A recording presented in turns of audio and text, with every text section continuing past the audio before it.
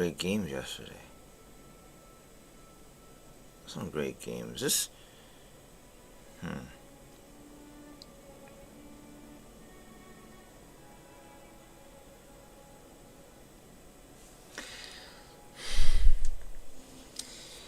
you know, look at how much I fucking play this game. It's crazy. It's crazy. I tell you, you gotta look at it from the other way. Alright? I, I, I, I, you know, there was a time before the Souls games where things were just getting easier and easier. I don't remember when. Does anyone remember the old days of Nintendo? When you had a whole, like, 2-hour, 3-hour game to complete? And if you lost all your lives, that's it. Game over. You gotta start all over again. Fuck, right? And like, honestly, like, I didn't finish a lot of games when I was younger. A lot of games I did not finish. Okay, a lot of them. I'm talking about like Super Mario 1, never. 2, nah, 2 I finished. 2 you can't really, can you not finish 2? 1 I never finished. Like, legit I never finished. It got far. Maybe World 8, consistently, but could never, do the whole thing. Okay, one shot and you're dead? Fucking, that's brutal, man. That's fucking brutal.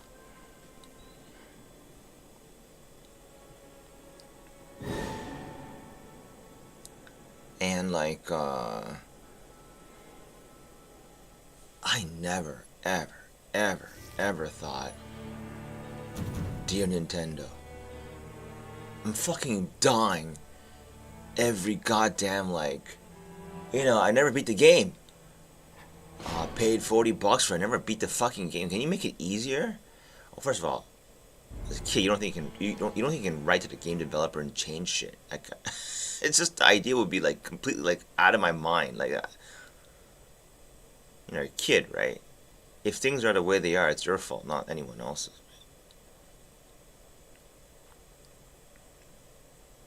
Like, you have to step up to meet something, not the other way. They don't have to come down to meet you. You go up. You have to.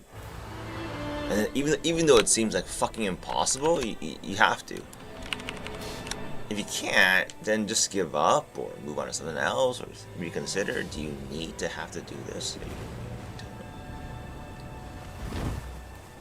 When people say, I paid fucking $40 for this, it better be the way I want it to. I do suppose it's a bit of entitlement there, I guess.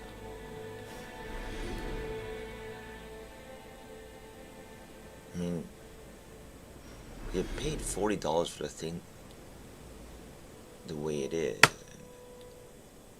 I think now with GGG and PoE 2, even PoE 1, and I pay for the stash tabs. Yeah, I pay for the stash tabs, not the license to like tell them what the game should be, right?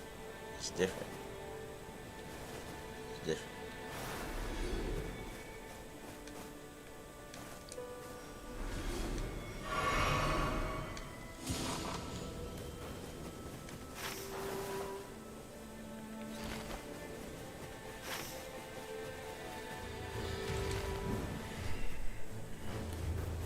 No, I want to like let you know from the other side. If I had a game, and kind of a game, not really a big thing. And initially, it was kind of not so easy.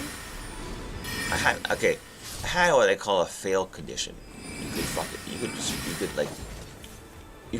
could basically game over. It was, truthfully, it was the old. It was the old Mario system all over again. Why is everything so fucking weird? Okay. And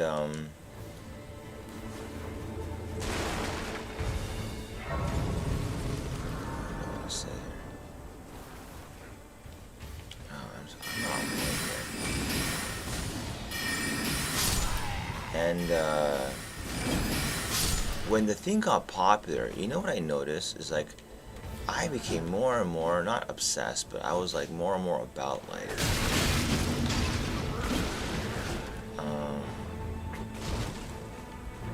I became more and more like preoccupied with making my customers happy. And it was really important. And then one of the things I did was, for some reason, I thought, I mean, it could have been the right thing. I don't know. Maybe. Right. Because, okay, what happened was, I made a game, right? And it was a simple game. Okay? I'm telling you, the code was done spaghetti. What that means is just you don't know what the fuck you're doing. It's like you just kind of wing it. You just go whatever, and then you know, kiss it, like kind of, you know what I mean? Like, you know, just make it work. And that's what I did. And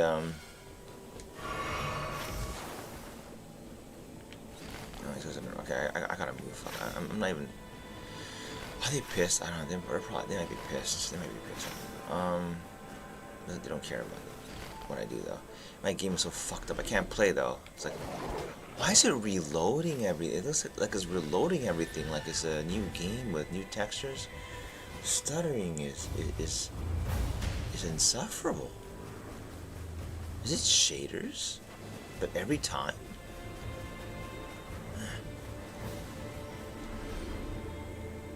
Anyway. And as I was more and more like obsessed, I was like, okay, I don't want people to feel the pain of losing, like game over, you suck. Because that's what would happen, right? I heard stuff like, some people tried it, I watched it, they tried their game, and they didn't know what was going on. And then they got game over, and and they didn't know what happened. They didn't, and then they're like, they didn't try it again. And I thought, okay, I gotta fix this problem. What problem? The problem that people are gonna play it, get insulted, like pissed that it didn't go their way, and then they're gonna hate your fucking thing. It's like it's something defective about your app. It shouldn't ever be this way.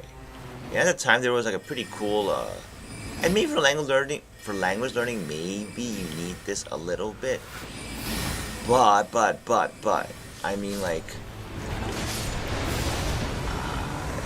When you have like a game that has no fail condition, something is missing. Like complete I mean, shit.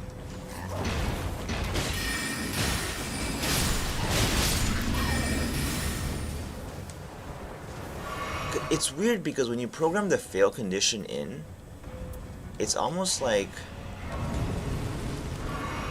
you feel like you're out to not torture, but to I feel like you're out to like cause. Like why do you want to bring misery to the customer? If that makes any sense. Like why is a fail? I guess the thing is if you don't know why the fail condition is so important, then you might slip into that mistake that I just did. And now you might think it's obvious, but I'm telling you, at the time, where every game was trying to hold your hand along the way, every way, you know, things got easier and easier. It wasn't obvious to me why is there a fail condition. Like Super Mario 1, why the fuck can't you just restart like? And these days they would do that. Like why can't you restart from like? If you die in World 8, why not restart in World 8? And you have emulators and shit, right, later on, right? Save states. Fuck that. You can save every moment in the game and just restart from there. And then you realize anybody can beat the game now. Anybody. I mean, anybody who knows the emulator. And it's like even I haven't really figured it out exactly. It's like, of course it is. And the funny thing is, the first version of the game, the one that came out, the spaghetti code, it did have a fail condition with 3 lives. You could fuck up game over and start over again. But the important thing was, the very important thing was, and people complain about this too, when you fail, and you're like, but I don't know what I did wrong. I just failed. And then they complain about that. And they think about that, and like, yeah, that sucks. One should not be like, fail? And then like, but why? Like, like, that, sometimes it can be kept a mystery, but generally, if that's a mystery for too long, it can't be.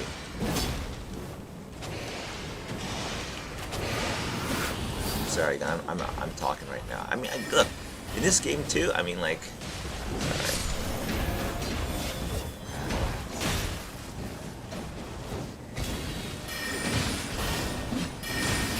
So anyway, in the process of making people happy or whatever, no, just making the game easier, because I think it would lead to better sales. It did not. And like I know it's like, man, you're an idiot for doing that. And possibly, I guess, but it was prompted by, I guess, normies? I want to say normies? Who just had a hard time with the game, and it was like, man, I have to, like, fix that. I want normies to not feel any pain. Not knowing. That's exactly why they play the game.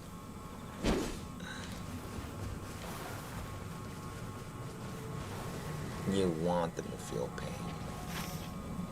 You want the guys to suffer. That's the whole point. Not suffer. Games are fun.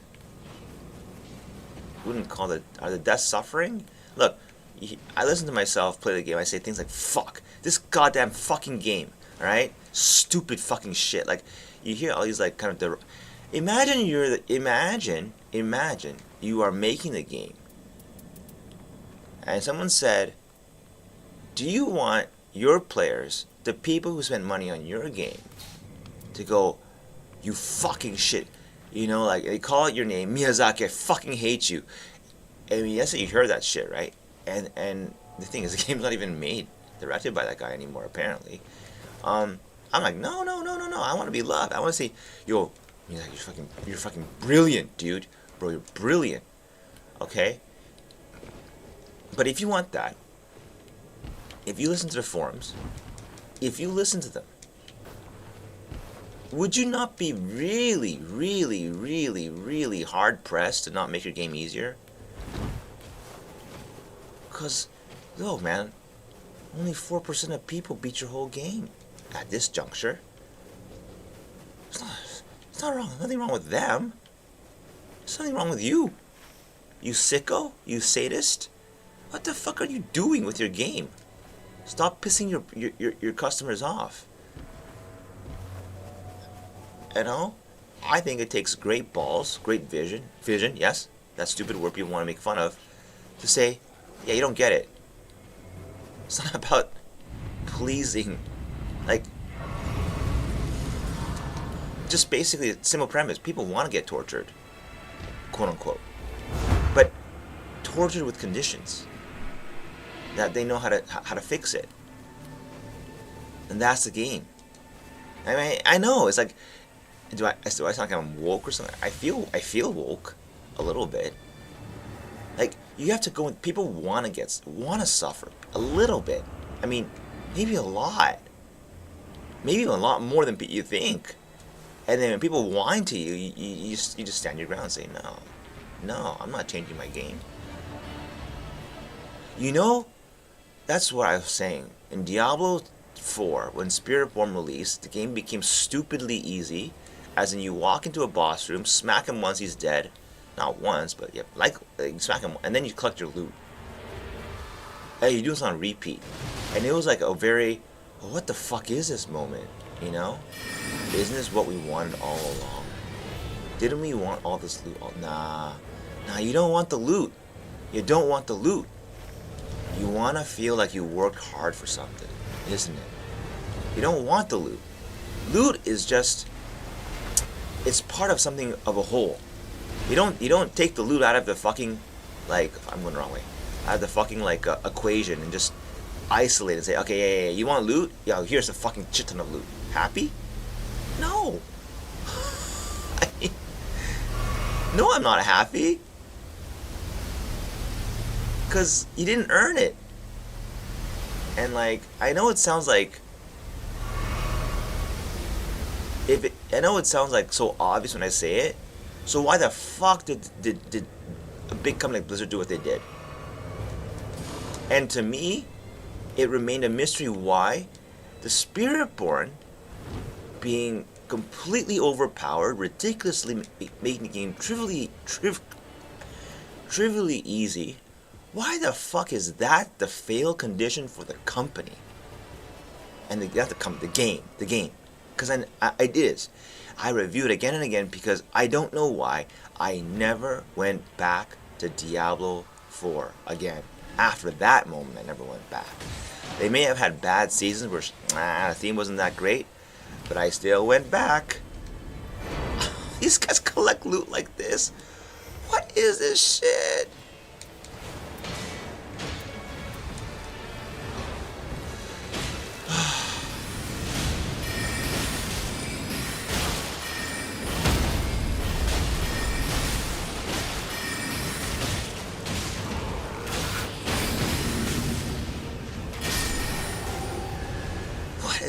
Now's a new meta, a loot pile.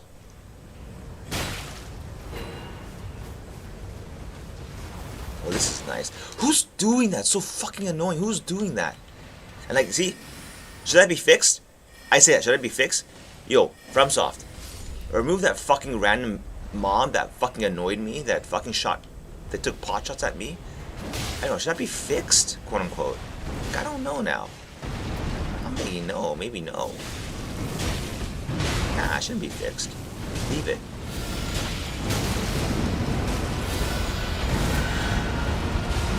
I poisoned him. I don't know. No. I don't know when. Look, in my previous video, I talked about how like the developers are like gods. They're gods of a game world. Which is why I think religion has a new meaning for me. Not that I think that there is a God, I hate this fucking discussion, but in the real world, is there not something equivalent? This is probably the question people are trying to ask. How's getting stun locked like this? Like, I don't want this new meta to shape up where you can stun lock people to death. How's getting stun locked like this, though? Why? What is he getting hit by? Oh, God. I don't want glitches of the game here. This is why exploits, while you may feel good, it is like cheating God. It is like cheating in the real world, but in a legal sense. I don't know. Like God made a mistake. You find a loophole. Now you can enjoy like. I guess it's more funny if you're the one who discovered it, huh?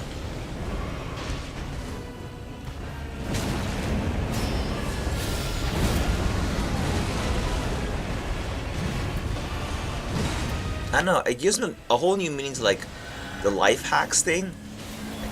It's okay, life tips, right?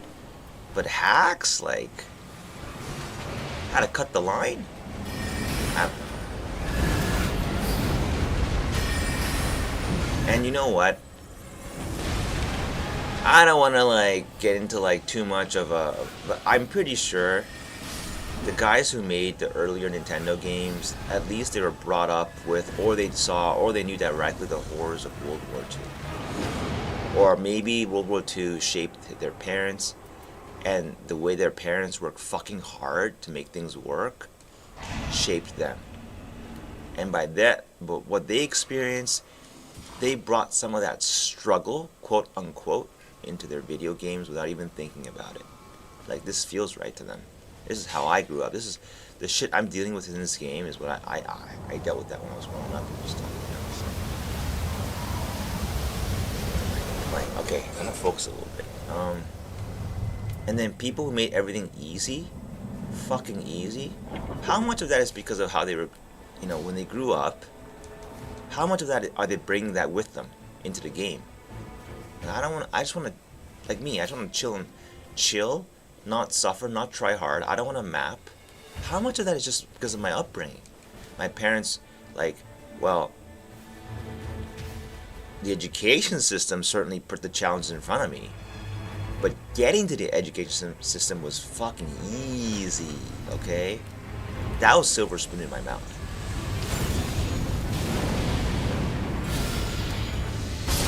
I'm fucking shit. And then people who like survived and got to World War II, like nothing was easy, right? I would imagine.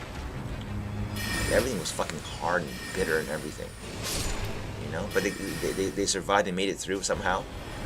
You know, I read a twisted theory. I don't want to speak too much because it sounds really fucking like, I don't know. But they said, why the hell are Jewish people so like, what do they call it? They're so like shrewd is the word they were using. Like they know how to make money. They're clever, you know? And some guy said, well, can I say it? I don't know if I can say it. I'm gonna put it in a nice way. It's because the ones that survived are so fucking tough. They had to be. And those qualities you see in those survivors, they're the ones who, it quote unquote strengthens the race. Not race, the people. Hardship. I mean, and then extreme hardship. And then extreme, like, should never happen again hardship.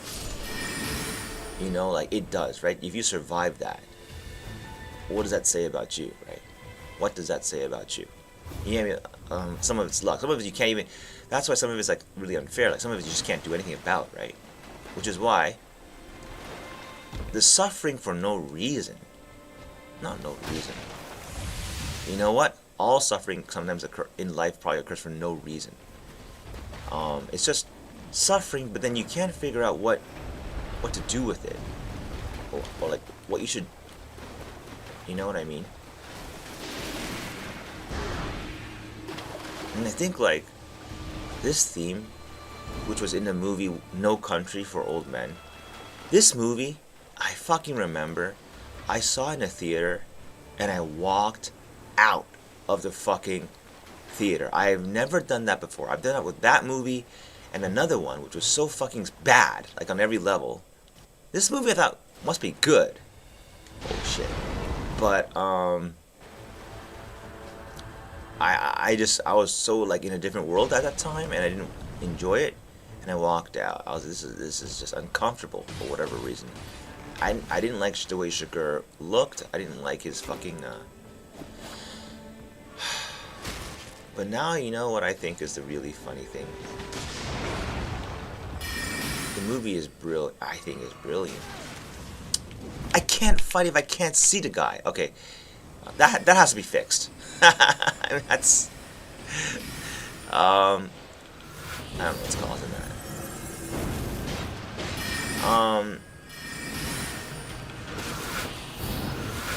The whole movie, I think, is based on the premise: bad things happen to good people, and good things happen to bad people, because there is no... Is there, or is there not, a hand of God? Is there a Disney? Is there divine justice? And there doesn't seem to be. Like, and then, like, what was the saying that the guy said at the very end?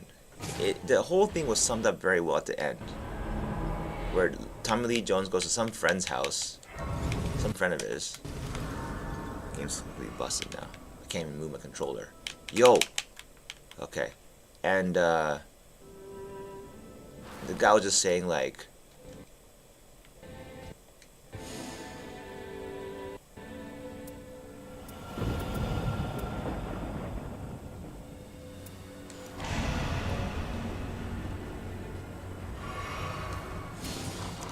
to think that every justice or injustice must have some kind of like,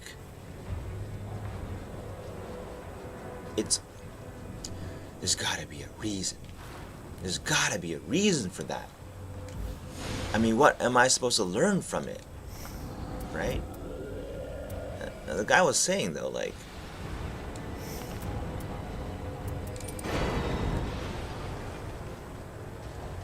something along the lines that, isn't that kind of vanity? How are you so important? The hands of fate. Everything you experience in life, it was a grandiose story scripted by what does seem to be God. I think now you're admitting there's a God. If someone is scripting your life so that everything you go through in life, the suffering, is completely like, well, there's a divine reason for it. I mean, you can obviously, it's up to you to like, I mean, it's your call to believe that, I guess, and my call if I want to believe that, but it is vain. It is, because these guys are going too fast. I can't handle the speed they're going at here. It's crazy they're going at the speed. Okay, I need a better fucking. You know what's weird? Ever since, is this because I'm playing a different mode? I don't know, man. Like, things are going so fast now.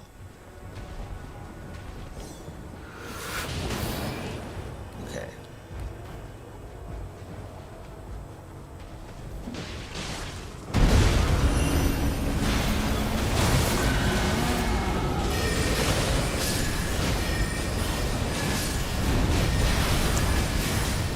Like, I used to get wands. I think it's a new mode.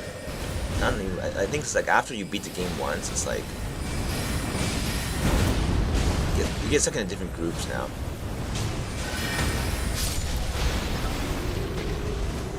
I think they alluded that to me. Like this is.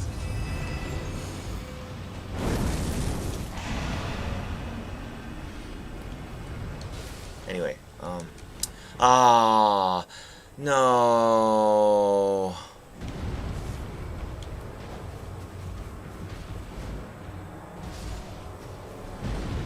Hard drive is working furiously. Like, furiously.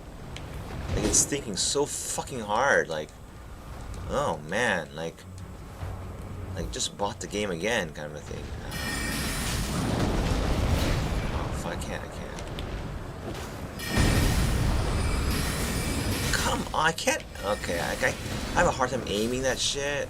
Oh, man.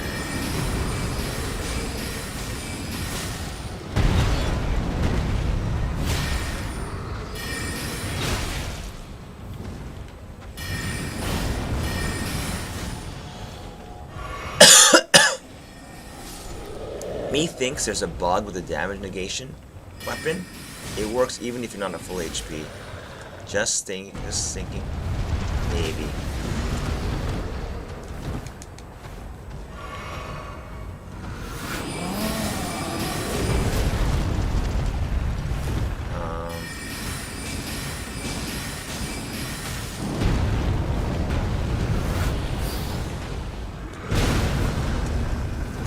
And you know what I also thought? I love this song from Utada Hikaru. I think it is her underrated masterpiece.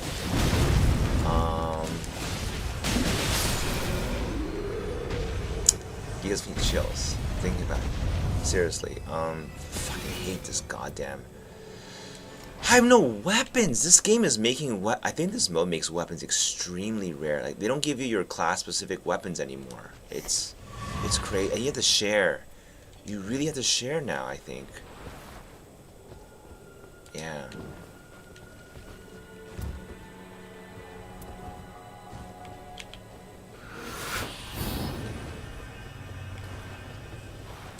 Title of it is called Dare no negao ga kanao koro, which is just, I think it means when someone's wish comes true. Wonderful, right? When someone's wish comes true. It's a good thing. TM. Universally.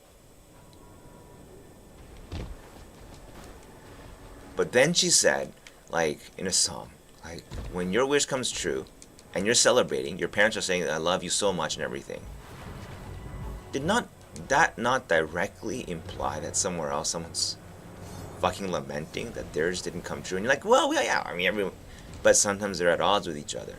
You passing the test meant someone else didn't, because the university could only take so many people. Get it? If you fucked your exam up, that person would be celebrating. You, although it's not really your thing, didn't cause it, or the person, when you pass it, there is a flip side. That somewhere else, because of this event,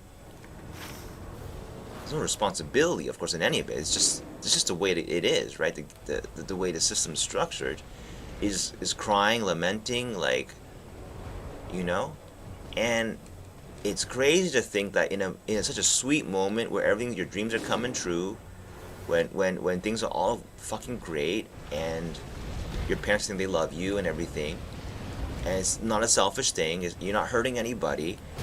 Well, someone's getting hurt from this. I mean, you're not hurting anybody, but somewhere, in a very indirect way, someone is getting hurt by this. And you know, you want to make other people happy. Well, throw the test, right? Well, you're not gonna throw the test, because who the fuck are you? You don't even see. It doesn't feel right. It sounds stupid, right? You don't control that. But the point of the whole song, and why it's so brilliant, I think, is to tell people, like, you know, and I want something else. This point in itself may not be deep for some people. It feels deep to me, and you know why? Because the song's good. I mean, the message, I think, is good too. The song's good too. Same with No Country with Old Men. Like, God's not waiting on you. You know what? If you say this in an internet forum, people are not gonna get moved by it. They're just gonna challenge you. Like, are you sure about that? Because there's X, Y, and Z that disproves your point. Why is it that when a movie it's so easily absorbed, and then on the internet it's immediately challenged? Because people are looking to challenge shit in the internet, and you're writing it out in the most plain Jane vanilla format, and then in a movie they had to dress up that stupid idea with millions and millions of dollars, like, funneled into actors, stage settings, editing, all that at the very, very end. I mean, that's the thing, right? I would imagine if you spend all that money, it's easy to lose a plot and go, well, it's all about the explosions and guns and all that. But it's not, right? All the great movies of their time are like, basically, they have a very strong core message, theme. You know, usually it's better if it's based off a novel, I think, because the novel will keep you grounded, focused on what the thing's all about. And it's just weird, right? I think it's weird. I think it's kind of weird. We're on day one. No, we're on day one. Are we? No, it's day two. And I was thinking, like, if you really, really, really want yourself to get heard, it's not about the cleverness of your message or how fucking insightful it is. It is a little bit, if what you want to say is that trite or stupid, that no matter how you dress it up, it's stupid, it's probably stupid or trite. But, like, maybe it has merit. It's just, if you want to deliver it, though, I mean, you got to get in line, right? Well, how do you cut the line? Well, we'll find a medium which there's high competition for skill, such as movie making, such as video game making, such as music making. Okay, and we'll take that, and if you can kind of like succeed in this, if you can succeed in this art form, then what is it? Then people will listen. They put it this way: they listen for the music first, the quality of the sound, the quality of your voice, the quality of everything, in relation to, of course, everyone else. As I did realize that what makes a music good, it's not really about it being good. Well, it is, but it's more about it being better than everyone else, right? Let's be real, right? I realize humans are extremely adaptable. Like, I mean, like, they will adapt to anything. Like,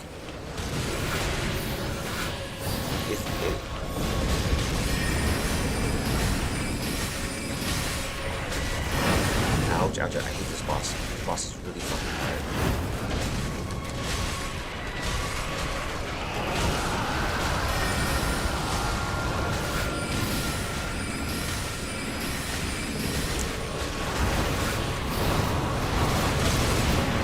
Fuck, man. Okay, I gotta... That fucking multi-swipe, I gotta make sure I get that next time. Thank you, GA. You the man. You've been carrying the whole fucking team the whole time. I don't know how pissed you are. Sorry, I'm ranting on my fucking stream while you are busy, like, fucking, like, min-maxing the game. I'm not that sorry, though. I mean, no one ever said at the beginning of the game, if you are not heavily committed to playing this game as best as you can, don't even fucking bother. Yo, yo, yo, yo. This is where this ability comes in clutch.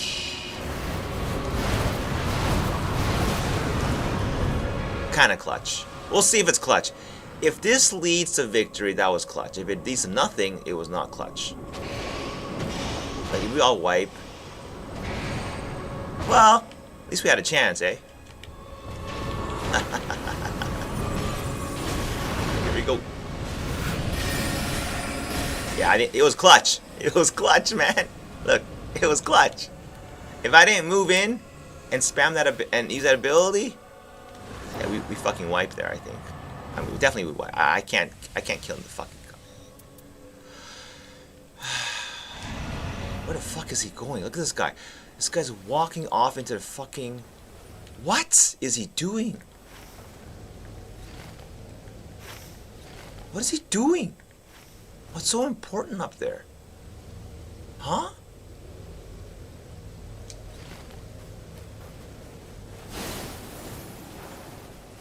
What is this crazy meta? You step out into the rain and pot up to survive and get shit and come back? Ugh, crazy. Anywho. Okay. Why? Is that why he wanted to level? Probably something like that.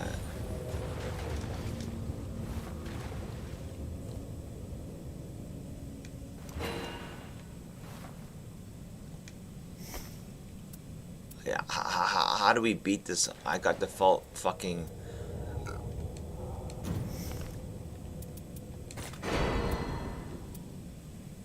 Oh. I suppose we can stock up on these, eh?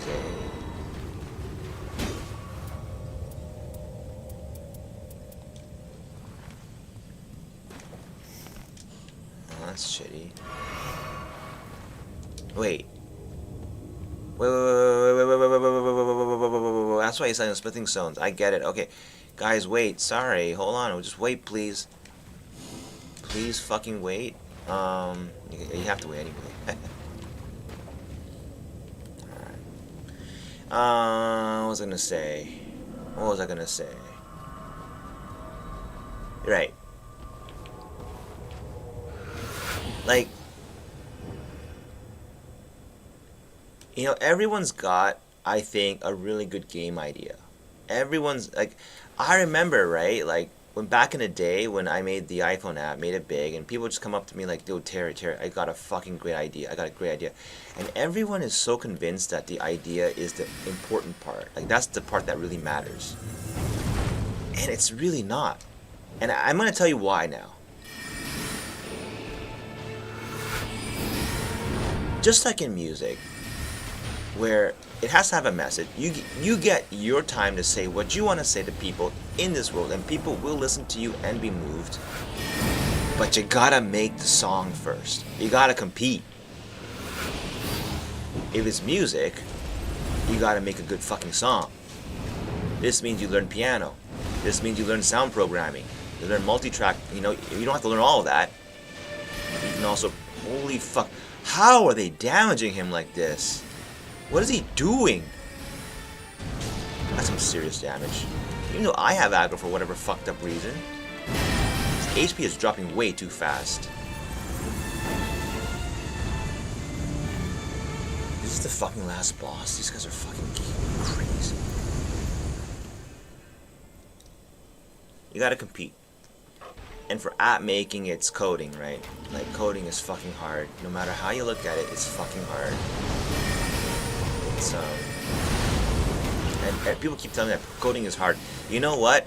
As someone who actually has coded a lot, studied it in fucking computers, like in university, it's fucking hard. People tell you it's easy, it's so dumb. It's not easy. That is dumb. It is. There's nothing easy about coding. And it's not even about like, okay, now I know how to program. I think knowing how to program to make an iPhone app, knowing how to program is just scratching the surface. I know it sounds like really fucked up to say that. It is. It's just scratching the surface.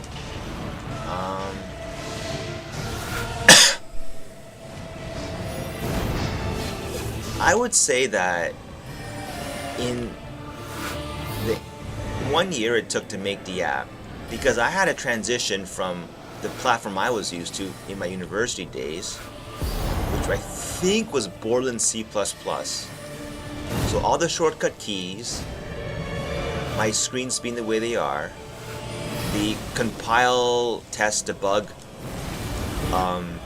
loop was basically like, oh yeah, ain't happening. Like, whatchamacallit?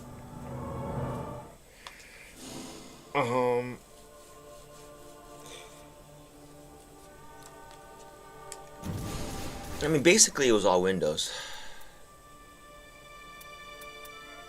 Perhaps it is time to play a new class and fill the role that is needed most. This is the time when you play like a Guardian, maybe, and then you're like, you know, I'm gonna be the bass player or whatever in the music. You're gonna be that. You're gonna be the defense on a soccer team. That's the easiest way to say it.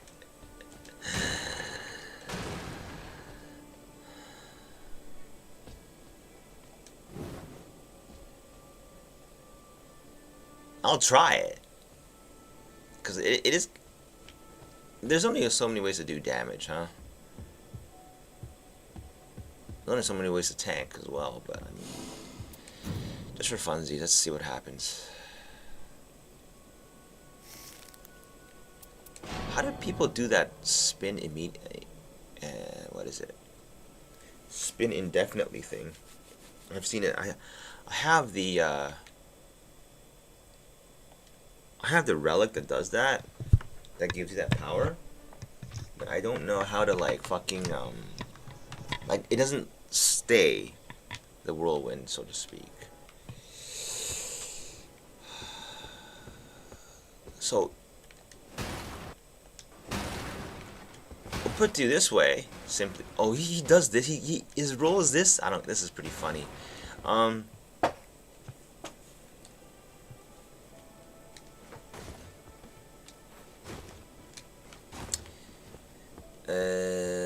What was I going to say?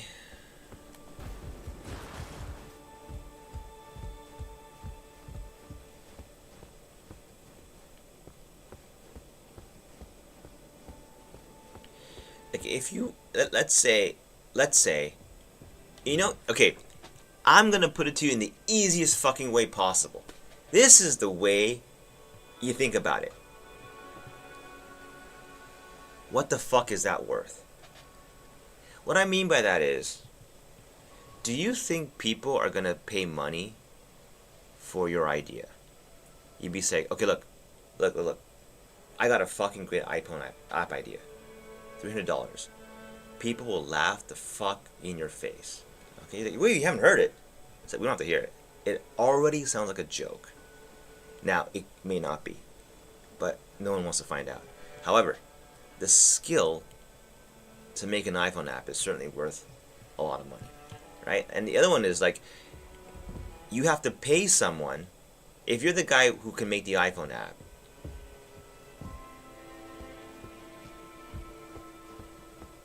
and someone's got a great idea, they gotta, who pays who? Does the guy with the iPhone app say, hey, yo, guy with the idea, your idea sounds fucking baller, I'm gonna pay you for your idea and make it for you, and then we'll share in the profit? That sounds fucking ludicrous.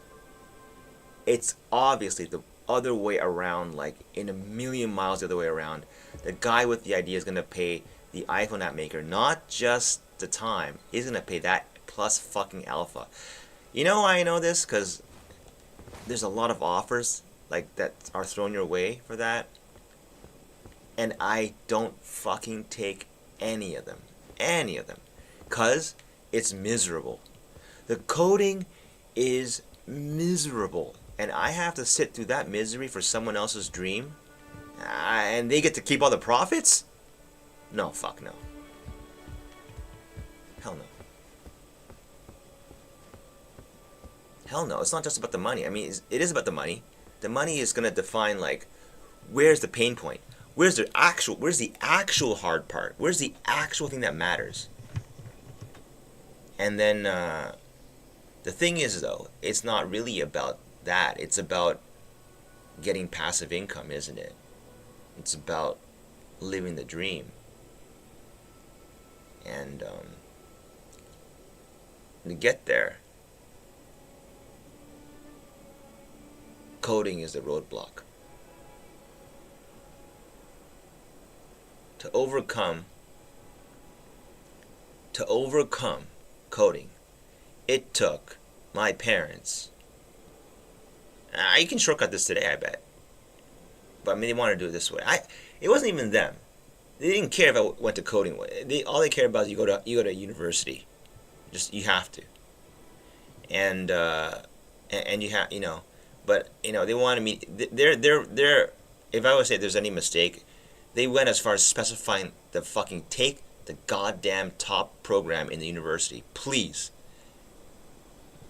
And I thought, nah, computer science is my calling. I mean, computer science sounds like a very fucking good, not good enough for Asian parents. They want computer engineering. Why? Because instead of an 85 like average to get in, engineering requires 95 average, and that's a fucking sweeter. But I fucking hate computer hardware. Like learning about computer hardware, I knew I couldn't do it. The moment they had like imaginary numbers and some bullshit math like that come out, I'm like, I'm out. I can't handle it. I had to learn like structural engineering. I can't handle this fucking math. It was so fucking hard. I'm impressed. The friends I had at the time, how they got through with it so easily. In a way, it's a way of guaranteeing some success in the world, isn't it? I mean, if you can get through that, it pretty much can get through anything in the world. You ain't gonna go broke. You ain't gonna go broke is probably what's gonna happen. Yeah.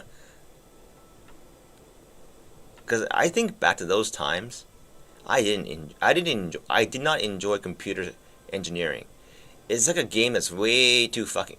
In a video game analogy, it's way too fucking hard, and you're just not having a good time every step of the way. I think there's a time where you kind of have to back off, and you go to computer science, and I think I love it. But like, you know, hard to say. Did I love it because I stepped down from computer? I don't know, but I mean, I just love programming. I knew it. I had a gift for it. It was still challenging, no doubt, though. Holy, like, you know, I thought I was good in high school. It's one of those like you're so good in goddamn like college basketball. Get to the NBA, it's like, oh boy, you're on the bench now. You know, it's like, yeah, across the nation. I mean, you may have been special in that small town, but go to the big city, and then go to the nationwide.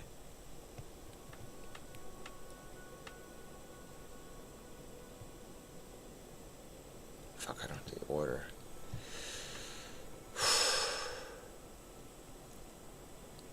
This is good.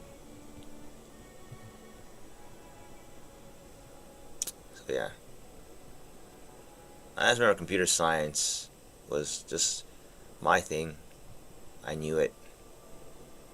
I mean, I never forget. People came to me in university all the time. I know it's like I'm always bragging, but it sticks with me. I can't help it. I want to repeat it. Because all these smart people, they're all such fucking smart people. You know, like, and then I just realize now how blessed all these people were, because a lot of them were Taiwanese. You know, they came from, I would say all of them came from well-to-do parents. They did. And for those, for those students that come abroad to, I can't play this because I don't have block map problem. I have to practice the block at least. They had to pay so much more extra to like get into, people made all that big fuss about like, the cost of education back then, and now it's so fucking, it's so weird. There's competition to get into competition. It's insane, right? I mean, like, man, it's brutal. The standards for everything are just so high. And the thing is, though, as good as it is, I do wonder if you can kind of put the brakes on it a bit. Like, everyone's kind of working a little bit too hard. But, like, it's when I say by whose standards. Like, you know what I'm saying? The more I think about it, like, is the computer fast? Right? It's only faster than something else. There's no absolute anything, right? And, like, as a kid, I don't know anyone out there who remembers, you look at how long it takes for a computer to start. Like, it doesn't matter how much money you had. I think it just, the limitation of hard drives. Fuck, I sit through that. I sat through that. A computer, right? The other thing about Nintendo doesn't have that problem, huh? Because they didn't use hard drives. That's why for games, I think that's really important, right? But like the computer, I remember very fondly. The first 8088. I remember it. Like, I remember the look of the hard drive as it kept like clunking away, like just thinking. And I'm whining about like 3-second delays. Like, holy, it took like a lot longer to like just load a simple game. But I didn't mind waiting. I didn't swear. Well, to be fair though, it didn't load mid-game. Like while you're jumping, it just it stops, right? That would have been really annoying, I think.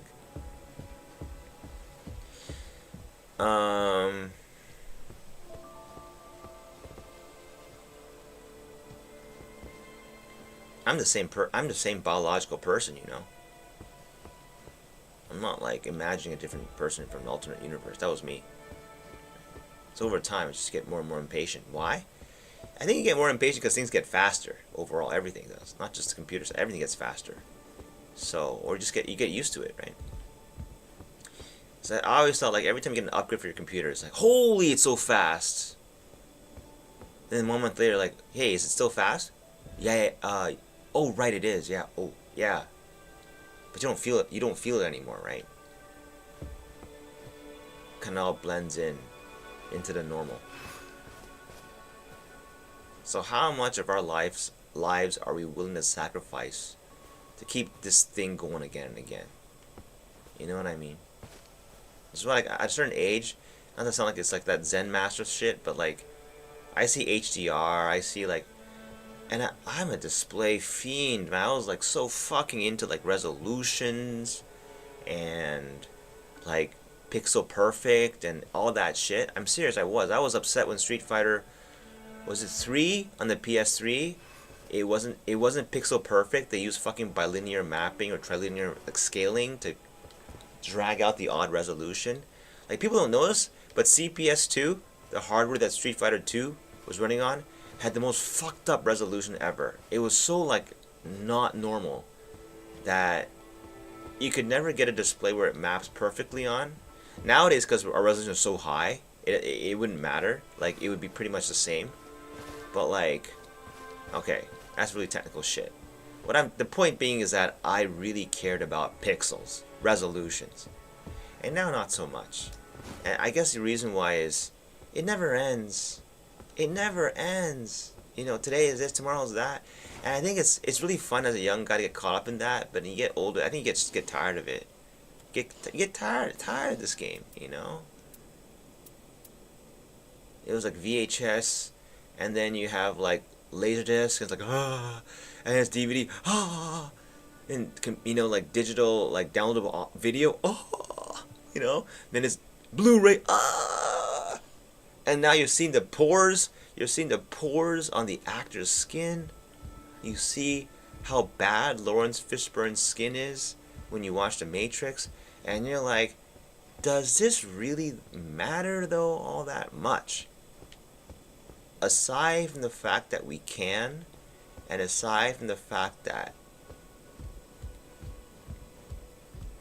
it feels good for that 2 weeks, the 2 week upgrade joy, you know, length of time being proportional to how big the upgrade was. I mean, how important is that to you?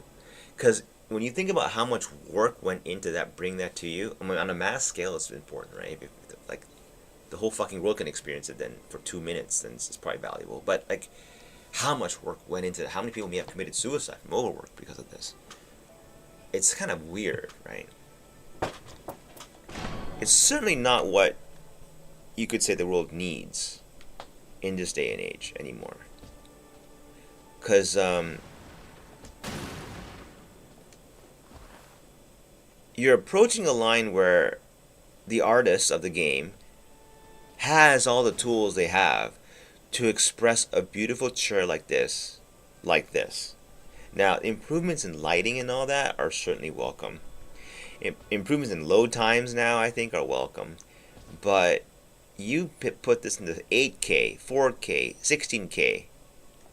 It's sharper, but nothing meaningful seems to be gleaned from it now. You know? And some people like the fucking pixel art. So I don't know. Like, there seems to be, like, we're doing it just because we can thing going on with 8K. And you're going to stop there, I think, right? Because now you're approaching the limitations of the human eye.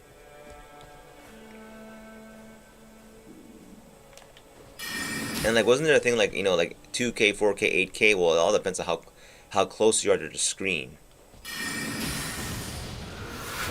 And it's like, at that point, aren't you trying a little bit too hard?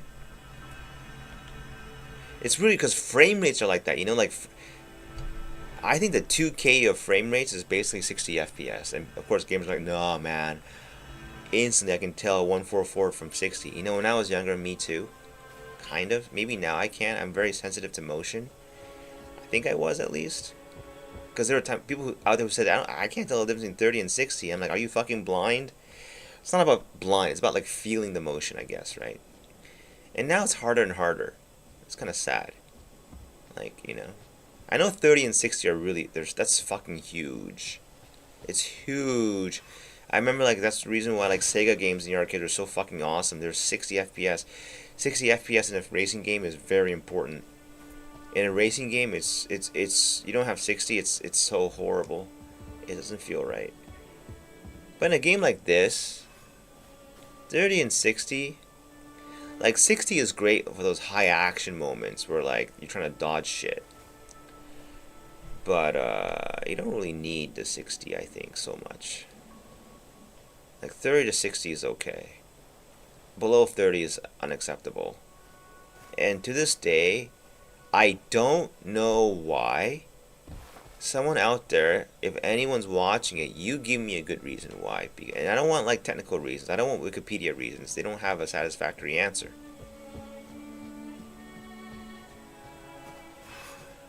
Okay, I'm going to say this another way. I always thought pixel art looked cool because of the nostalgia factor. And maybe it is. But I think there are people out there, even kids, born in the age where we have these graphics, like, this is so not common, but it's regular now,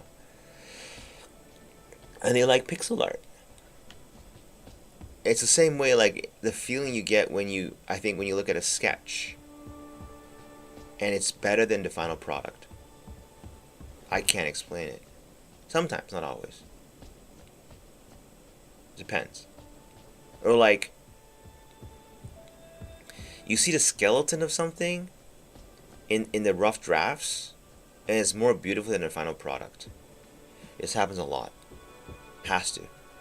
I think, and this is so deep, I just can't figure it out. I think it's because you're seeing the true nature of it. As corny as that sounds, people can feel it, the true nature of something. Call it like intuition or something that's really like ingrained deep in our minds. Like, you can feel like the true nature of something that's not, it's not explainable in English. Or it can be, but it's a very roundabout way of doing it. You'd have to like drop analogies and shit, and like then people get it, if that makes any sense. Like, there's not enough vocabulary in the English language to like get to it. So I mean, why? The question is why. And people always said this: if you watch a movie in 60 FPS, it looks like a cheesy daytime drama. Like, is that association though? Because that's how dramas were. Like, I don't know why. But when movies are shot at 30 FPS or less, it looks right. And I'm gonna go ahead and say that I think it's because that's how our eyes, when we're not like hyper focused on the movement, like we're not like okay, when you're playing basketball, when you're in a fucking race car, okay, or you're like, oh shit, I gotta dodge stuff. Like, our eyes, we focus, we hyper focus, like we observe the motion very carefully. We pay attention, and in that state, 30 and 60 are different. But when we're not like that, when our brains are not, let's say our brain's energy is moved off of the visual system, and there's many moments like that. You're talking to someone, it's not the motion that's important so much as what you're seeing. And when you're in those kind of things, the brain is perceiving the world at 30, 24 FPS. I kid you not, because a movie looks so right at that frame rate. Is that nostalgia? I don't think so. No matter how much you show me a movie shot in 60, it looks too hyper smooth. And I think this has got to be true. Like, on the iPhone, when you shoot video, it's like the high motion, pro motion, all that shit, right? But when you, I don't know, like when you, it looks unnaturally smooth. It's like, it's not what I'm seeing in reality. Like, I don't see things moving that smoothly in reality, and like, that's weird. But you have scrolling, let's say, on your computer. If that's not 60 FPS, it looks like shit. Like, scrolling at 30 looks like shit. And I don't know why. What the fuck is that, right? Why is it? Anyway, there's also motion blur, which can really smooth things out, right? I think because our eyes, I think motion blur is a thing that our eyes do anyway, so I don't know. Like no motion blur 60 FPS is a computer thing, I guess you would say. It's not natural, not found in the world. And it's like, a computer thing, kind of a thing.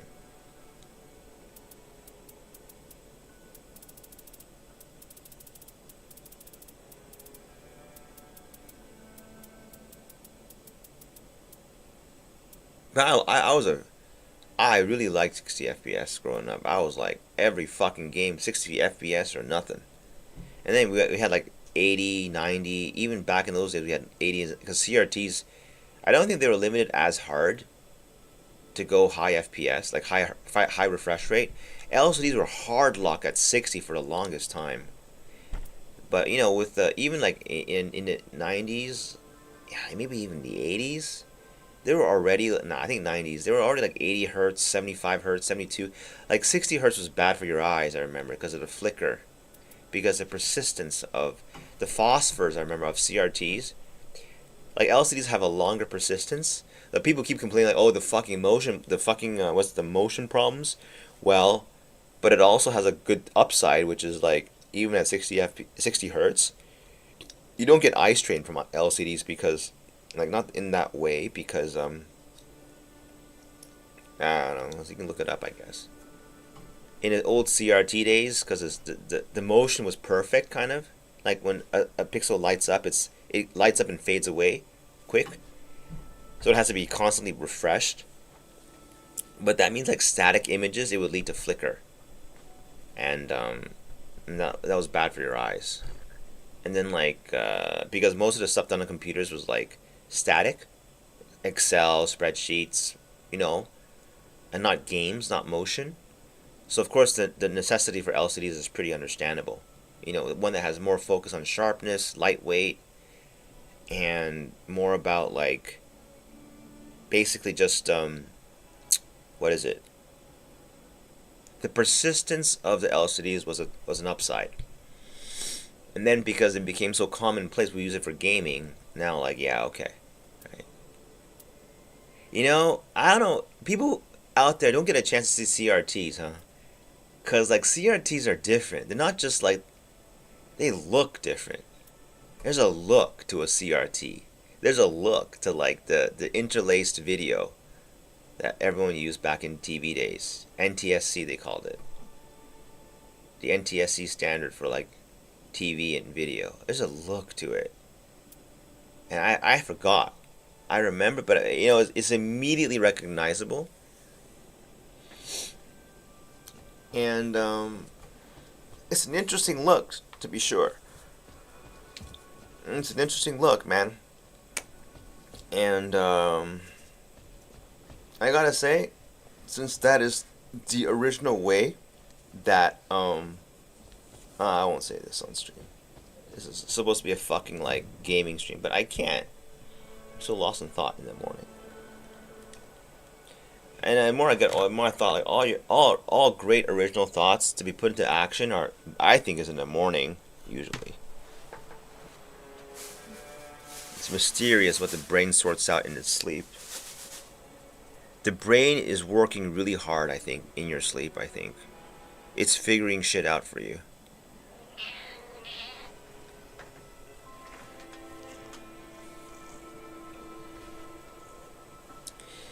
And there are a few moments though. I remember with the app, like it wasn't that it was at night, and it was so clear to me what had to be done as the next step, and it just came to me. I had to make it. It came out like in like a short time. I remember like I had to add like for the requests that people were putting in, like I had to add a ranking system to it. And yeah, it was really important, I think.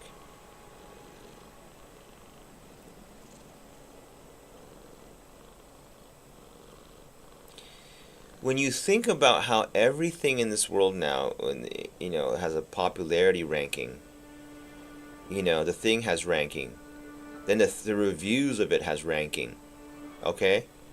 It's insane that and when I thought like, holy shit, we have to add a 5-star review to the thing that is determining whether the product is a 5-star or not, like, wow. A bit of a review inception, you know, like a Matroska doll of reviews and shit, like, you know, like, do we review the review, like, you know, it's crazy. I mean, nah, I think we usually stop at reviewing the review. But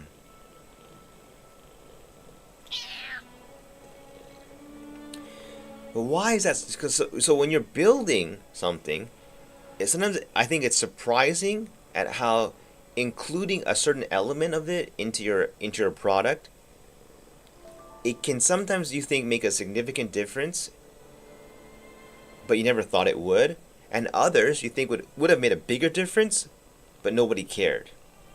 And I can tell you with very clear memory which ones were which. Number one, you add daily updates, and it fucking jacks up the value like crazy. But this is a time, and these days now, you don't do that, you're done, right? Probably not really. Not for a game that's like so well done, it doesn't need updates anymore. Like it's solidified itself as a work of art. It becomes like Undertale would be like a work of art. If the guy started jacking it up with updates all the time, it's ruining it. You know? Like, a work of art should never be changed, altered. It is celebrated for what it is. In a static point of time. But other things are like service games, right? You don't do updates, you're fucking doomed. Like PoE 2 is doomed if they don't update it. It doesn't exist at any point in time as a static entity of anything. There is no work of art in patch 1 point anything. It is in of itself a living organism that keeps fucking modifying, altering, changing, and the more it changes in a weird way, maybe the better. I can't wait for the next big patch. I'm not playing till the next big patch, because as it is right now, it's the same game. It's not interesting to me anymore. It's a slog. Someone said in the other Elden Ring stream yesterday, I'm so happy people come just, they said like, yo, are you not playing PoE again? No, man, I ain't launching PoE until there's a big change. And you know why? Because the game, what game is there left to play right now? Like, I don't feel any motivation to hit 100. There's nothing in it for me. And I truthfully mean that. Like, it's just, that's not fun for me. That's like playing a game I don't like. And what else is there to do? I could not conceive of another build. And also, for another build to come into existence, I do wish the developers would create new problems that a new build would solve. Because sometimes creating a new build for the sake of creating a new build, it's not as good. It doesn't feel as fun, right? For the Plague Bearer, I thought, well, I know people are tired of Lightning Spear. The whole reason for Plague Bearer is that people are tired of Lightning Spear. If I think about it, if no one was tired of Lightning Spear, if Lightning Spear was one of many fun builds to play, then Plague Bearer no one cares, right? So the whole point of Plague Bearer is it's different. It's something new to play, and it's pretty effective too. But what is there to play? I play it too much. There's nothing left to play for, I guess.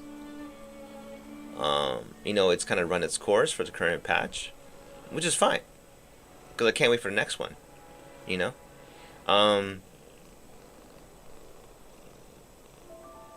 Speaking of which, did they even fucking update the goddamn game yet? It takes too long. Wait, PoE 2? When is PoE 2 0.2.1 coming out? Come on. Still no?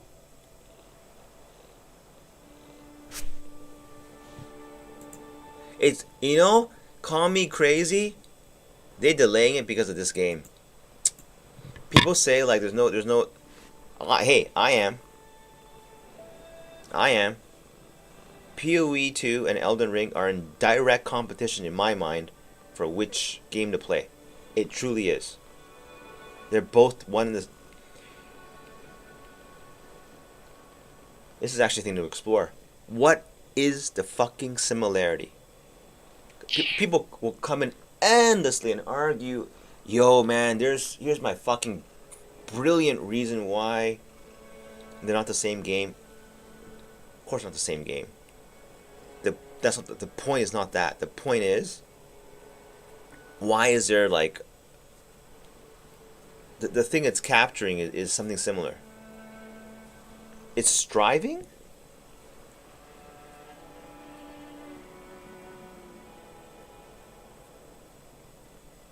I would say there's less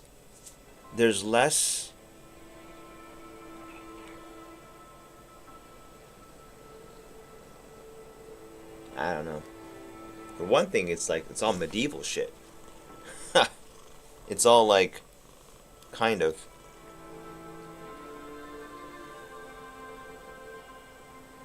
And like I was actually taken aback in PoE 2 when like they're saying you think they build elevators. I'm like, what the fuck? Elevators? You mean like a modern elevator? I mean like how the fuck people know in this time there's like an elevator? Anyway, then you should go to Doriani's place. Like it's all fucking high tech shit in there apparently, like doors that open on like like automatic doors and shit. So yeah. Why is there crossover between Souls and PoE? I really think there is. I know a lot of streamers play both. And when that happens, it's not that everyone likes two genres. There's something common between those two, but I can't really nail down. Look, it took me years. Everyone knows now that difficulty is the point of, but it's not difficulty, right? It's facing oppression, facing difficulty, learning from it. Learning from it is the point people may have missed. If you can't learn from it, it's not fun anymore, because you don't know what to do different next time. And sometimes they want to make that learning hard by making it longer between fights. You know? But, you can have so much bullshit difficulty and it's not going to be a good thing, TM.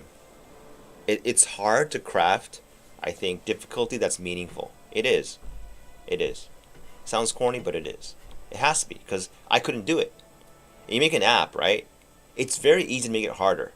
By like, says, okay, I give you 1 second instead of 5. Oh, but is 1 second good? What about 2.5? What about 2.25? What about 2.3? What about 2.2 points? You know, does it matter? 2.27, 2.25? These questions will all enter your fucking mind because you're putting in those numbers. And you're like, does this matter? Like, you know, like did I play too much? Because I played too much. For me, I think 1 second's a great one. But what about the new guy? He thinks this is overwhelming. You know, like someone who plays FromSoft games all the time at the fucking FromSoft offices. You know how good they are at the game? Not that they're good, they memorize everything. And they're like, when they're playing, how can they tell this feels good to you, the new player, when they've already played it like 2,000 times? They probably want a super hard mode for them to feel challenged. And it's like, they got the luxury, though, of, let's say, because they got the program, they can debug it, they can just skip to the boss fight every fucking time they want. Now, that's bad. I was thinking in development, if you want to test a boss, you have to also feel what the player feels, which is 40 fucking minutes of something else in between. And like, now how do you feel? Like, you know, like, is it good or not, right? Because look, if you can spam, I think anyone, not anyone, almost anyone, if you can spam that last boss, I don't know about anybody. But like, the last boss is kind of tuned, all the bosses are tuned for the time it takes for you to get there. You know? Like, I thought I was so clever for figuring this out. Apparently everyone knows this. IGN, they had a video. They touched on this very clearly, like millennia. Why is the grace right outside the room? It's because that is significant. The time between attempts is extremely significant. If it's very quick, the learning process is highly accelerated. And if it's very long, it's stunted. It's like, it's harder for the person to learn. Right? I can only imagine if you play piano, you make one note wrong, teacher slaps your wrist, you have to sit in the corner for 15 minutes thinking about how stupid you were for making that mistake, then try again. And then you think, how fast do you learn the piece right now, right? You may even not learn it. You may like get worse. I don't know. Like, you know, you may forget the mistake you made, if that makes any sense. But you don't do that. The teacher makes it easy for you. Okay, this is the part you're getting wrong every time. We're going to play it slower, now even slower. Now we're going to do it from that note again. Now do it from this bar. Okay, now we do a little bit faster. You got it. Now a little faster. Now you got it. Right? That's the teacher.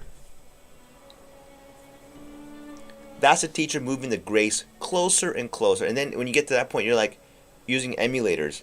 You're like, let's practice Millennia's waterfowl. How to dodge that. But now let's use a tool that just, you push one key, you port right before she does it, right? And now you practice that dodge. How hard is that? Millennia's waterfall is not hard to dodge. I'm not joking. What is hard is recognizing when it'll come out, having the kind of discipline to say, I'm not going to win this fight. I'm going to go into this fight and you know,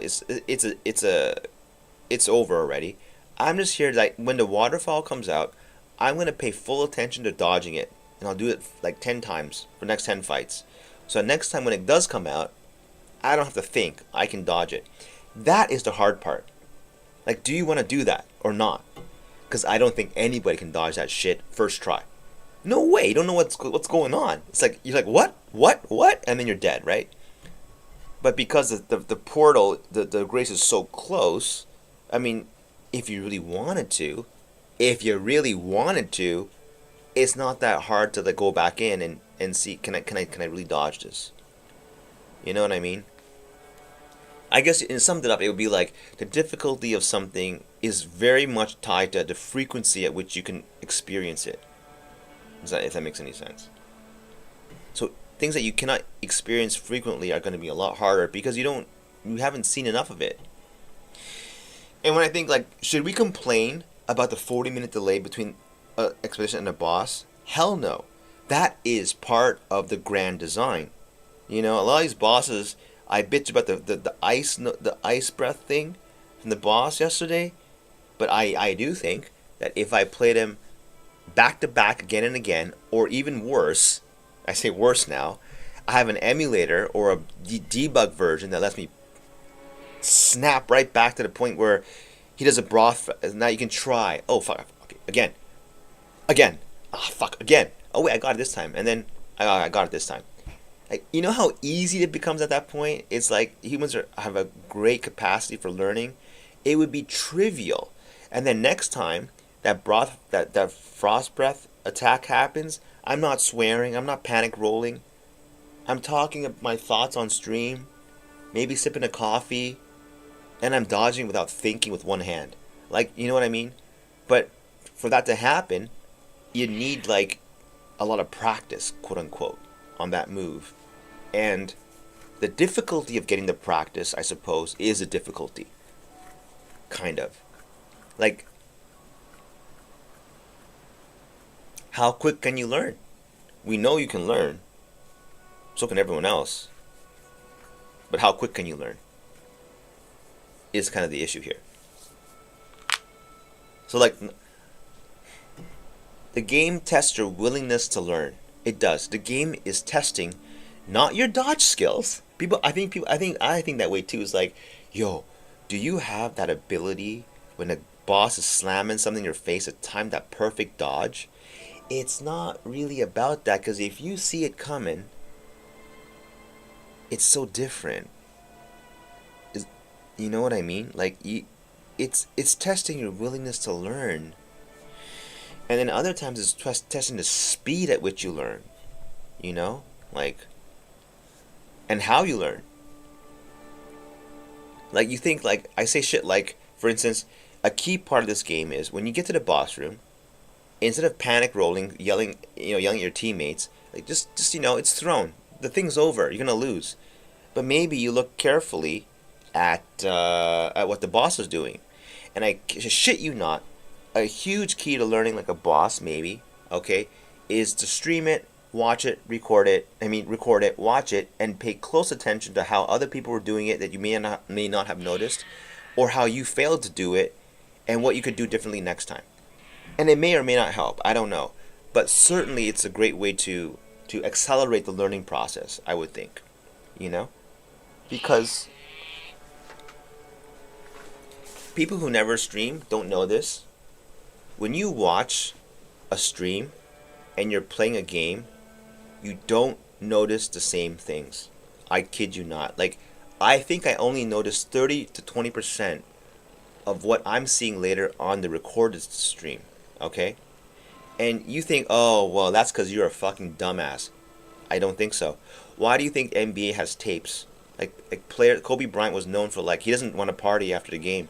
He doesn't want to do anything. He just wants, no one parties. I mean, he doesn't want to, like, socialize. He just sits in his fucking hotel room watching the fucking tapes over and over again.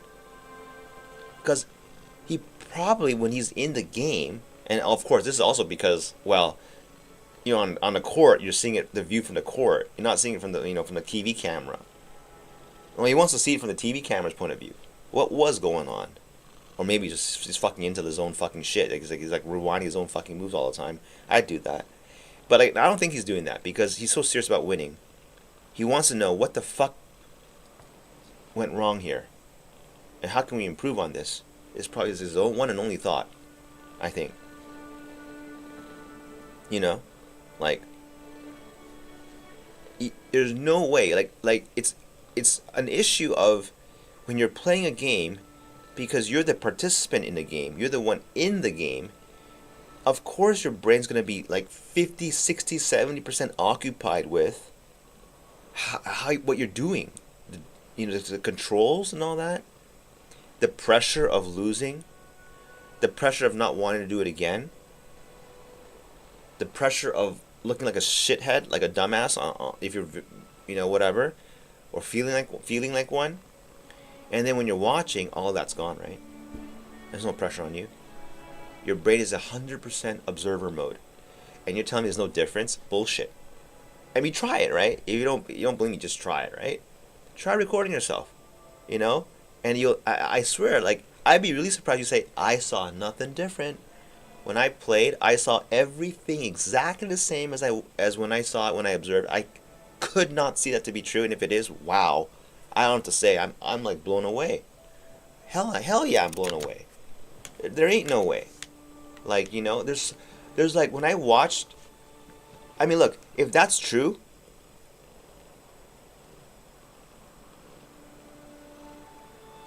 there ain't no way. And you know what I think is sad about my piano teacher? He never recorded how I performed and played it back to me. I don't know, maybe he wanted me to do it eventually, but I think it's a extremely important step, because it's telling you what's wrong, which is not really that obvious when you're not in observer mode. Oftentimes we're in defensive mode. Like, we don't want to think we're idiots. We don't. Our ego is called into question here, and so, like, you need a mode where, like, your ego is no longer in question. You're observer, so your ego's out of the picture now. Now you're completely observer mode. I guess it's kind of like a key thing for, I think, playing, like, just not playing better. Yeah, for playing better. Actually, playing better. When I say playing better, the better has to be extremely specific, because the minute you say better, it's hard. Better than whom? You can look like a pro or a dumbass, or like a complete, like you don't know what you're doing, just depending on who you're comparing yourself to, right? I'm sure, like, to like a 10-year-old child, this is like godlike play, or a 6-year-old child, whatever, right? But to like a FromSoft, like, diehard, like, it probably looks like, oh man, you got to work on your game. And it's like in the NBA too, right? No matter how good you are, maybe there's another league up there until you get to the NBA, and then you're the top player in the NBA, and it's like, holy shit. Maybe you are number one, like close number one in the top 10 in the world. And that is a fucking accomplishment, no doubt. Oh my god, like, but yeah. Anyway.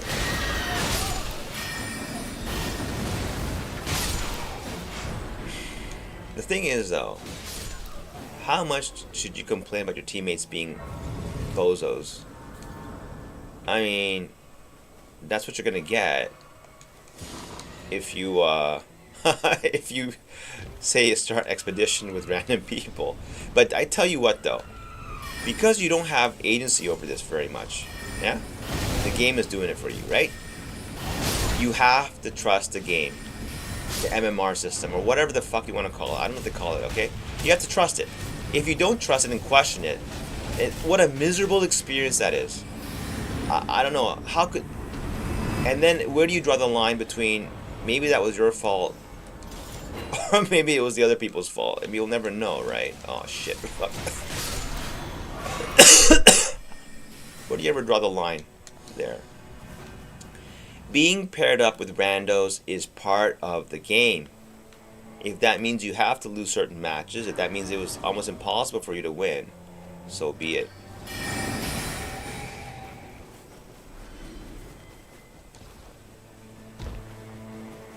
This game would be so boring if there was like a 90% win rate or 80% win rate. Some guy in Steam was like, I was bragging, I got an 11 win streak. No fucking way. I call BS. Screenshot didn't happen. Seriously. But hey, maybe Zach. I mean, 11 wins with whom, though? With your teammates or randos? 11 win streak with randos is very impressive. If everyone's getting that and not me, I must be like wrong somehow. But judging on the gameplay clips, well, again, I only watch the wins, huh? But I don't think that's the case. You know how I know? Because the Hammer Bros one, the one where like the last boss was killed with 0 deaths. I kind of think that was gonna win no matter what. Those two had enough teamwork, know-how, and whatever between them that you couldn't lose at that point. And we're not fighting this guy? What's going on? Oh, what? Oh, it's 2 of them. Okay. You just couldn't lose at that point, you know? I mean,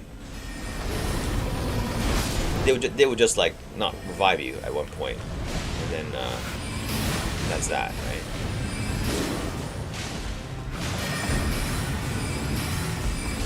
Here, the mistake here would be revive your friend. There's no point. You kill the guy first, or the other guy gets revived. I don't know. I think that's the play.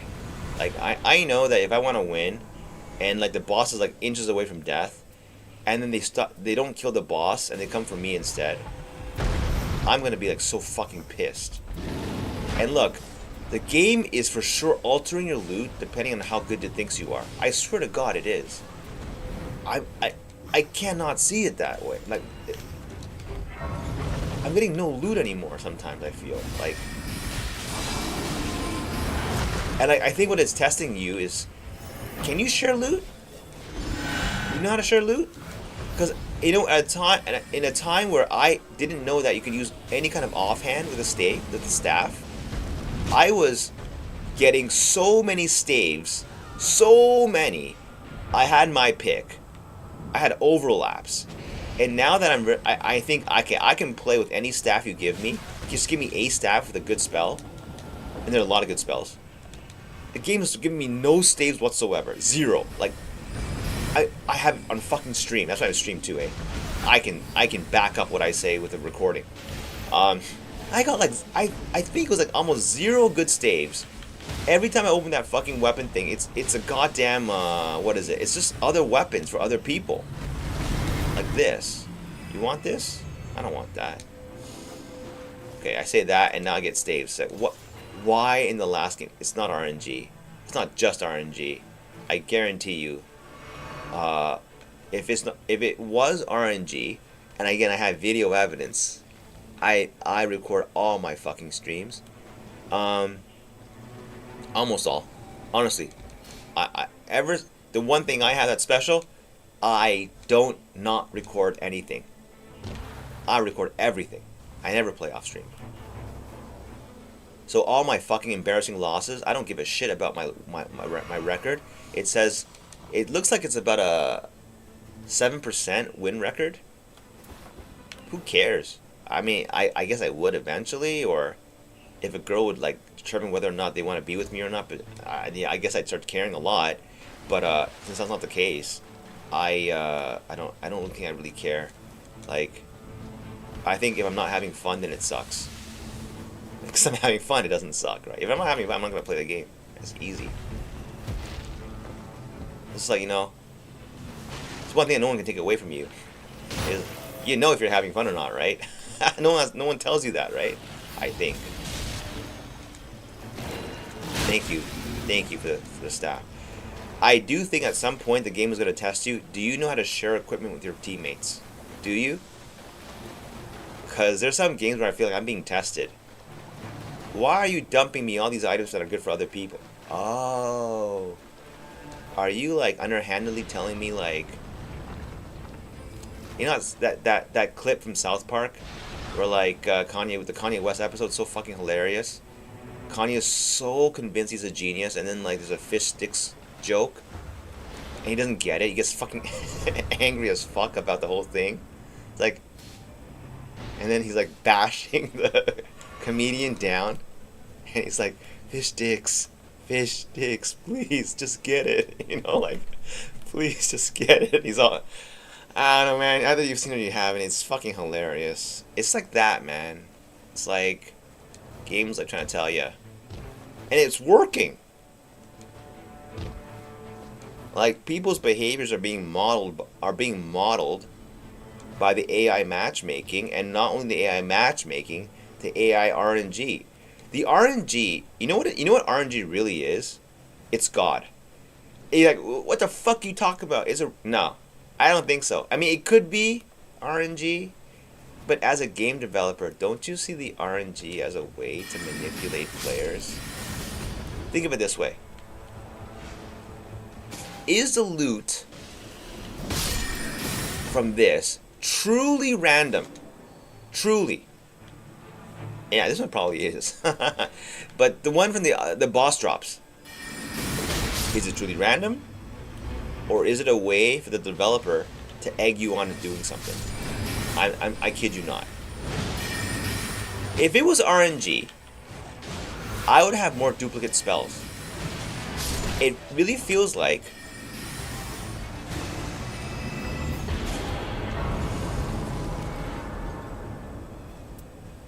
look, I'm getting so many staves now. Maybe it is RNG, I don't know.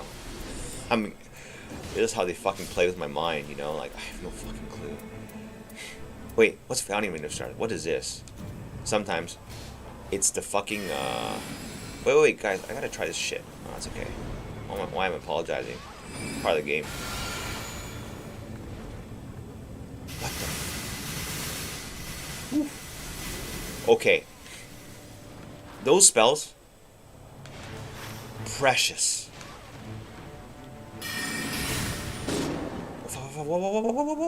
What?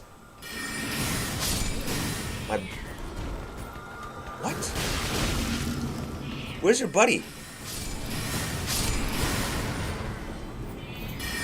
I see you, but I have no mana. Wait. I'm so sorry. I have no mana. Sorry, my friend. I should have a weapon, huh? For these situations. I'm sorry.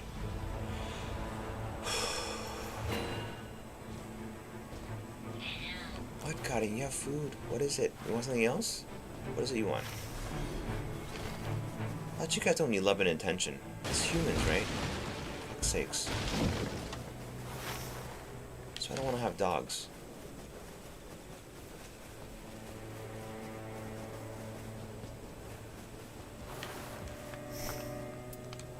Oh, yeah. Yeah. Cat people. Dog people. Has to be this, no? What does that say about you? I don't know. This is too complex. I don't know if it says anything, but I think it does. I think my friend, that guy will remember that, eh? Oh, shit. I tried, though, man. There's no mana.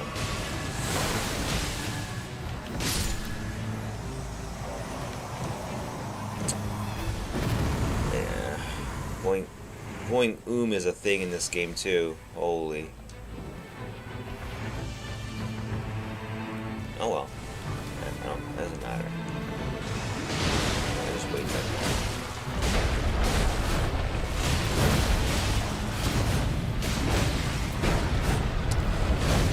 Punished for experimenting with spells.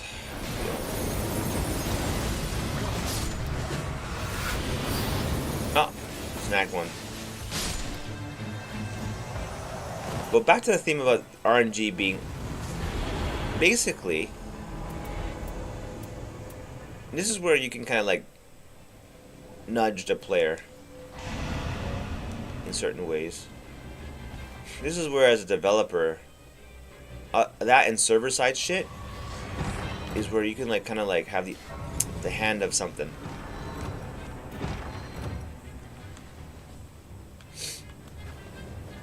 Otherwise, if you have zero server tech and zero, yeah, if you have zero server tech and zero, let's call it hidden mechanics, then you have no power over the player. I mean, what I mean by that, like you have no. You do. Actually, you do. It could be like in the code AI generated too, right? It doesn't have to be server side. Maybe, yeah, but like you don't need server side. Think of it. You just need enough of a secret thing the player doesn't know about to like kind of manipulate. Nah, I don't say manipulate. Never mind. I mean, I don't know what I'm talking about. Like, it could be in everything. Anyway, the loot.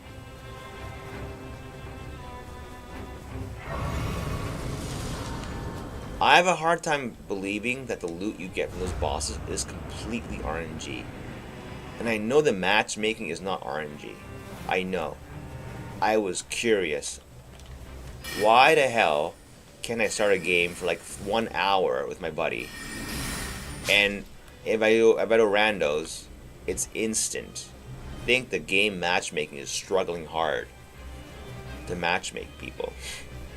It also means that because it was a time where like the Remembrance quest was really hard to match up for, and I would sign up, he would sign up as a test, and we didn't get matched up.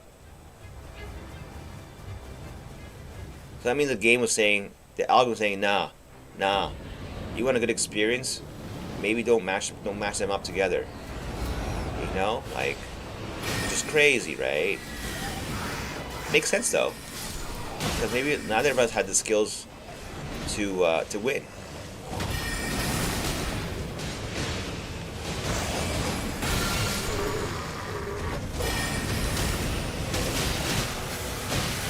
I guess if you can land all of that shit, huh?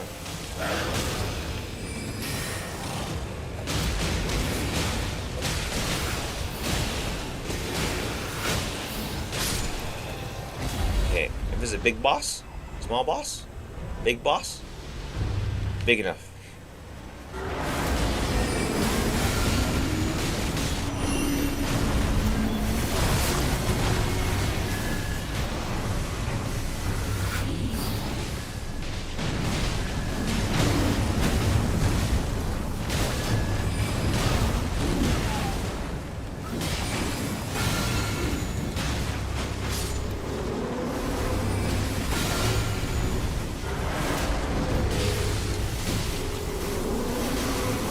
Did I miss everything?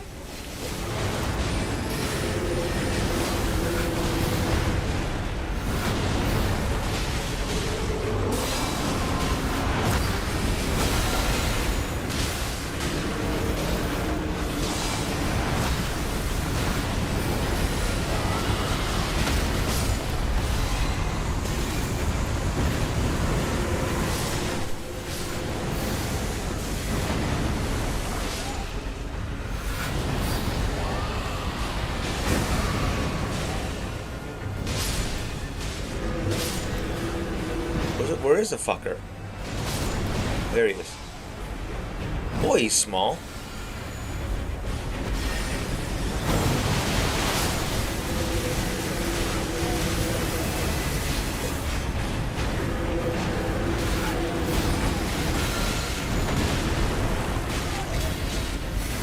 Can't drag him in here? Alright, that's fine.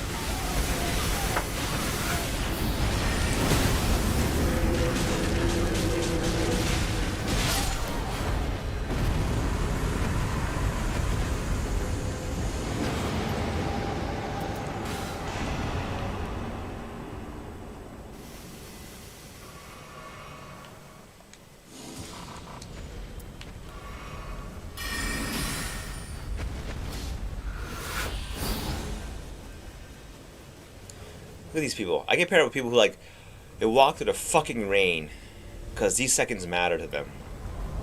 And I want to say one thing: they don't. I don't think they do. I know, like I remember MOBAs, like Heroes of the Storm. Like people get so fucking like min-maxy with the like how they level up at the beginning. I don't know what it is like in League of Legends or whatever those the games, but. For like, here's a story. I know you can min-max the way you get EXP from the early mobs. It's like, in the long, grand scheme of things, at a very, very, very, very, very, very, very high competitive level, that matters. But if you're not playing that level, don't get too cocky. That doesn't matter. I think there's gonna be a lot of games where like the basics are not even being met, and that's the concern. That's bad. I guess it's because it's so early in the game. It's the one that you can practice the most and get used to it. But like here, I would say the biggest flaw of how I play is I don't follow the map well. Amongst other things, possibly, but the mapping is probably the greatest culprit, and it could indirectly be leading to a lot of failed games, because it not because of the level difference, more that it throws the teammates off. Like they feel like I don't know. I don't know. But like small things like this do add up. Well, I don't know. Maybe not. I say that and then like I say the practice thing at the beginning of MOBAs is not important, but like cuz like I don't know. Well, maybe it is. I don't know. I played against the AI all the time, so I guess nothing matters there. I guess like if you're playing against other people, it's like yeah, every little advantage does help. But yeah. Anyway, the point is just that if you don't have like the basic shit right, trying to get the advanced shit right doesn't do anything, I think. It's like, you know.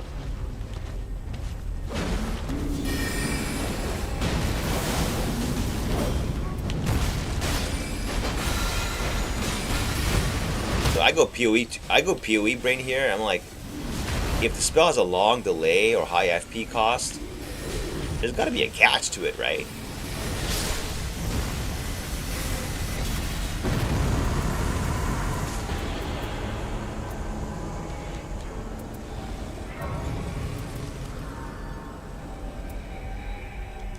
Anyway.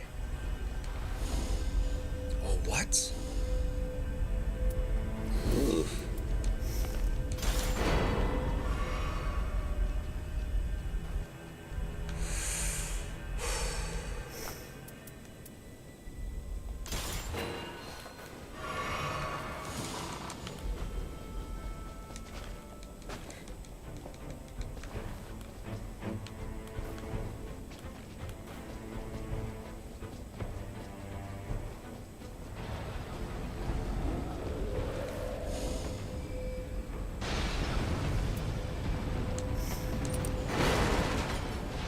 Alright. But I can't keep up though, it's too hard. How the fuck did you guys get up there? It's just too fucking fast. I can't keep up these days. Jesus Christ. I guess I better try. This is probably getting old. I can't keep up anymore. Like, is everyone so crazy for running so fast? Or am I just getting old, you know? I don't know which one it is. Probably I'm getting old. Because everyone's running at this speed. And maybe 25-year-old me would be like this too. Holy shit. It's sad though. I feel like I'm getting old now.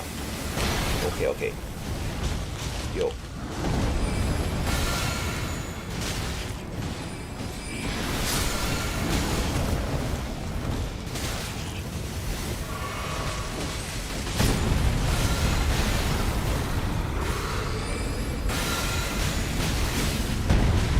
Dude, there's no damage. Unexpected?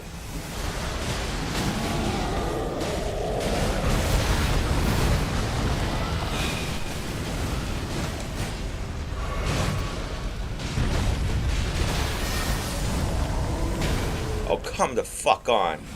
Come the fuck on. 442?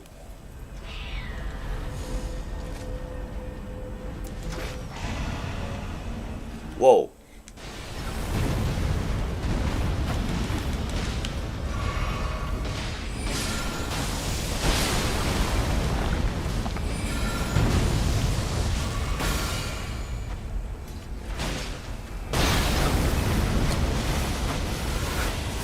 Oh, what the hell?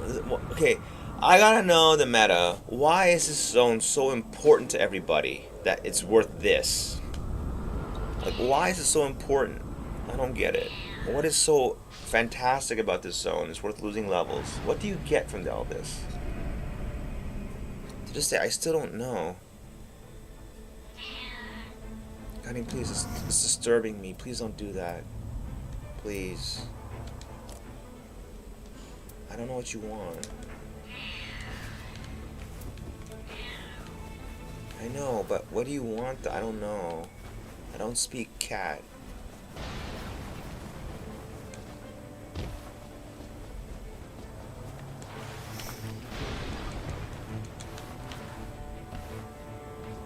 Fuck.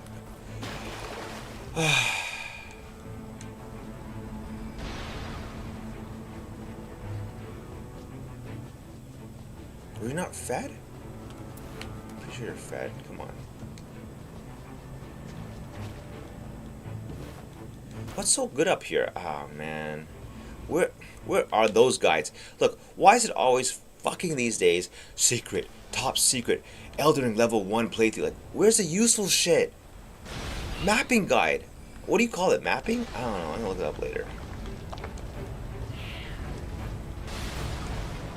The clickbait is too real sometimes, man.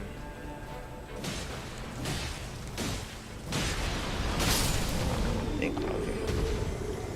For this? I see nothing here. Oh, fucking shit. It's too much shit. I can't handle it. It's too much shit at the same time. I'm just gonna slow down. I can't keep up with you guys. Your pace. It's too much. Where do I go?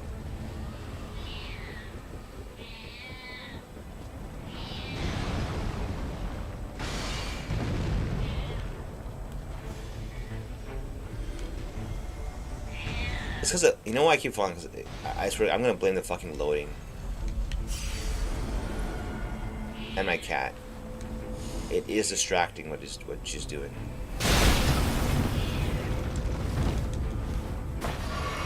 Well, part of the fucking game. These things are. I can't get my loot because it's like you gotta be fast with it.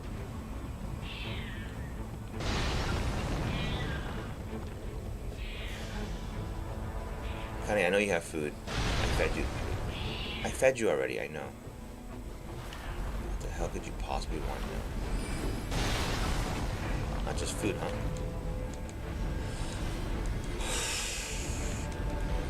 Oh, stuttering is kind of unbearable, though. I wish it would stop.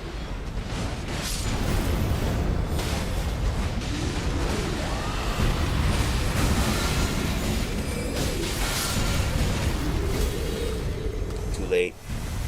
Way too late. Arriving on time, also important.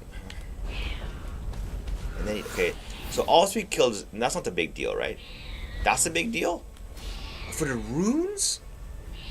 For the runes? Maybe for the runes.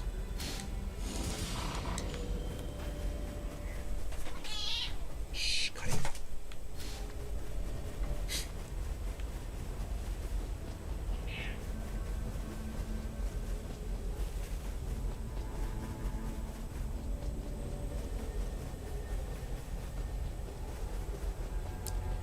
I would think on a very scientific level, we have to eliminate the notion that suffering, quote unquote, is a bad thing.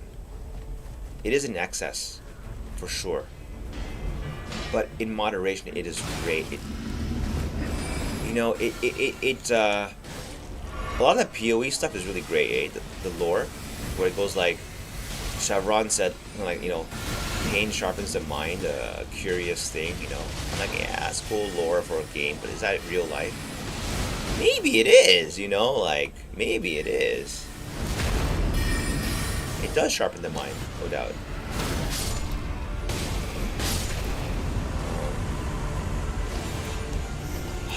I'm gonna drop this stuff.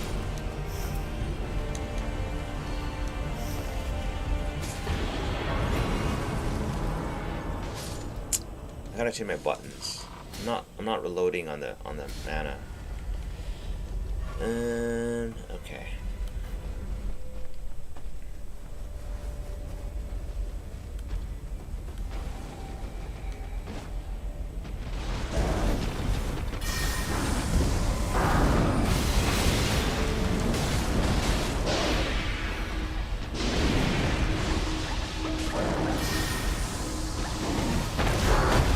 Can't play with the delay. I can't see what's happening. Frame rate's too low. Excuses, I know. It's just I can't. The frame rate I'll deal with. The stuttering of frame rate, I can't deal with that. It's, oh my god, this is so fucking long range.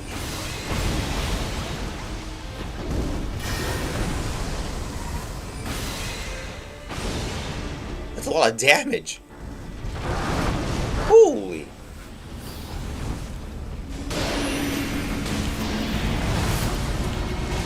Oh, that was bad timing.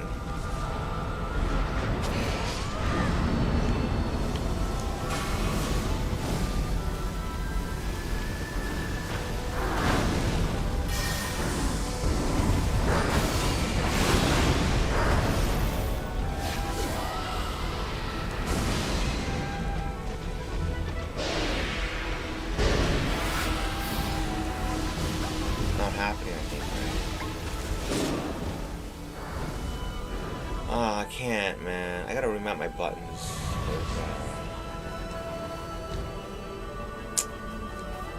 If there's a time to do it, it's morning.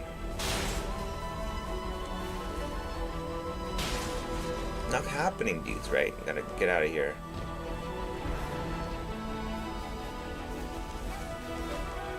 You know what also kind of made me think like losing is fun too? Or losing, not losing is good, but like losing is meaningful. Well, first of all, without losing, winning feels like nothing, right? Ah, yo, I'm sorry. Isn't that like kind of a thing? No? You know what I'm trying to thing? Really? If you never lose, how could you ever feel the joy of winning? Could you? Without the bittersweet, the bitterness of losing, how could you ever enjoy the victory? Because I didn't realize this. The function of how much I enjoy a victory in Elden Ring games is directly correlated, perhaps just linearly, could be non-linear, with how many losses preceding. It truly is. As I stated, and this, I'm not joking, I'm not lying, I'm not spicing it up for whatever reason, but I honestly do not remember the first boss, the wolf. Nothing. Because I realized I was carried. The game paired me up with people who were good at the game, and I did nothing. I just did whatever I did, and we won. First try. Wolf boss. And I want to play him again. I don't even know what he does. I don't think it's that easy. It's just, if you have teammates that know what they're doing, then of course it's going to be kind of easy. You know? Like the game can't deal with that anymore. Let me... Okay, I'm going to fix this game. It's just out of control. This loading, it's so out of control. I don't know what to say. This is out of control. This is where like the Windows what is it? The box comes out. It's kind of crazy.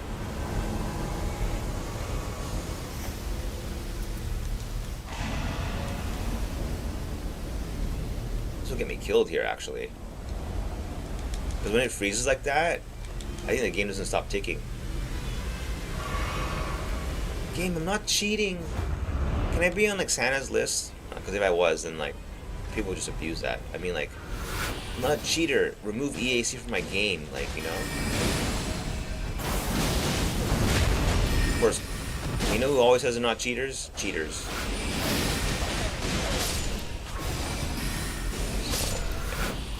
Anyway, it's too bad because people were saying this is EAC doing this thing.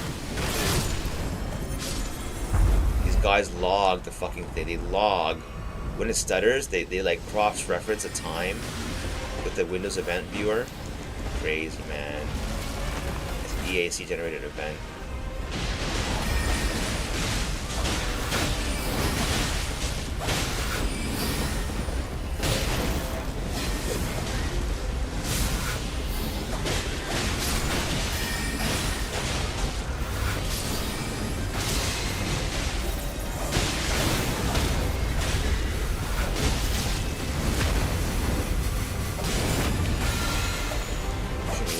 Honey mobile boss. Okay.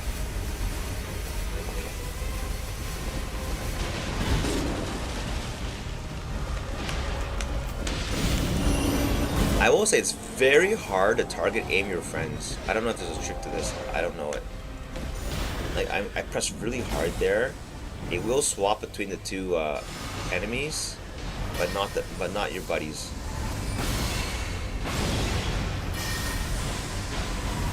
so fucking awesome, this spell. There's also mana drain too. 572 off one cast? Yikes.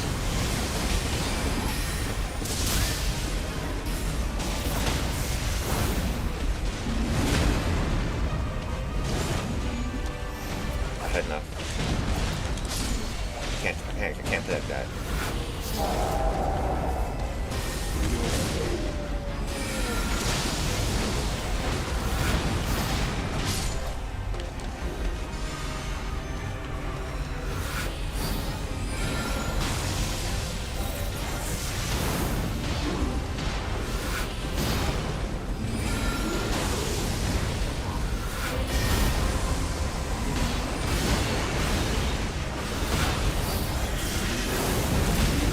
Shit. No.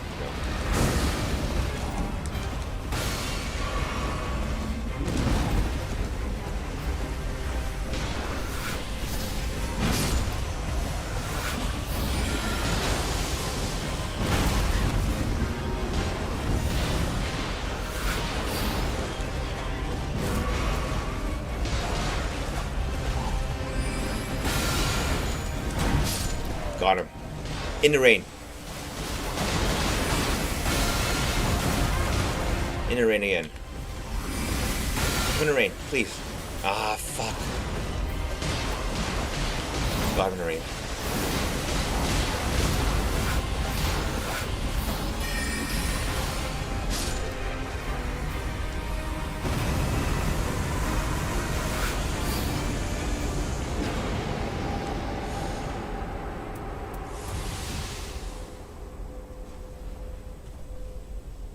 What boss is this?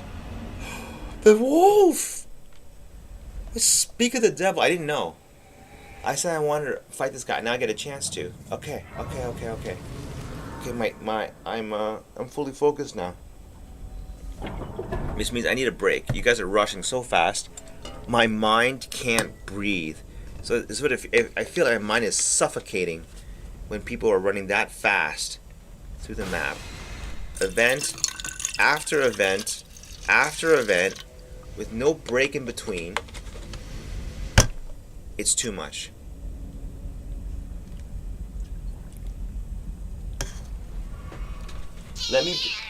Guys, just let me take 5, please. Take 5 here. That's what this room is for. The prep. Mentally, not just items. Mentally.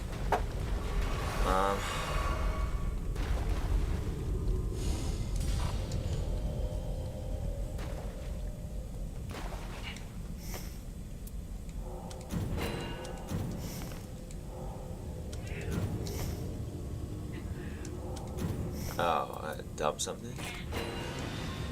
Goddamn, please stop. You're fed. You want attention, don't you? I know you want attention.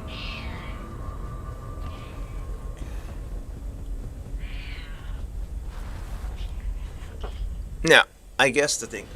okay, come here. I know you want to be... Okay.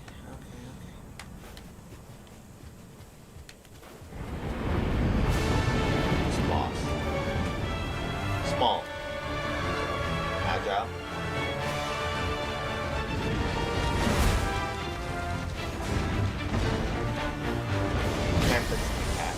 Block. Stuff in her face. Like, I sort of dodged it. What the being her behavior sometimes. Like, look at me. Pay attention to me, please. I understand though. I'm a creepy. Oh god, I gotta get the aggro off me, please. I can't do anything like this. Thank you.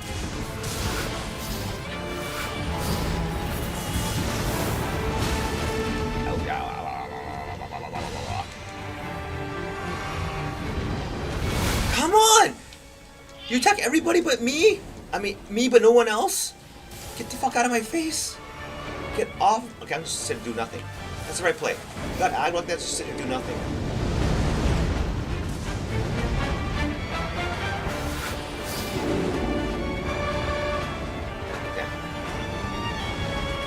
Oh, it's 3 of them? I kind of remember now. Hit any of them?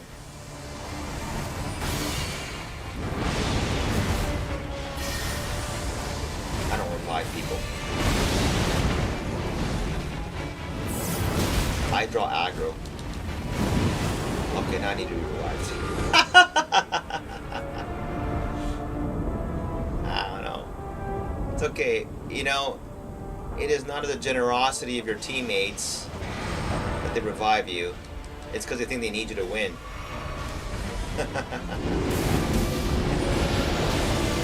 Okay, good. At least I thought he's a lot more unmanageable as a 3. What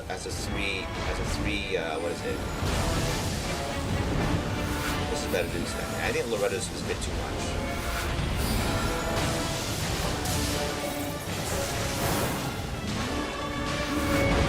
You guys are so pro, man. I'm serious. I'll revive you next time. I was short of mana, that's why. Oh, I can't dodge that. Obviously, like, if you can beat it without dodging anything, it's fucking.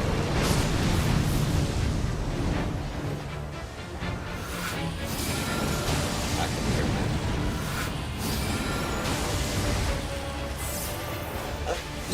that. Everything about this guy, I love it. You know, the territory of having this. It's like, you know, I like zoning kind of. A mistake here. Oh, I have 5 shards? Jesus.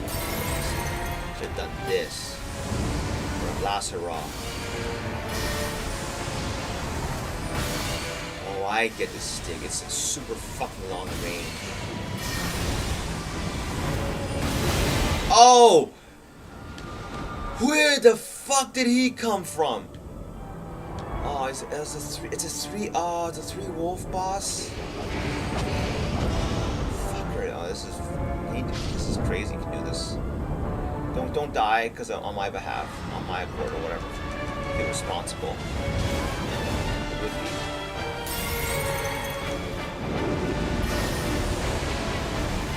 What? Oh my god, that was fucking baller. He aggroed off me. Oh, cause Jesus, hit him hard. Dodge.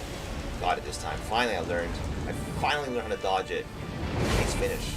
I'm gonna have this. Oh! In your face. Wait. Done. It's done.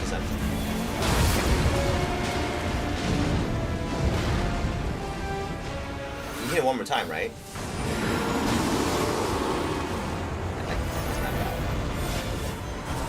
It's not easy. Not that bad.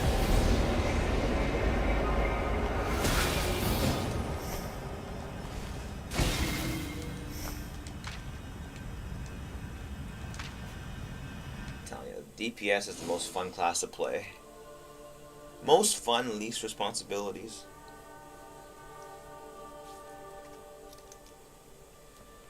Okay, well, what did I learn?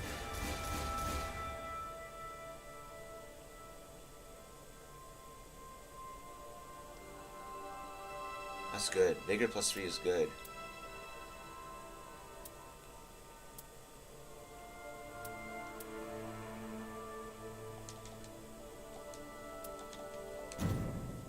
Oh man, your prizes. Oh, that's a huge DPS increase. Duchess, Jesus.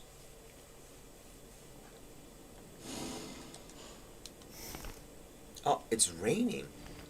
Oh, cause someone else used it. Oh, cause is it because I spammed those spells way too much? What was that?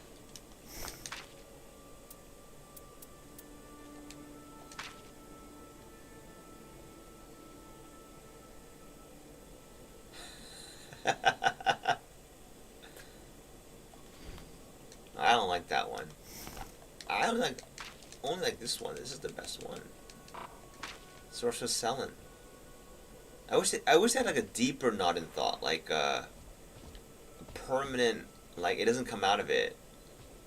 It just keeps thinking.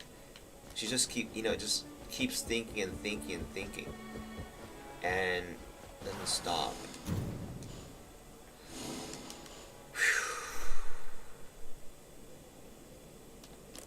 It's so fun, man, the boss fights. It's so fun.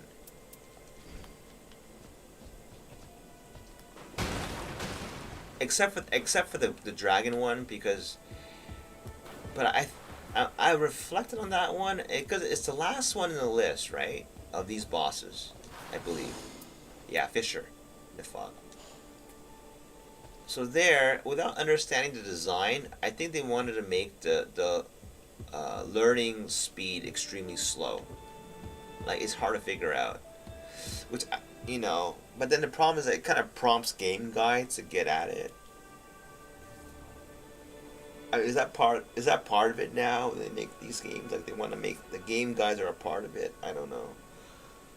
Probably is. Don't know if I agree. Probably is a part of it.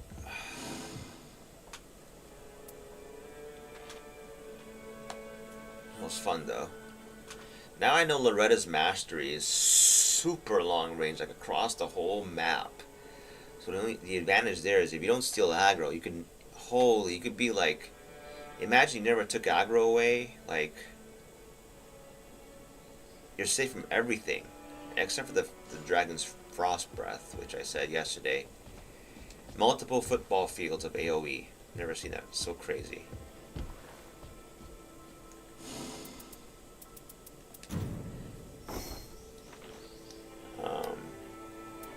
The only thing you can upgrade now are these things, huh? So some of these.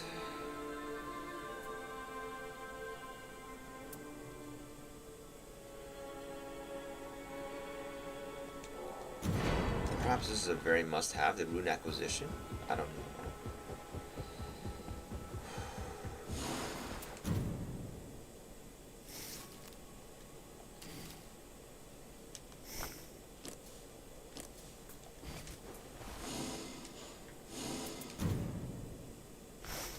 It's so weird how fashion finds its way into this game as well. I don't like the witch look so... I mean, it's okay. Between this one and this one, I think this one looks better. Yeah, this one looks better. This one's more unique. This one's... What is it, though? It's her default... This one wasn't immediate. Yeah, it's the flow of her clothes, right? The way her clothes flow are so... It's so pretty. I think, but Dawn is the best one.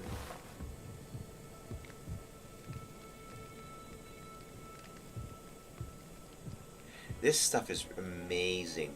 The capturing of the motion is definitely something that I think very absent from the early games, and I think is a wonderful, wonderful like inclusion.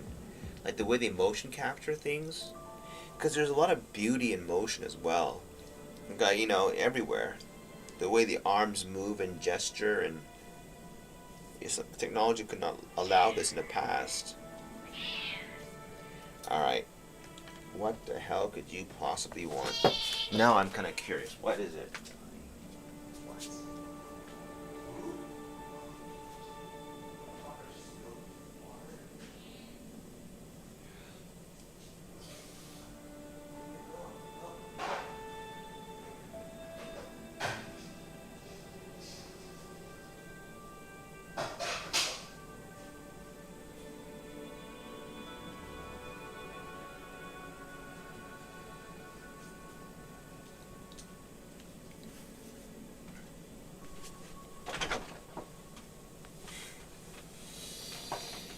My cat's kind of cute. I gotta say, the way she wants attention, like the way she gets up right in your face, like just right up into it, like blocks my. She knows I'm looking at the screen. She gets right in front of it, like stop looking at the fucking computer, you know, like crazy that animals are like that. Like I know dogs are smart enough to do that, but a cat.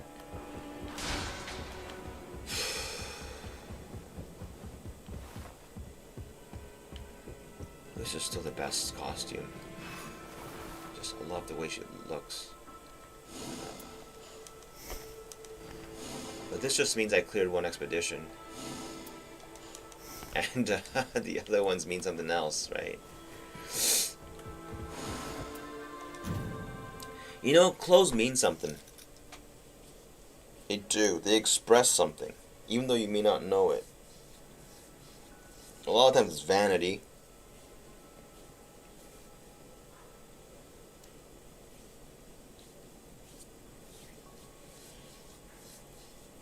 I'm gonna bring up another fact I mentioned the other day to someone I know.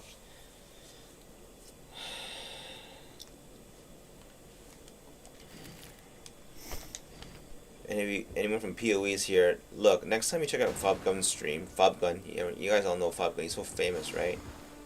But how much of that is because of his currency making prowess, right? And did you know that every time he starts a stream, he has to show how many divines he has? And I know my eyes go in that direction right away. But it's so clever because the way he never talks about it. He never does. Look at how many divines I have. Because that would ruin it. Instead, he gets into your subconscious. Like, that's the trick. I do believe that if you are trying your darndest to make someone think something by saying it out loud, for God's sake, it's the most direct way, you will be met with immediate pushback. I know I do that. If someone's trying to convince me of something, my reaction is pushback. Immediately it goes to pushback, and unless it's like scientifically, like I can't disprove what's being said, then I agree, but reluctantly.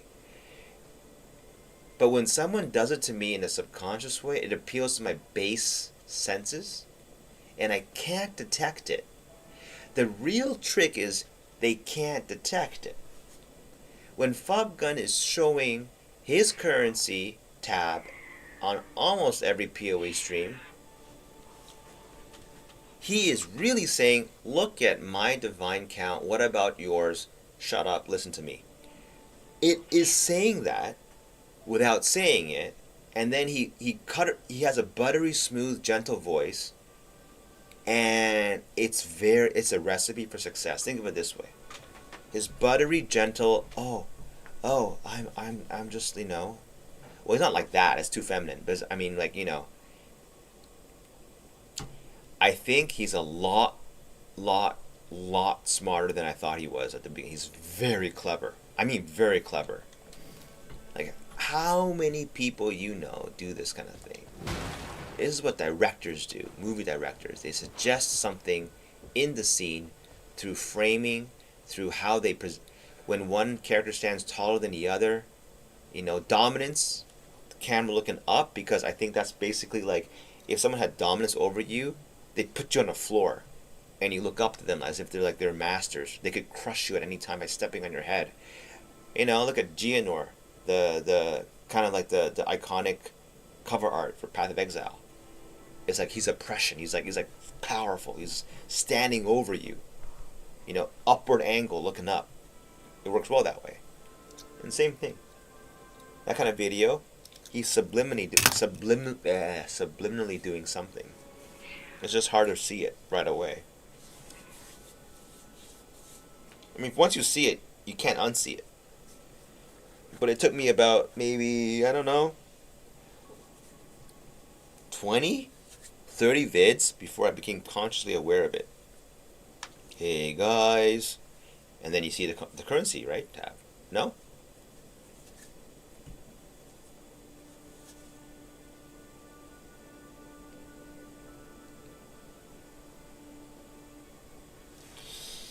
The thing is,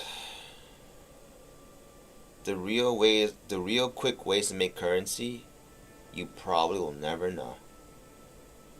As the people who make it like that don't want to share it. The ways to make great money easily in this world are out there, but nobody wants you to know that. It is almost, what is it called? Not a paradox. It's basically like, is it an oxymoron? I always look for the shortest and easiest word. I hate sounding fancy for no reason, but like, what other word could possibly, like, if someone is saying the best ways to make money, if it was so good, why aren't they so super rich? Why do they have to come to YouTube to farm your views? It doesn't add up. They don't need to make YouTube videos anymore. And The word secret on YouTube is the biggest oxymoron ever. Secret? 100k views? How could that be a secret anymore?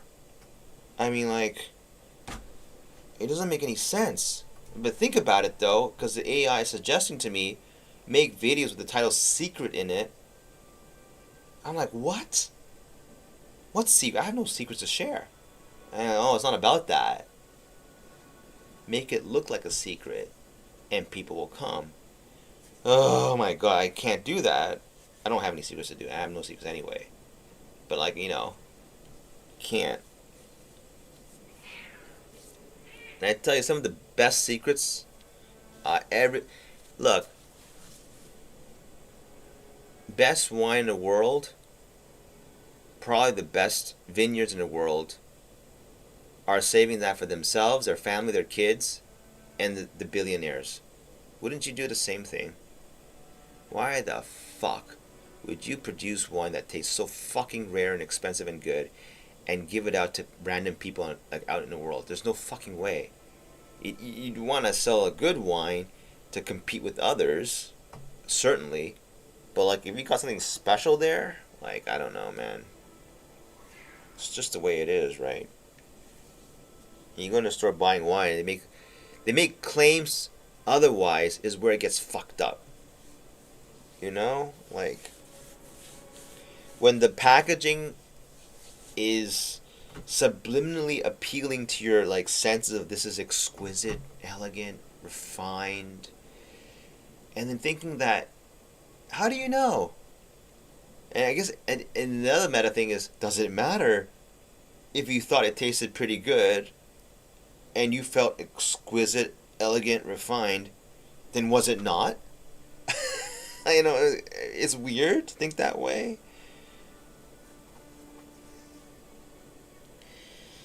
I don't know. And the wine tasting shit, I have no idea what to think of it. I don't.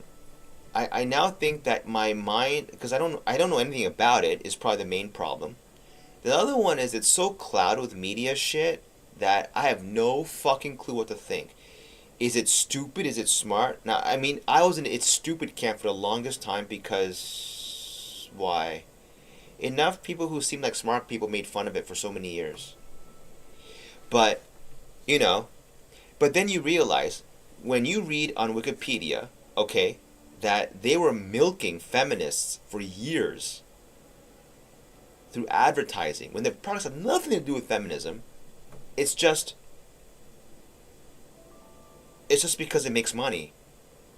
Like, the feminists think they're woke, and then they're like, okay, that's cool. We want to send it to private. We want to make more money though, so we'll just appeal to that woke. The feeling you think you're special because you're woke, and milk it for money. And then, like, I feel played if that was me. I feel fucking played, like, a little bit. Do I? Yeah, a little bit. It's okay. Maybe? I don't know. It's all how you frame it, right? When the president comes to your house and saying, yeah, all that shit, how you say you like that? I'll tell you a secret, my friend. We've been milking you for money all these years. I'd feel pretty pissed off and never invite this guy ever again. He'd be my enemy for forever. I wouldn't say that to his face. I just don't want to talk to him ever again. Feels like he's been controlling me the whole time. Feels like he wins. He wins over me, essentially. And who wants that, right? I lose to him. Because he manipulated me the whole time. He knew better than me and played me like a marionette. Right? So when I say wine tasting is stupid, is that some fucking media getting my views, likes, and dollars somehow eventually by appealing to that woke agenda? I don't know, man. And like all things in life, I think the answer's in the middle. It's so boring. That's the problem. It's neither that good or that bad. But it is a thing. Because wine, there is a variation in wine, for sure. I mean, I can only distinguish between shittiest wines. I'm talking about like the $2 stuff that you buy, like it's almost used for cooking purposes. It's like, it's the Japanese, it's a different kind. I don't know. And then it's like, yeah, it tastes like too sour. I don't know. It definitely I can tell different. But then between the other ones, I don't know. I'm not quite sure. You know, I've had some really good ones. The ones, the what you know what I think that is the true test is if you remember it. You know, if you don't remember, then probably I don't know. Maybe the packaging was sales, because I can truly see how over time with competition like that, it does turn to be a marketing job. You know, it does. I mean, because that's all you see in a store. I remember when I was buying wine, call me crazy, but I was like, there's an app called Vivino, and it had like all the fucking wines rated. You know, when you turn to ratings like that, it's because you don't know shit about wines. That's why. I think a guy who makes wines, he doesn't need to fucking open an app for this. And he knows, like he knows. He sees the company, he knows a label, and I can truly imagine this motherfucker telling me, yeah, yeah, yeah, just skip all that. Look at the vineyard, look at the year. And, I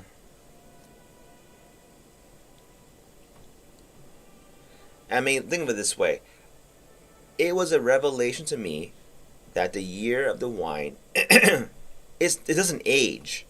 So, like, the age of the, I think, right? So the age of the wine does not matter. Why it's there, it's because people have baller years, like weather and all that. Okay, like people have the climate and shit like that affected the grapes and whatever the fuck it is. So like certain years are better than the others. That's it. And then of course why it's the old ones are more expensive. It's not because they're probably better. It's just because the climate was different at the time, and that year was really good, and there's so few of them. It's probably why they're so fucking expensive. It's just the rarity of it, as it's so old. So like all they've been all like consumed over time. But that doesn't mean that next year, 2025 could be a baller year for wines that will be celebrated in 3000. You know what I mean? Like we don't know. You know, I don't know, but it's got to be like that, right? It has to be, right? Or the process was different back then. I have no idea, no clue. But it's not just old equals better. You know, old equals more rare, for sure. And then after that, it's just, well, you have to know the year. Like, you know, why was that year good for certain places in the world? I don't know. Like, you know? And so because we don't know any of this, we turn to the fucking experts, quote unquote. And then what? The experts then get paid by the wine companies to say shit about their wines. And this whole fucking thing starts all over again. It's like, at the end of the day, we just don't know, right? I don't know. Kind of we know? Because I know that there were so many wine brands that said rated 96 by some dude. And the other labels, absent this thing, I would not consider. They had no reviews, to my mind. And if you don't care, you go by price. Right? No wonder why there's confusion and overwhelming feeling. It sucks. I remember standing in wine stalls feeling stressed most of the time. You know? Not stressed. Did I min-max my purchase there? Is what I'm feeling. And I feel like the bottom line is I just didn't know. I just didn't know. I didn't know, like, you know? How can you? The whole thing's too complicated. So.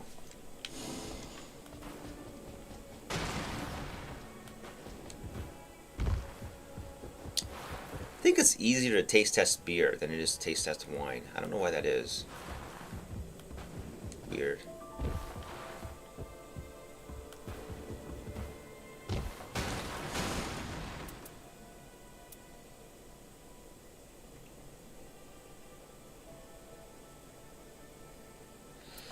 Wow.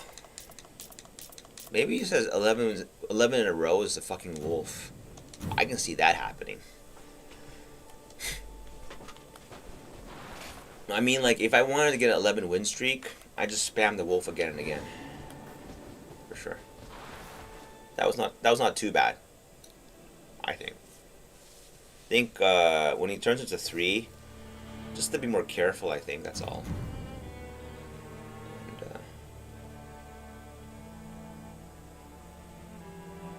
And, you know what I also think?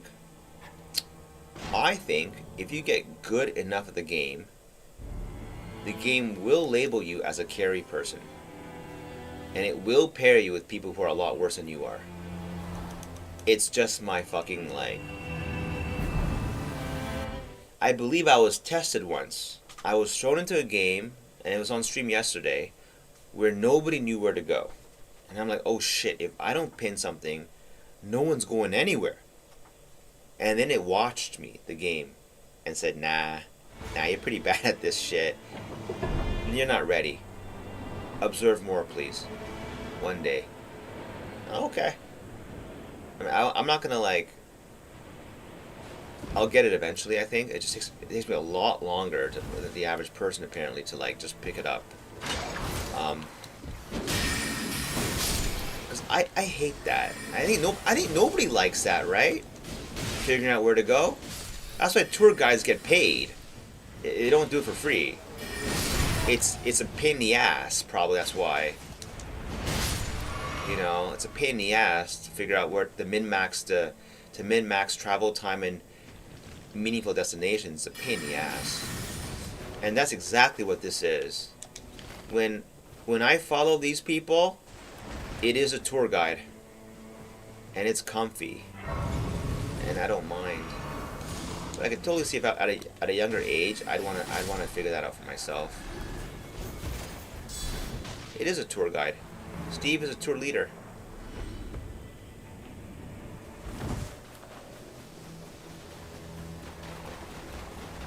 Imagine losing faith in your tour guide, though. Holy shit, the chaos that would cause. It's like, where are you taking me?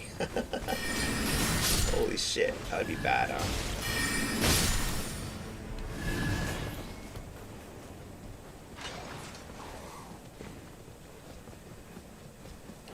Wouldn't you say the sliding difficulty in this game is the partners you're paired with?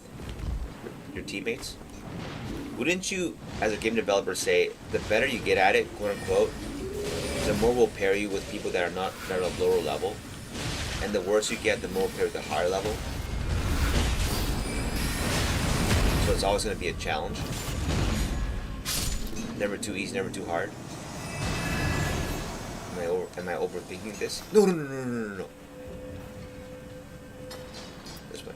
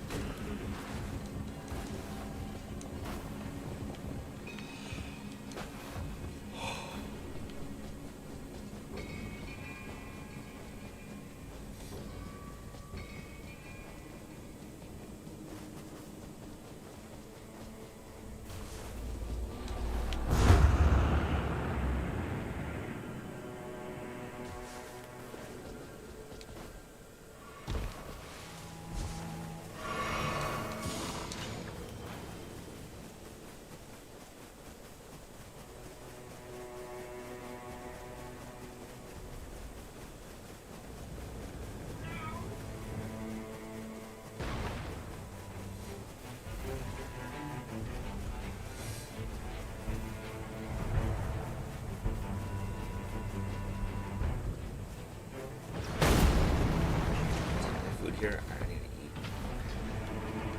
Alright, up we go.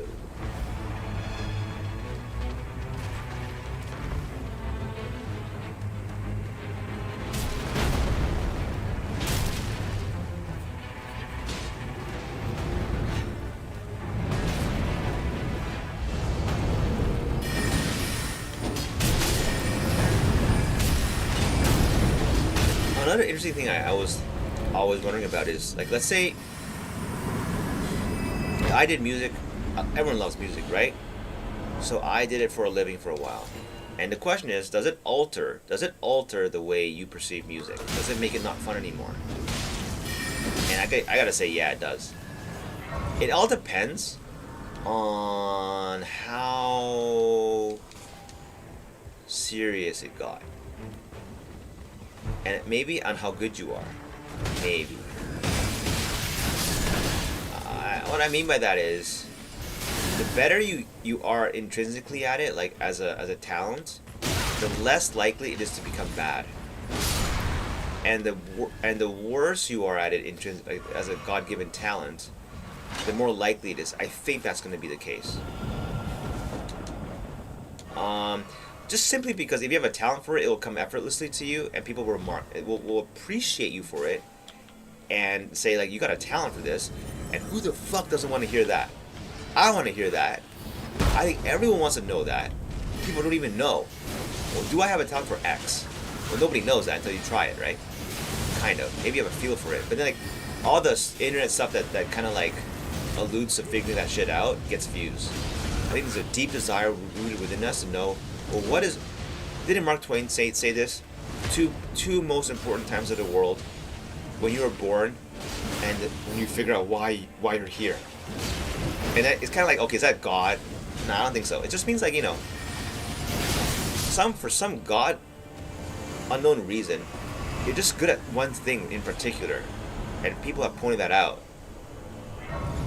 And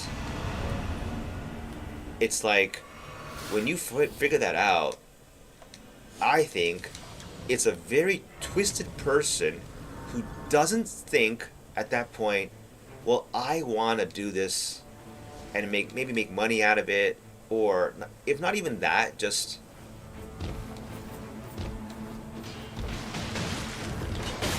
I think if you're really good at something, I was thinking about this, and I think if you're really good at something, for money, without money, I think it doesn't change that much in nature. I think. I think maybe, like, look at the people who are really good at tennis. Really good at it. They have a talent for it. They pay for money. If they don't play for money, they'll still like it, but it won't be as fun for them. You know what I mean? They won't like it as much, I think. And what a shame if they never came out into the public and did it for money. What a shame. Seriously. Because, like, I don't know how much fun, quote-unquote, Roger Federer's, like, existence brought to my life, but, I mean, like, I just think it'd be a shame if something, whatever that may have been, prevented him from doing that. Whether it's the country he was from, that just stopped him from going out into the world, or I just think that would be a travesty, you know? Like, and yeah, there's a lot of pressure with that. The guy fucking upheld it, you know? But I mean, like, you know? I know that I don't really have a talent for music making. It's too much out of my reach. But, and it became not fun to listen to music for a while afterwards. But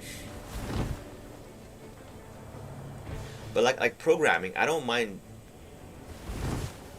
It all depends, eh? Like, this is more complicated than I may think it is, because like, anyway, it's more than just that. It's just that there's, I think it's something like that.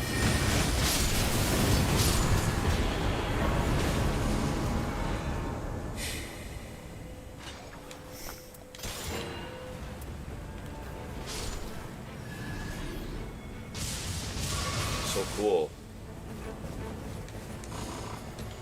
One thing I didn't learn until 30 hours in, you get a lot of really good bonuses in your offhand. That's why people are checking this shit for like, and I don't think it really, like, damage negation. You can have that if you want, right? When casting spells, you get to pick. Less likely to be targeted. Very important. I think I'll take that one. Yeah. I think the taunt. I was thinking, where's the feint? Where's the diaggro? There it is, right there, in the offhand. On any weapon, it appears. Almost any weapon. Piercer. Piercer is my new favorite mapping weapon. Very nice.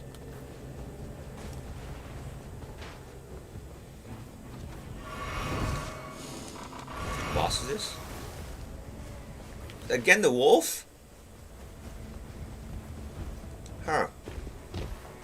What's the point? Is there an achievement for a win? Is there an achievement for a win streak? I think I get it. I think there is. Here. The vendor's importance is you buy 1 smithing stone or 2 and upgrade whatever the fuck you want, the common stuff. I do? Oh shit, really? What? Was it luck? It was luck. You can get crits? You can crit on the crafting? I crit on the crafting. Thank God there's Pebble on it, because Pebble is always usable. Did I crit on the crafting or what? I must have, right? I did, yeah. Okay, 467 off the fucking, like...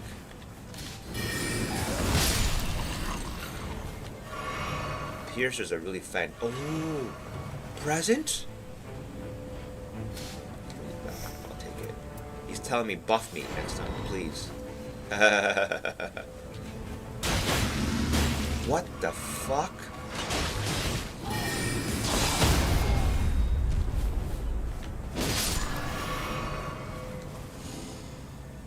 Meteorite. +2? Holy shit. Whoa, where? What does meteorite do anyway?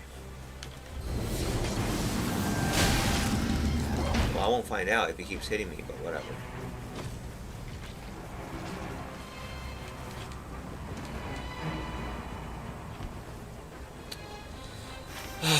Where are we going? Every time I see a valley like that, I just sigh. This kind of valley. Oh, man.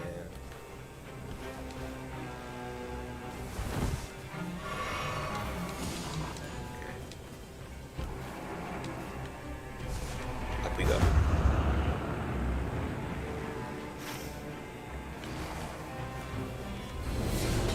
What is this? That could be good. Big target, I save it for that. Otherwise, Piercer. Piercer and Glintstone. I have the. Although it's still. Oh, astrologers. Why is that so shitty? 180. Scaling, I think, is kind of like 100 is the base. No, for staves at least, and then 200 is endgame. So I guess the idea is from the worst item to best is basically a 2x difference in damage. Which is a lot. 2x is a lot.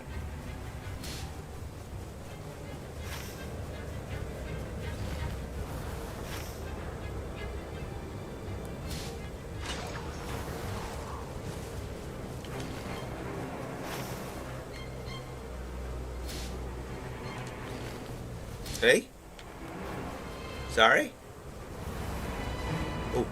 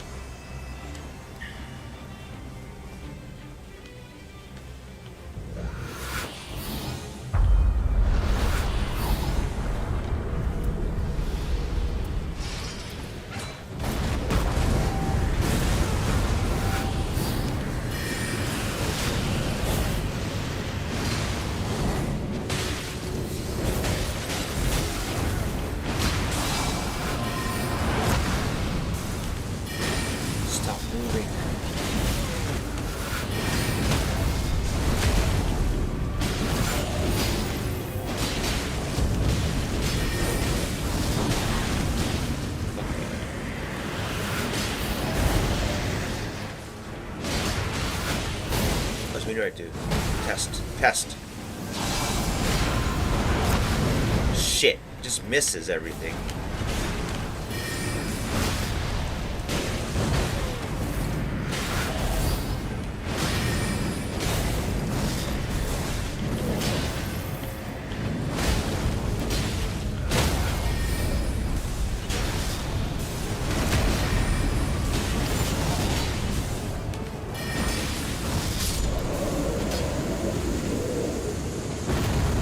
Fucked.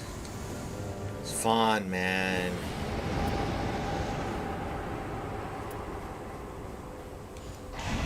Spell effect. I don't have any duration based. Yeah, carry and pierce are very strong. It all depends on the situation. Very strong.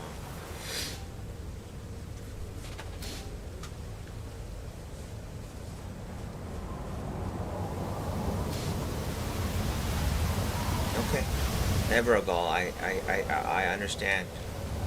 I see ya. I like Evergoal. I like bosses, so that's nice.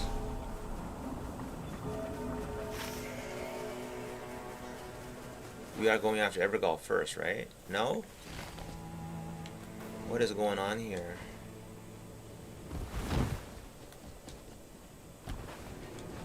Not Stevie. I thought it was Stevie. It's Stewie. My bad.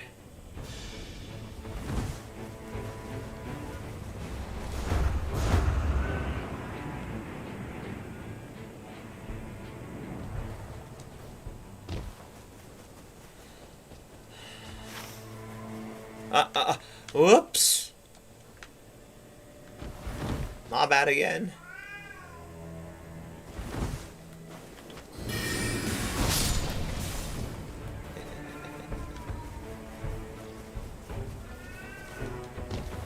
Well, looks like Carrion Piercer has a very high damage, like, per hit thing.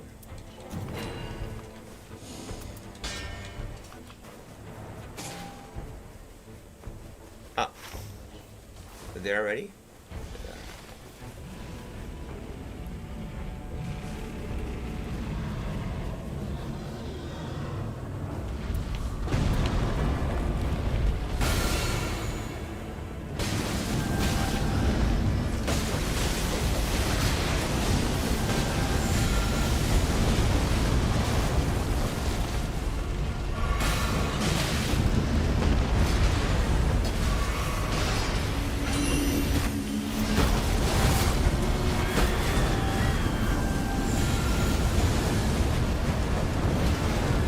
Oh, is it land on his head? At range? What's going on here? It sucks. I think it sucks, but let's see. That sucks. I thought 259. That's not enough. Just justify its use. Why is he here? Why is this guy here with us?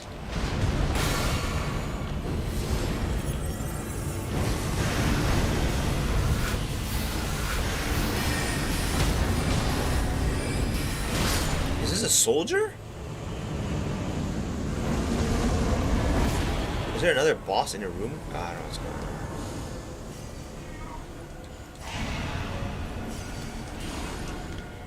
Okay, Connie, what?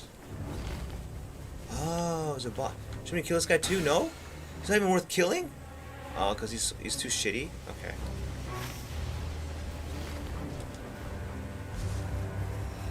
Alright, I think Meteorite, I don't know, I couldn't get to work. I think it's pretty shitty.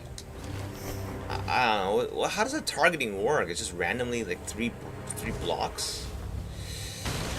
It's really hard to course to hit three things, or one thing with 3 blocks. Shotgun, right? With 3, it'd be pretty hard, I think.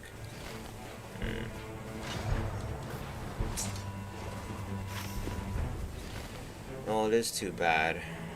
But, thing is though, I remember so many times I was thinking, how do I improve this app? How do I improve this app? And it's like, I'm sitting there with all this like juiced up caffeine in my head, ready to go. Years and years and years of coding experience, and all I do is like make some like change a font or something. Like, I couldn't find anything meaningful to do with the skill anymore. Maybe it's the luxury of our times, I don't know, that we're able to, like, you know, say, I don't want to do it because it's not going to be fun. Like, I think anything, if you do it too often, or not actually often, you have to do it even if you don't feel like it. Yeah, I don't know. Whatever, I don't know. Weird. I'm sure people will tell you, like, there's fun programming, there's not fun programming. And, yeah.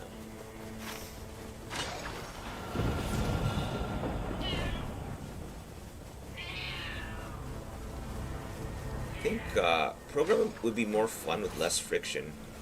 And saying that, I should have learned Swift, but I got stuck with Objective C. And the thing I don't like about Swift, though, is how proprietary it is. You know, it's like, do you feel happy learning like a very obscure language, unless you're gonna live there for a long time and you know it? I mean, or you love the, you know, I mean, fuck, I think if I was any, I'd love to, I have to know English for sure, like, just because everyone speaks it, that's it. That's the reason why. And I think, you know what I really want to do, truthfully, in my heart, is I want to do web development, but like not. See, I have a sour taste of web development, sour, like so sour, because it was in an age where, and I think it still holds true today. It's a goddamn mess.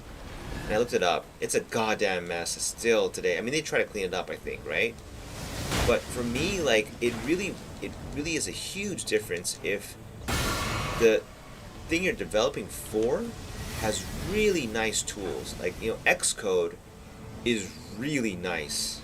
It's really nice. As it's so hard to make the coding tools like sexy, lack of a better word, like just really good. Just it's fun to use. It's just so, you want to open it every day because it's so good. That's kind of hard. Not many of them, I think. You know, like if you're really into the programming, it won't bother you anymore. But it's just like, it bothers me. I couldn't code for Android, no joke, because I fucking hated the tools. I mean, where the fuck did everyone go? Oh, fuck, what is this? Oh, here, okay.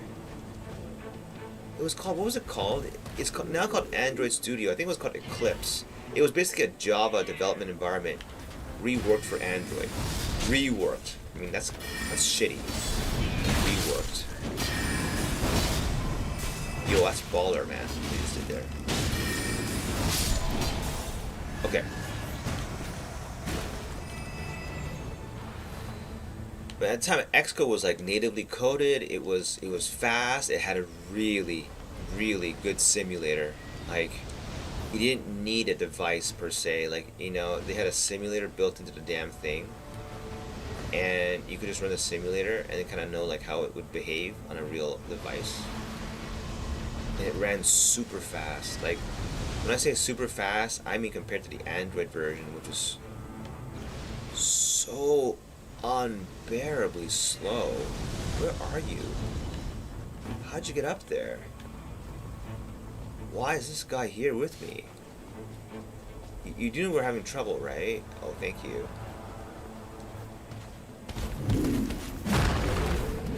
What? Come here? And then what? Here? I did. Huh?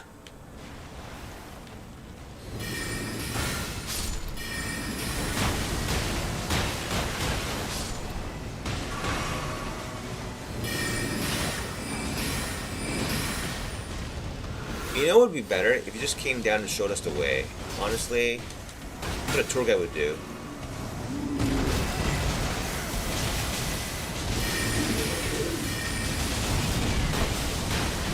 I can't stand this rock pelting on top, though.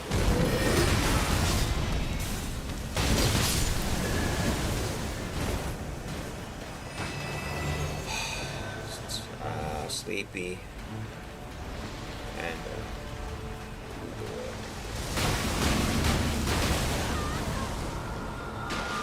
so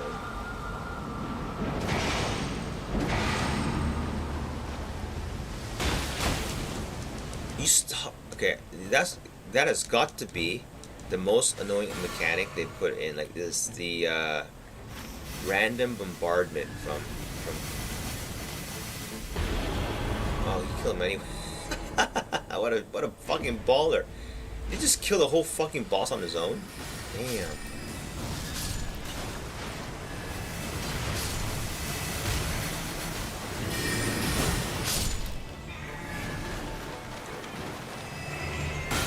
I hear you, but I don't know what you want. You have your food, you have everything. I don't know what you want. You gotta talk to me. You could you speak English? On second thought, you shouldn't speak English because then you'd stop being cute if you did. And scientists would pay me like $2 billion. $1 billion, no. Yeah. 100 million? Millions, at least, for access to a talking English cat. Or it'll just be taken away from me by the mafia or something like that. Anyway, is this guy special?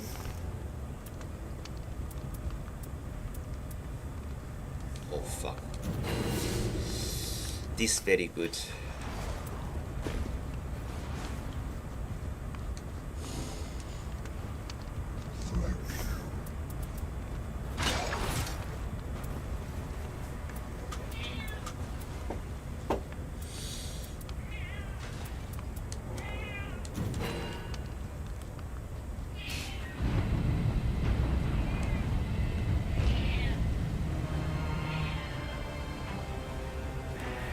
Shielding this time. I know I can do it. This time simple. Is Night Maiden's Miss any good? I don't think so. God, I hear you. I can't help you.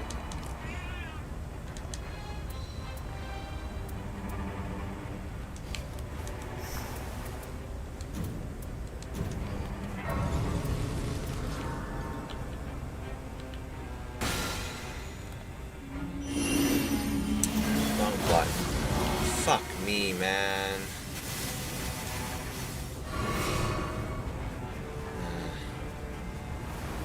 Stop.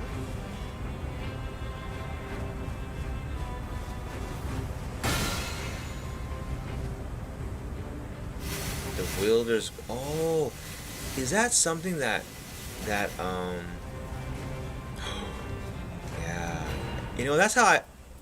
You know what? It's all thanks to the people who dropped me the item.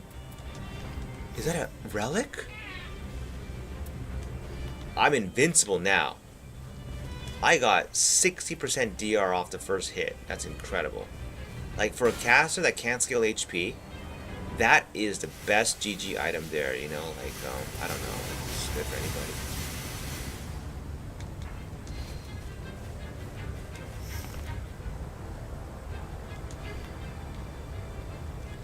This new meta has emerged. Dump your equipment in a center, and everyone can min-max. That's how you min-max the party. Like I got this. The damage negation at full HP is a caster one for sure. Like between these two, am I getting 60 DR off the first hit?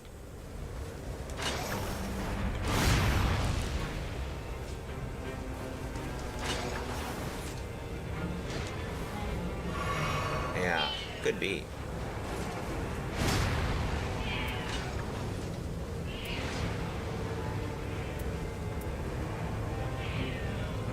Kinda hear you, but I can't help you.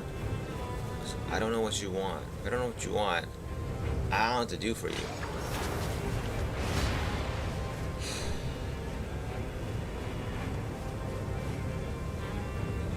So graceful. Graceful is the word that comes to mind.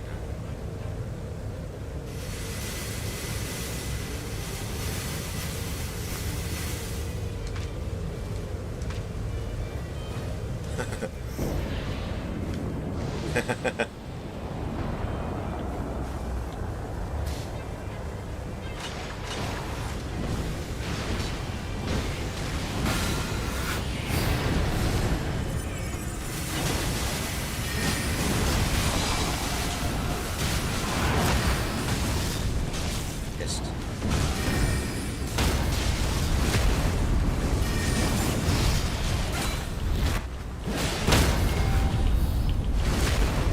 Oh, this one.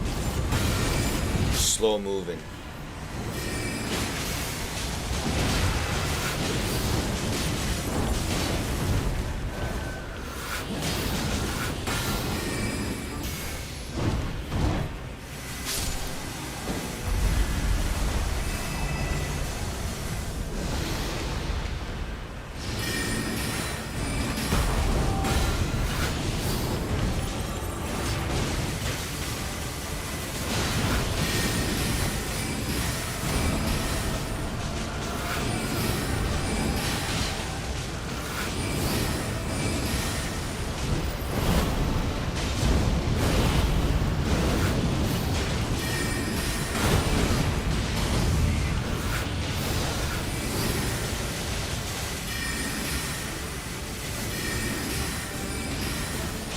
Why is he frozen?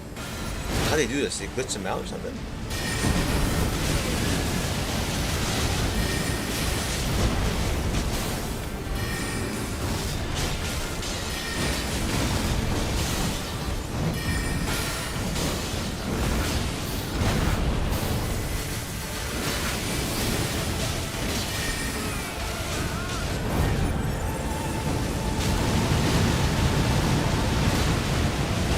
That how I took no damage from the first. Okay, I took no damage from the first hit. Crazy. It's like that is equivalent to having a lot of HP. Actually, if you think about it, like, isn't it? Like if your first hit is gonna reduce it by like 60%. Well, okay, that depends on, you know, and you never take small hits. Like this is gonna be nigh. I'm invincible to the first hit of a boss if it's physical. Invincible. Why is he doing this? What is he saying? You guys like comical. No idea what he's saying.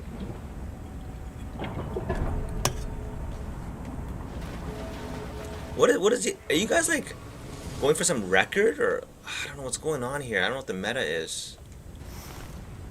I don't read the news. Maybe I should. Okay, let's go. I'm ready. What is this? Take.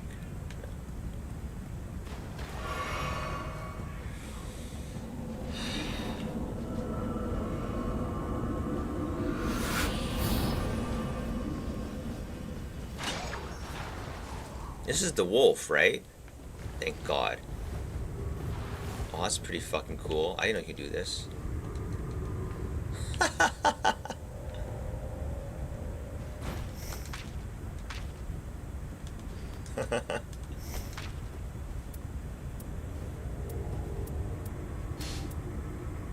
What? I want that. I do want that. How do you do that? How do you do that?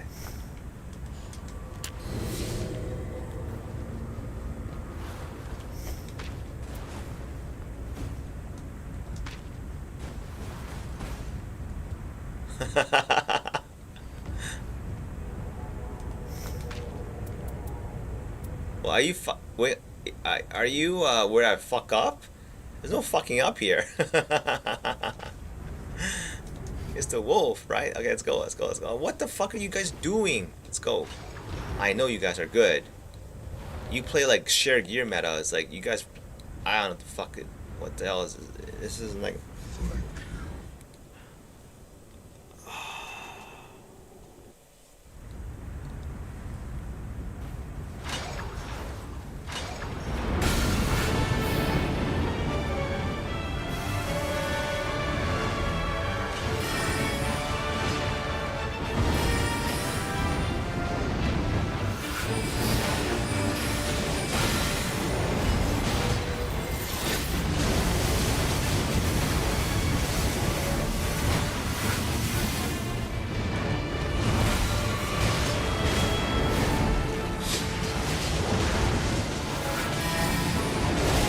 Whoa!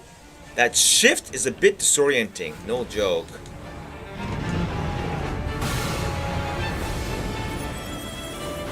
He's already fucked, I think.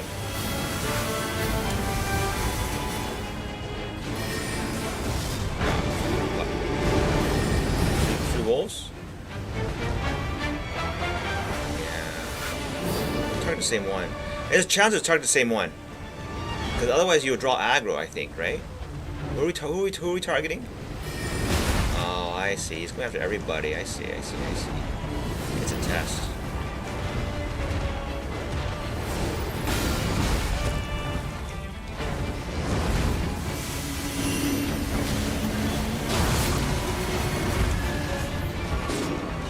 Oh, shit. It's not that easy. Huh. Alright, because you did all that shit, I have to res you.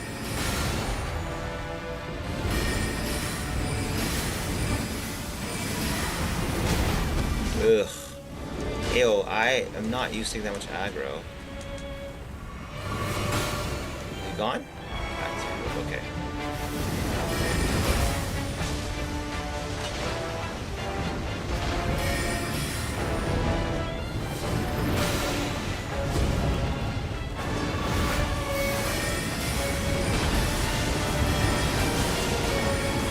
Okay, this guy's so fucking fast.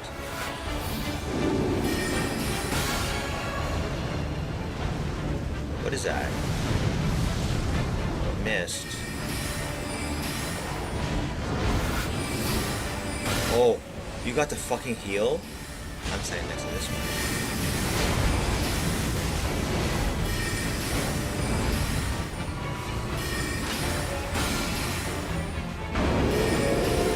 Fire? It's the same. I got it. It's basically 1v1. It's a 1v1. I get it. It's a 1v1. Kind of.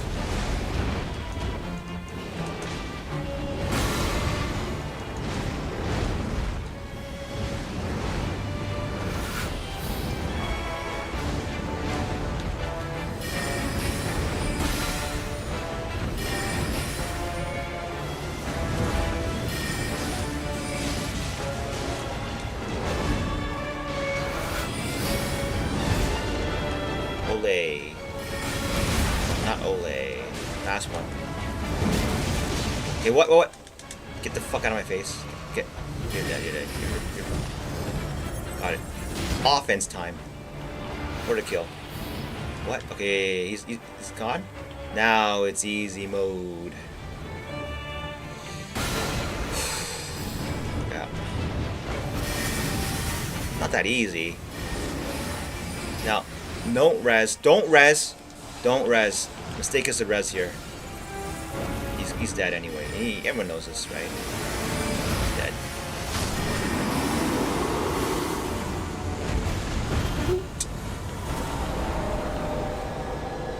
Hey, drop everything? I see. Is that the new meta? I see what's going on.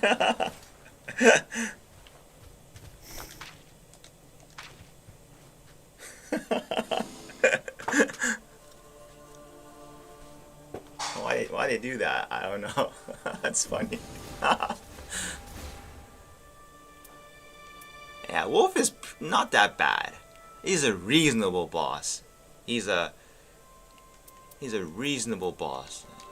I feel like if you lose there, it's because, like, I think that one, if you just get the basics right, you can't lose. Well, you still need good gear though, but that's part of the basics, I think.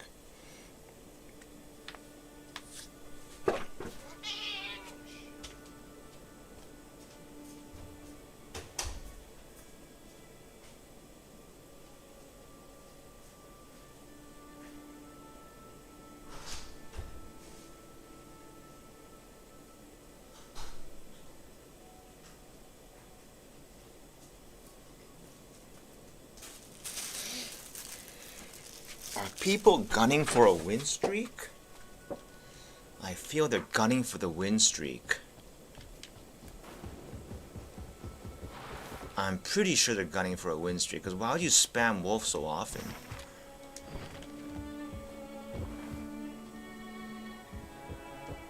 Now you you wish I began, but then it did not. I was taught.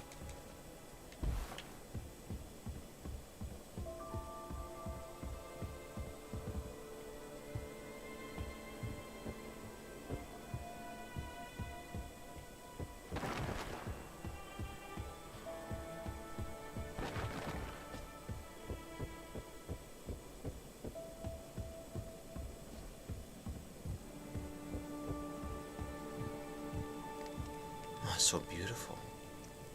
I've always wanted rooms like this. I never got one. It's impossible. It looks so easy because I see it in games all the time, but there's this chair in Japan. I guesstimate $5,000. I'm not joking. Maybe more. No joke. That one chair. A table of that vintage like look and all that. Most certainly approaching like the $10,000 mark. So this whole fucking set, just chair without the books and all that, in Japan would cost you nearly $20,000. This fireplace I guesstimate at about $1 million plus. For the setup of everything, the chimney. There's no chimneys in Japan, at least where I live, so you don't need one because it's so hot where I live. But million? This little section, if you want to recreate all that stone and the arch, is at least $1 million plus, like $2 million. I mean, so this fucking round table hold is probably like a 20 million structure in Japan. And I'm not exaggerating. All the curtains. Even though it looks rickety here, like a piece of shit, it's not a piece of shit. I know an arch like this, you will never make this. I guarantee you this, because I tried. I tried. You can't. You can't.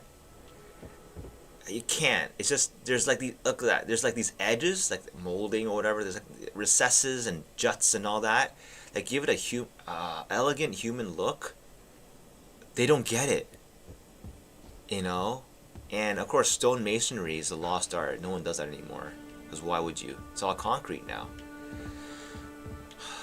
You can't. You can buy, I think, styrofoam versions of this pillar. Who the fuck is gonna transport, like, how much does this fucking weigh, that pillar, just on its own, right? Who's gonna transport that shit over? Like, it doesn't work. How did they do it in the past, though, eh? Picture frame like this, I've seen it in stores. Just a picture frame with the painting is $1,000. I'm not joking. It's $1,000. The frame itself of that quality, that size, with the painting, add the painting, it's like $5,000. So no joke, the round table hold is about 30-40 million, if not more. This whole zone, even though it's like falling apart, adding to the flavor, the base structure of it, of course. Well, it makes sense. It's like a castle, right? But I mean, it's the cost of it is incredible, and you can recreate it with great effort, though. But it doesn't cost 50 million to recreate it.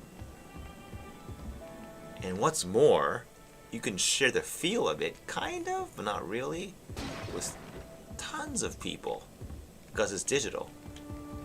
Whereas a castle is for one people to enjoy, or tourists. But, you know. With tourists, it's always someone else's place, you know? But when you buy the game, and I feel when you enter it, this is your place, isn't it? It's their game, they made it for you. It's their world, but this is your place. It feels different, right? Because what do they always say in those tourist areas? Don't touch. Don't go past the. Don't go past the fucking. What is it called? That the fucking handrail. You know. Here you can do this if you want to. You know what I mean? Like, it's so fucking different. No wonder why it's so attractive. These kind of environments, you know. And it did strike me, like, when people were like talking about like a piece of art, and then they were at the museum, and it was Caravaggio, the guy that the director liked, and it was a YouTube video. I'm like, man, this is shitty, because it's like, instead of the thing zoomed in on the painting, it was like a you know, someone's watching it. Like if you actually went there, I'm sure you'll feel something if you watch it in person though. No joke, probably. It's just there's too much other shit that makes it bad, right? The crowds, the lineups, possibly I wonder with all those lineups and shit, are you gonna feel something? Because I remember going to to Europe as a young kid. I went to all the fucking art galleries. I remember none of it. None of it. I mean, I didn't appreciate art anyway, but I mean, like, but you know what I do remember? I remember in the churches, and I touched a stone. I remember as a child, I'm like, there's something fucking magical about the stones. I kid you not. It's like, this is the closest, like, it's not just stone. Okay, I don't know. I remember that though. I remember certain places in Rome, maybe Rome, I forget, where I was just like really moved by the architecture, like just the building. Even though I just wanted to play Street Fighter 2 again, go back home and play Street Fighter 2. And then I remember though it sucked. The travel time sucked. You know, there's nothing fun about it. Like travel time sucks. People want to eliminate it. Even in video games, it sucks. But yeah, you gotta keep some of it, though. I mean,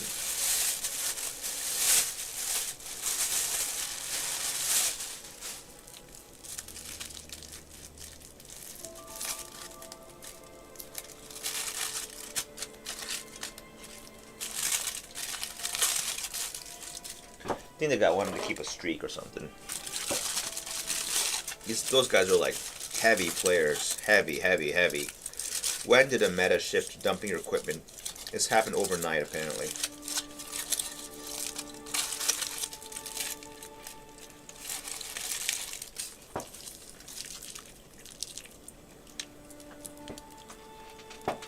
It's more like, instead of game dumping my equipment, I'm going to do it myself first. Or, you don't want people to know what their gear was at the end. I don't know. Well, nah. What does that do?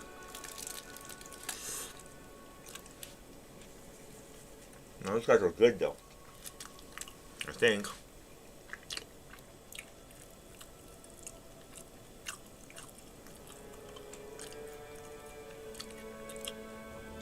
The more I think about it is, if you like range and you don't like dodging, you don't want to dodge shit endlessly so much. And this has got to be. They made this for you. I mean, they made it for me. I know they made it for me because she has a super dodge. It's so much faster and like it travel. It's like a light roll distance thing. It goes so far, and like the way you can just spam it, you don't have to time it. It's just it aligns with my behavior. I spam backwards usually, and it works most of the time. Sometimes you have to time it, but like it's fun. If you could spam roll everything, that'd be pretty boring. But like I noticed, like on the Iron, I had a harder time not avoiding. Yeah, it wasn't as natural to me. Like I had to be very deliberate about the use of his marking ability. Very deliberate. Like it's not intuitive to me. Is what I'm trying to say. I'm thinking like, okay, probably if I played a lot, it'd become more natural. But and I think Sork does more damage over. It doesn't. It's a wash in the end, because if Deadeye can apply that marking consistently, it might even be more. The problem is, can you apply consistently? That means you have to get in and out of range, and I hate that. I just want to stand in one spot and just do shit, you know, and not move so much. And like the Terra Magica spell being the unique upgrade is exactly like that kind of behavior. You know, don't move it unless you have to, kind of a thing.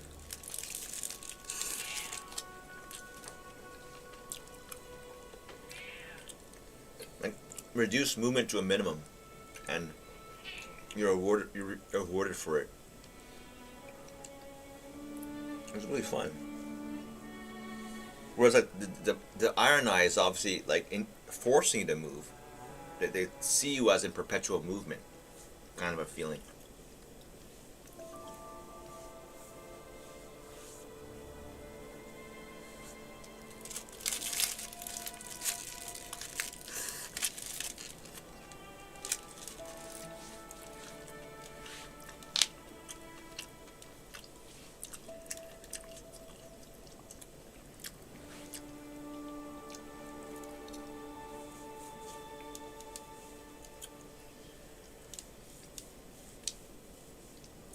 people just spam the wolf to get the highest win streak.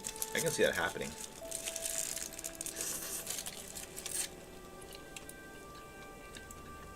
That's where, and I think it's impossible. It can be impossible, but I mean, like, I think that's where, like, having a set group of 3 is a huge advantage. It's completely a huge advantage. Like, do you know how many, like, teams and organized, like, if you have an organized 3-man in a pickup game of basketball, even if the other team has a better player, like, overall they have better players, possibly, if those players don't work together, I'm pretty sure that the lesser team of 3 is going to win. Like, the only exception is one guy is just so fucking good on the other team, like, he could just single-handedly carry everything. Then it doesn't matter anymore, maybe, you know?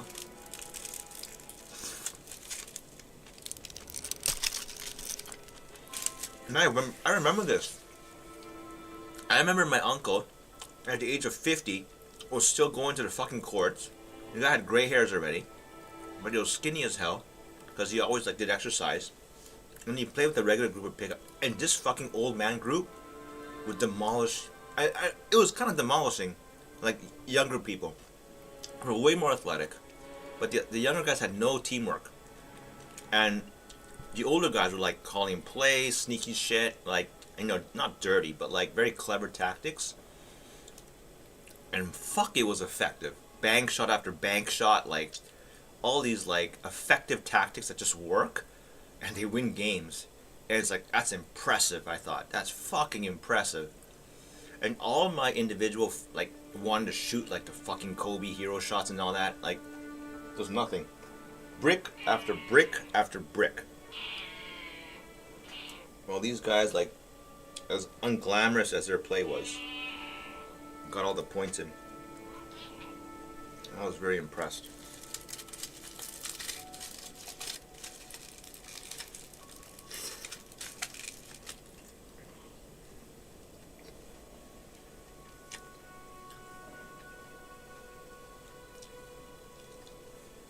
I remember the one time we did win a game. I mean, I like my uncle very much. He took me to pick up basketball all the time. And I swear, the one time I was ever praised for my basketball ability was, like, we won a game against, like, some random pickup people. And I think I remember getting a lot of shots in. My uncle was just a good all-arounder. He was a good passer. He was a good everything. We had one young guy who was really good at the inside. He was good at the inside post. And together we beat another team. And my uncle looked very satisfied after the whole thing, saying, you know, you did well, you know, because they didn't think you could, like, shoot from the outside like that. And you nailed those shots. You know? Kind of like, I just stayed in my lane kind of a thing. I did what I knew. I can only shoot outside shots uncontested. And that's what I just focused. I just focused on that. And yeah. I also remember, like, this guy I knew. I tutored him in school. We played basketball a few times in Toronto. And holy shit, this guy could post up. I was, like, fucking blown away. Like, how the fuck does he do that? His pump fake was so convincing. I don't know how the fuck he got that from, you know, like, and he got a lot of people up in the air and easy baskets like that. It was really cool to watch, but I could never do shit like that. It's crazy, you know. And like, and it's just so weird how, like, things come so naturally for some people, you know, like, and not for others, you know. Like, I remember his pump fake was like, holy shit, that was, like, you know, it's not like a, it's just in relative to what I could do. Like, how come I don't get people to bite on my pump fakes? I pump fake and no one moves an inch. They're like, yeah, what are you doing? What are you trying to do there? But when this guy was doing it, I thought, oh, he's going. Oh wait, it's a pump fake. Like, I was even fooled as his teammate. I didn't see it coming. And there's a whole, like, art to it, I think, that I don't get. So, the setup and everything.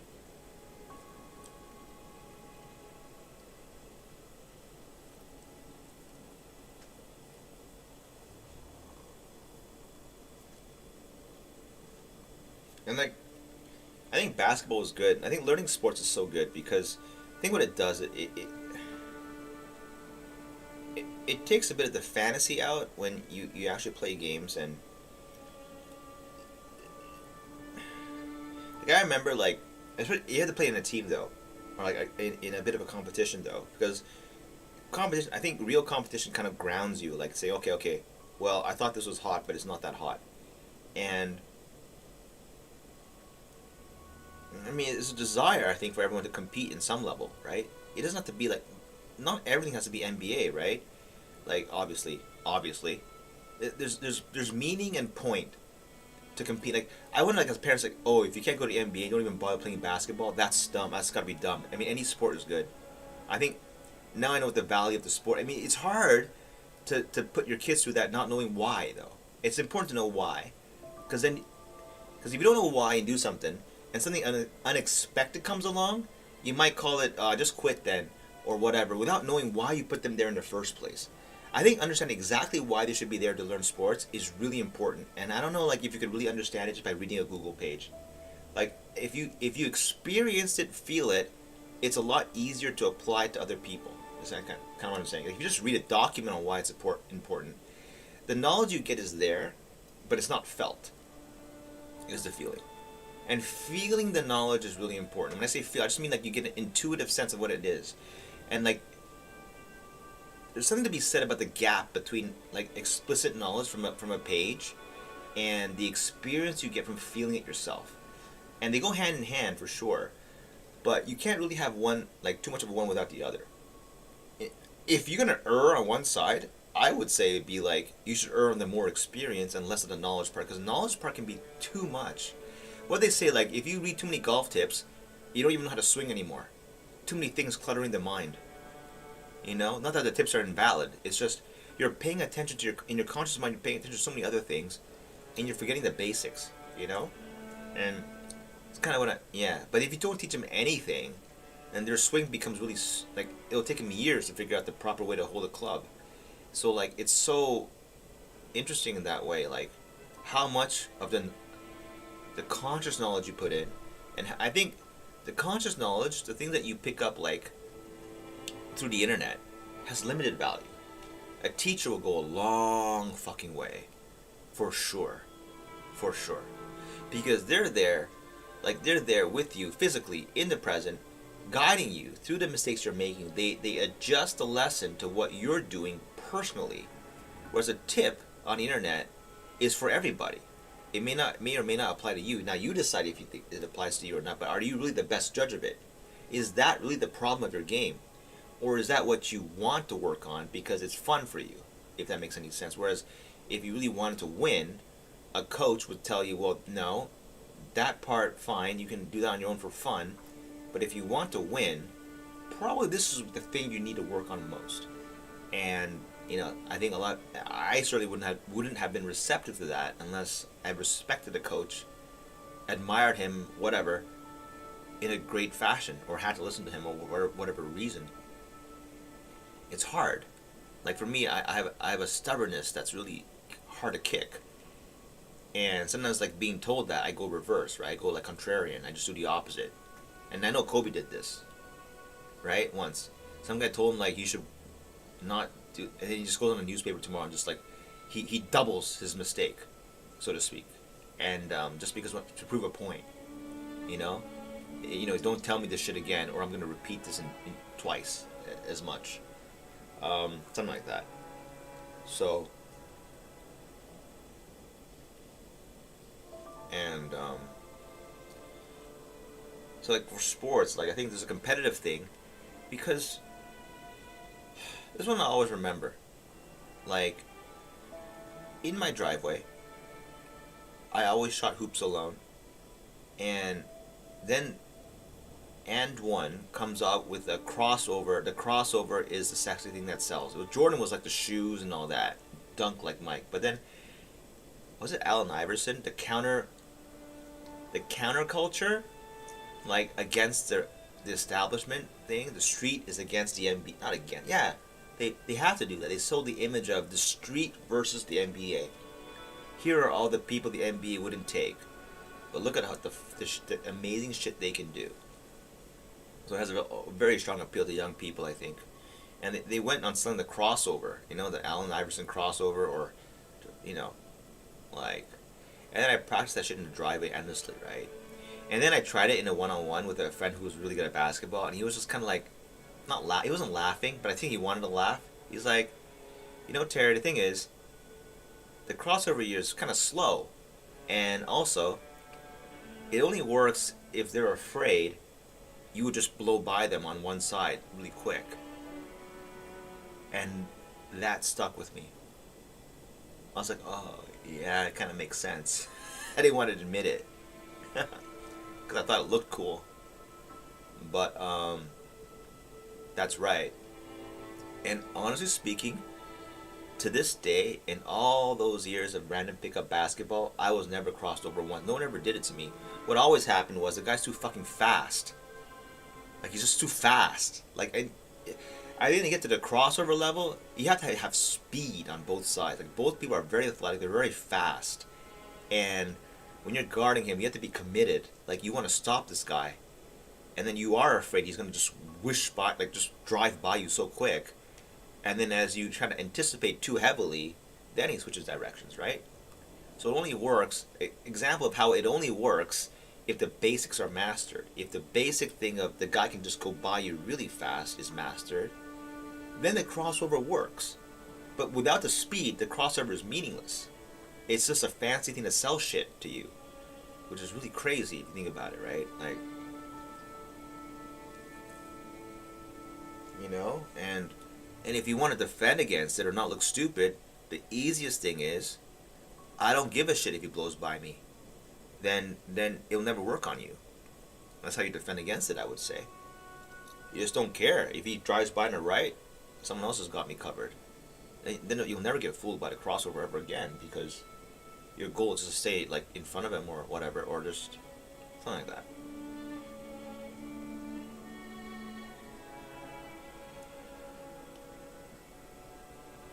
It's just kind of like the crossover is there as the guy is too committed to defending you on one side. And I remember, like, another friend of mine, he showed me the stop and start, the tempo shit. See, the thing is, skills that don't get sold, that don't get hyper promoted by companies because it doesn't have sex appeal, they don't come into a young man's, I want to master this. But a competition will do that. Competition, straight up competition, will make you think, well, this works, this doesn't work. Will hone your skills to like a working degree, right? And the other one was the tempo shift. Like, if you kind of like dribble in one direction a certain rate, lure the defender to go on your rhythm, and then you alter it very rapidly. Like, you know, it completely, you blow by them so quick. And I could never do this, but the guy did it really well. And I thought, fuck, that's pretty impressive. Like, you know, a tempo shift like that is really, it's interesting, you know. Like, I don't know what it's called again. It's like, there's a word for it. It's like, you got to be dragging the guy with you at a certain pace, and then you just shift it. And it can either be faster or slower. Either one will throw them off, right? It's kind of cool, I thought. It's something in soccer too, I think, right? When people just like suddenly stop, and the defender might fly off in the other direction. Like, it's pretty funny, right? When that happens. So like, it's just inertia, right? Inertia lag, and that the defender has a lag time in the reaction and what's happening.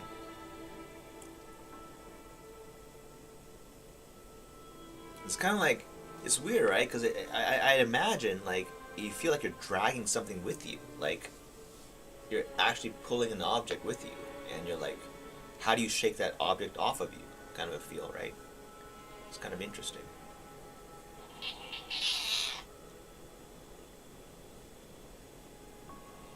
So, like, I think, like, competition is good because I think it straightens people out or something like that. And something like that.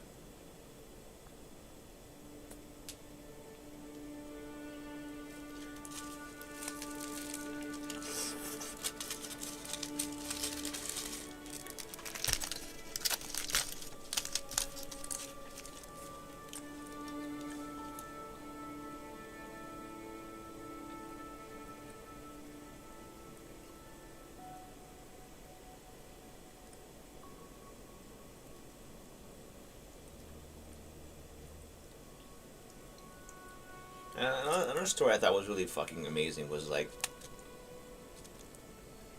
I remember reading this too in the book from Phil Jackson, and also the documentary, how he invited Shaq over to his cabin in Montana and asked him at the very beginning. There's a man who's like got millions, millions and millions. He's like probably has an inflated ego, and he comes over to his house, and Phil Jackson says the first thing is like he tells him to drag some logs into like just some menial task, you know. I want you to drag these logs into the lake or something like that. And then for Shaq's reaction, it's like, no fucking way I'm doing that, right? But I don't know what it is. Like, then it was a test. Basic, can you do shit you don't want to do because of something greater you want? Are you willing to do that? And I want to see this first. And the thing is, I don't know which one came first, right? But the way Shaq told was so, I love this, the way he told it. He said, like, you know, at one point Phil Jackson showed him like this closet of his or whatever where he had all the NBA trophies, and it's like the sun was like perfectly lighting them up, like glorious trophies, and he just comes in and says like something like, if you listen to what I tell you, you will have one of these next year.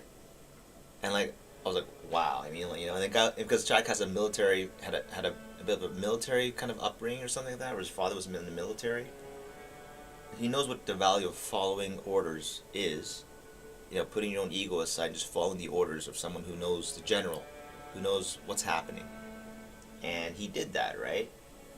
And he won. And I always think, like, how many cases are there in the NBA where someone says, I'm going to bring you to a trophy next year, and they don't? Because it is quite the powerful motivational speech, right? But I think that doesn't happen too often, because the risk is too high. Because if you say that, don't deliver, you're fired. You're known as a liar. You can never do that again.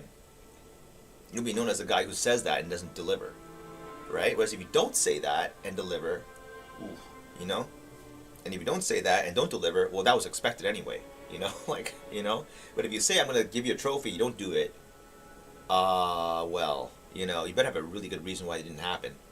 And everyone can understand, right? I feel that way. I had to lose complete trust and think that person's a complete fucking exaggerator and liar. But the amazing thing is that he delivered, okay? This makes me feel like this guy and Pat Riley, they call it. Next year we're going to win. Wow. And it's like they know the pieces it takes to win. They know it. They can recognize it. And they can almost foresee the future in a way. And like, then it comes into the Matrix, right? That movie, that scene where like the Oracle says, huh? What was it? Something like, but I can't be the one because of XXX, and then like, he's just told like, the Oracle only told you what you needed to hear. You know what I'm saying? Like, it's really weird to hear that, because it's like, what does that mean, right? Well, maybe Phil Jackson himself has doubts. But if he doesn't do this, it's going to be lost anyway, right? So, you know, he has to do this and then deliver and live with the pressure, you know, and then get fired next year and be called for a liar if he doesn't do it. He has to take that risk. But if he doesn't do this, how do you convince an ego like that to follow you in your, you know, follow your orders? You know, it's really interesting to me, because it takes a lot of what I think is like underappreciated, not in the media, and not glamorized, and not selling for anything, because no one wants to be a coach, really, right? They want to be the players, right? That's where the sex is, right? Is in the players, right? That's where all the fucking like glamour is. But yet all these things happen behind the scenes I was not even aware about. Like, these things, if they do not happen, I do not think the team will win just on pure talent alone. You know, like once a teamwork breaks down, holy fuck, there's enough quality on the other side to just roll over them, for sure. It's not an auto win, for sure, right? I could totally see that. Once a teamwork breaks down, two people hate each other on a team and they don't pass each other the ball. Like, I can totally see how another team was more like invigorated or just motivated and working together as a unit, most importantly, banding together, you know, could totally steamroll a more talented. And it has happened many, many times, I think, in the NBA, right? And in most professional sports is like that too. So there's a commonality there, which is really interesting. And I just think what the coaches do, the GM does know that can greatly affect is huge. Like, past a certain point, once talent in basketball can be identified, quantified, nurtured, it's almost like the talent itself is a given. Like, like it's gonna happen every year. X amount of talent pouring out of the into the draft to be collected. Now you have the talents and their personalities and their egos. How do you channel all that fucking talent that you paid for to win a championship? And that's got to be really interesting for, I guess, the older people, because they're too tired to play. So they only can use their mind at that point and not their physicality to achieve something, right? And there was a thought in my mind, like, if the coach is young enough, how dare you tell people what to do? You couldn't even beat them in a match anymore. Well, everyone knows that. They're old already. It's not the point, though, right? Obviously. It's not the point. And I don't even know that much about basketball. I don't even have a kind of a layman's understanding of it.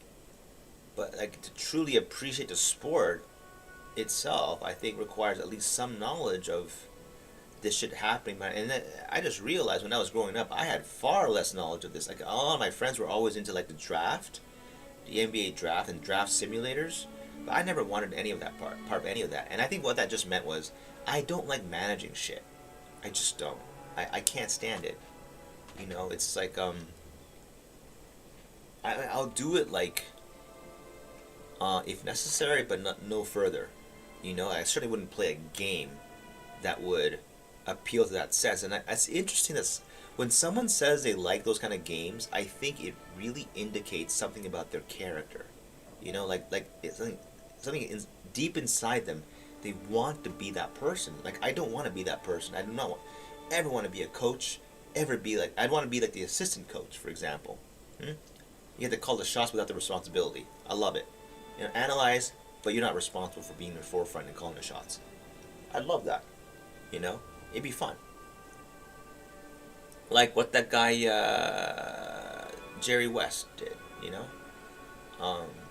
Like, I see, like, I can understand where he's coming from a lot of the things he said. And he doesn't want to get caught up in ego battles, I think, or like, who's the man, who's the alpha dog in the house. Like, even though I think he was pissed off at like one of the managers. Like, what the fuck was it? They brought someone new in. Was it Phil Jackson? Yeah. He and Phil didn't, probably because he was threatening. I think people feel threatened when someone with a very similar skill set enters the picture, and we're not sure who's the top dog anymore. And that's kind of like very threatening to people. They always welcome talent for other positions, but not for their position. Because threatening your position in life is one of the worst kinds of threats. Because it's a threat on your identity and your value. Whereas others is like, okay, well, that's my teammate. Let's be like, fuck yeah, that's good. Unless you're like a kind of person who wants all the attention for the glory, then it's bad. I don't know. Because you hear both, right? Some players are like, oh, thank God they're bringing that player on our team.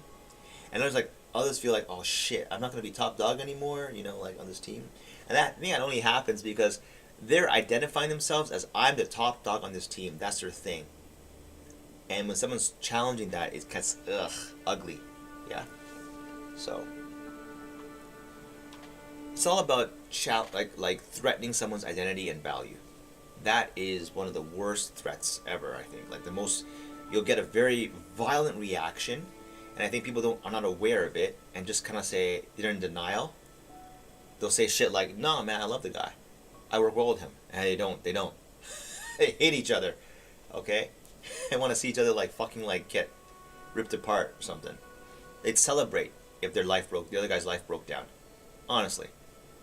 But in other cases, or like you're thinking, okay, if that guy goes down, I can't fucking win these games anymore. You'd be like, you'd probably pay money to take care of them. I think I would see that. I could totally see that. Not out of love or whatever, just because if that guy goes down, so does your team. And yeah, totally. Whereas if that guy goes down, I get to play starter and not bench anymore. Oh, I don't know about that one, you know. If you don't want to be a bench player, that is, you know.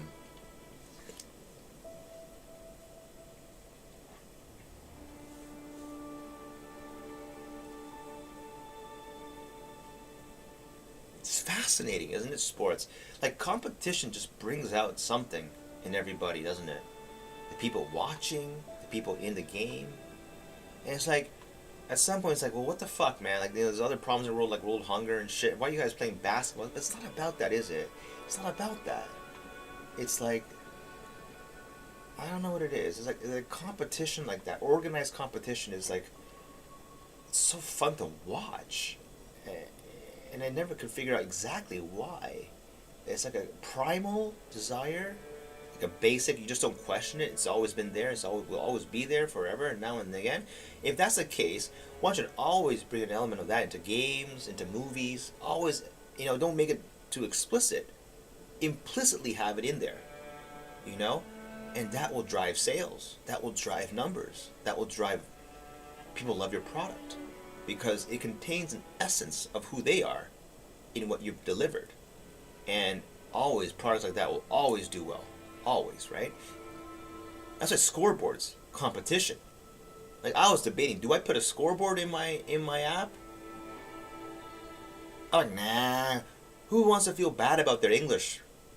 Well, I don't know. If you really suck, is it good to tell you that, no, man, you're good, you're awesome? Is that good for that person or bad? Or should you gently say you suck? You do. And maybe you should reconsider the whole thing. You know what I mean? Like, you can't make everyone happy. You know what I mean? Like, it doesn't make sense. Like, how can you feel good about being good in a game without people who suck at it, right? If what I did just now in Elden Ring, and this is like, that is so easy what you just did, my friend. Even if my 10-year-old child plays better than you, I will stop playing tomorrow probably, if that was true. I don't think it is, though. And, like, so that means my pleasure in the game, in this, is completely dependent on others existing who are worse at it. It is. There's no getting around that. Fuck yeah, it is. When I see on Steam charts like 6.4% of people achieved it, fuck yeah, I feel happy. You can't bring that out, because then out comes the people saying, you know how many people bought the game, just played it once, didn't play it again? Like, of course, right? But still, right? You don't measure it against that. You measure it against, like, whatever. And here comes the, because you no-lifed it. I did. But, like, are you saying there's no one else who no-lifed it and couldn't get that far? I don't know. That's actually hard to say. I wouldn't know. They don't give you that info. They don't give you that info. Because that really hurts. Right? Imagine all throughout the game, while you're playing, top right, you are now doing worse than the average. It gets redder and redder as you just suck more and more. I mean, how long would you play that game, right? Honestly. I think you'd throw it away and say fuck you and never come back. So not showing that is correct. Absolutely. You do not want to show that. You want to let the person discover something. You know what I mean? A little bit. And inflate his ego. And put it down when necessary. It's all essential to the experience, right? What I experience in this game is someone with a master hand at this, knowing how gamers think and behave, knowing what they want in a game, more than they may even know about themselves. And because they know so much about it, they can make it, right? I did have this discussion. It's true. I think it's true. In order to make the damn thing, you have to have a conscious knowledge of what goes on inside it. That means knowing more than the average person knows about it. Then you gotta know what the subconscious parts are, as uncomfortable as they might be, and kind of face it head on and go, yeah, okay, let's incorporate this shit into the game. Absolutely. Okay, and then there's going too far. An example would be PoE2. They actually had a fucking MTX where there is a kill count for every player in the fucking game. If you have seen this, I think this is the worst thing you could ever put in a game. You know what that does? And it did it to me. It's a race. Bitch, it's a race. Who can kill the most and it's an ego. And now you have numerical proof. Are you a baller or do you suck? It's right there. And here come the excuses. Well, I'm not really trying hard to kill. Well, that guy's geared for faster. Well, maybe. Legit. They're all true. But at the end of the day, I gotta ask yourself this. Is this good for the game? Like, is it good to do this? And you know what happened with these groups? People left in droves. Like, you know how people go join a group, they stay for a while? In this scenario, the 0 people leave quick. They leave quick. And there are a lot of 0 people. What you see as a numerical experiment is like one guy gets 3,000 kills, the other guy gets like 800, then 20, 0, 0. Or not 0, like 1, 3. That's how it kind of pans out in most games. It's never like 300, 400, 300, 200. It's never like that. It's like the Pareto principle. One guy gets 80%. Second guy gets the remaining 80%. And then the rest is nothing. You know? And it's like, that's where I thought, man, this group shit is so dumb at some point. The only reason, and there's always, you know who has a skin? You know who has a skin? Is a guy getting the 3,000 kills. He's the only guy. Would you ever think of a guy who can only get 0 kills in a group actually putting on that skin in his hideout to embarrass himself? It would make 0 sense. And it never happened. And you know how you get them to kick you out? If you happen to outkill the guy who owns the skin, he will call you out for whatever behavior he finds despicable about you. Like, oh, you, stick with the group, please, right? Or get kicked. Because you're challenging the very reason why he put it in there. The very reason why he's playing. He's not farming loot. He's farming, aura farming? What the fucking term is this? I don't know what the fucking term is these days. He's farming ego points. I'm going to use the old terms, okay? He's farming ego, basically, by having people come along and him feeling, I fucking kick ass. I'm better than all of you. And here's numerical proof. And the funny thing is, I never saw that skin again. Ever. No matter what group I joined. Never saw it again. Was it an experiment? I'll have to look it up. I don't even know what it's called. But it was there for like about a week. No, more like 3 days. And it just vanished out of sight. And I thought, they can't possibly keep this in a game, I thought. If this becomes widespread, they're going to lose players. They're going to lose people playing PoE. And not to my surprise, in a very weird way, I never saw this skin ever again. And I continued to play after, in groups, many weeks after. I never saw it ever again. I don't know if the people just said, I'm tired of everyone leaving my group, or they took it off the MTX store, or they modified it, or it's still there but people just don't use it anymore. I don't know, or I don't know. I'm sure they're not filtering my group list based on this, but I never saw that thing ever again. And it should be removed. It is cancerous and toxic, and it just encourages a fucking rat race for more kills. Like, it's horrendous, actually. Horrendous little thing. You know? The base idea being that you should never really... Oh, man. The thing about now I think about this, the NBA players, they got the plus minuses and shit. Oh, man. Like, you know... But then again, they're playing for money, right? So, like, I guess they could just focus on what they're supposed to specialize in if I did my job, which is probably okay. But, like, in a video game like this, I don't know if it's good to, like, numerically assign numbers to this shit. I guess people play those competitive MOBA games, Overwatch, like, I don't know, maybe they know more about this than I do, but, like, it's crazy, though, I think. Like, I did play Overwatch for quite some time. It was really fun. There is a kill count. There is a kill count right at the end, which doesn't always tell the whole story, but I do believe it's a very delicate thing on how you report, the metrics you report back to the users. For sure. You got to be very delicate about it. You don't just throw them all in. I mean, if you do that, people will not play your game anymore. In essence, there is a lot of value in knowing which metrics and which to show and which ones not to show, to keep it ambiguous. For 3 people to think they all contributed the most. What's wrong with that? What's wrong with that? They won't ever meet each other and talk about it. If all 3 came out of the game thinking I was the MVP, I don't know. Yeah. Overwatch has a play of the game, but doesn't have the MVP of the game. Well, sometimes it's kind of obvious like, who was the MVP. But I don't, as far as I know, they never really explicitly identified this is the guy who, if he wasn't on your team, you would have lost. I don't think they ever do that.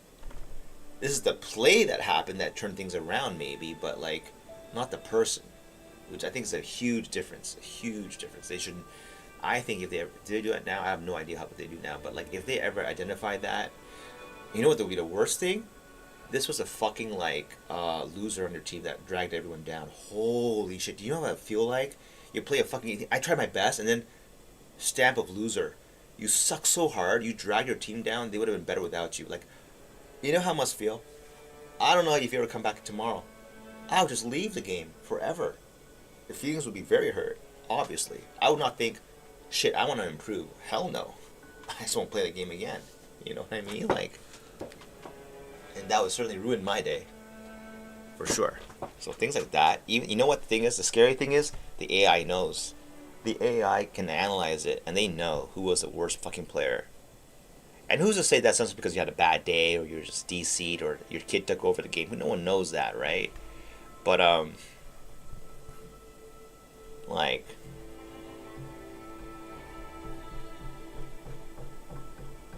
as I heard that there's so much toxic behavior on League of Legends, I'm assuming it's because I don't know why that is, but I never played it. I thought I want to stay away from this kind of game. So, but I mean,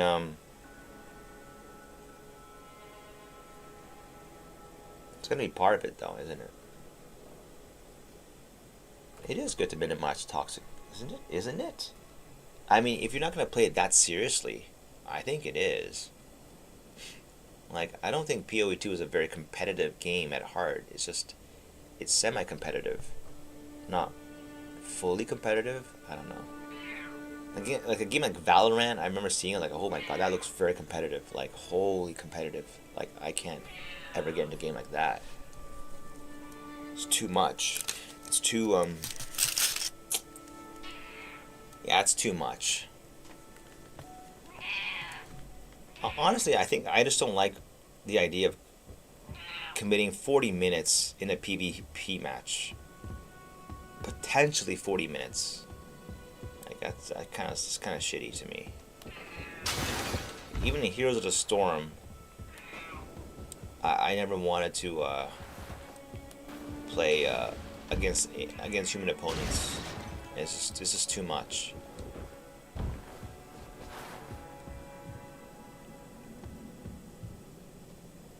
I did play PvP in Elden Ring. It was really fun, especially chaotic PvP.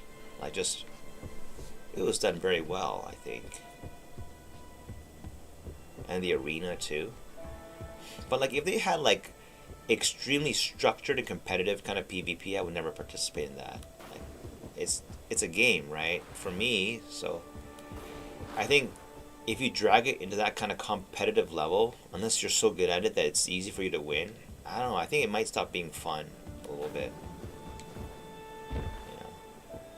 Is that what they say about golf, right? What does that say? They say, if you don't take it seriously enough, it's not fun. But if you take it too seriously, it'll break your heart. So it kind of makes sense now.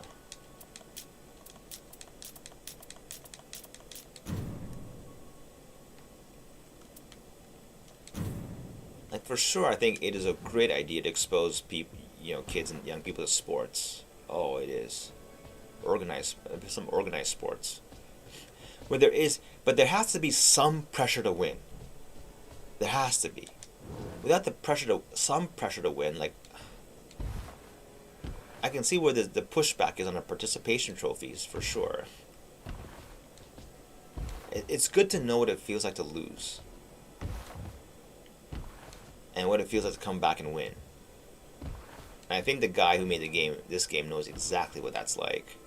And just wanted to recreate that feeling. He held it I think the hardest thing when you make something as complicated as a game or anything is, can you remember why you made it in the first place after you get lost with all the tools and the this and that? Are you stuck?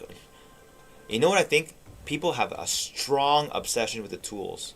How many times have I been asked, yo, what is the monitor setup you have on your Mac? It does not matter. It whatever you think is comfortable for you. I did the entire app on a fucking notebook, you know? And to be honest, the more gear I got, the worse I got at making shit. The worse I got. It became a thing of mine, like, I have to use the smallest computer that I can tolerate, which is a 15-inch. I could not tolerate the 13, it's too small.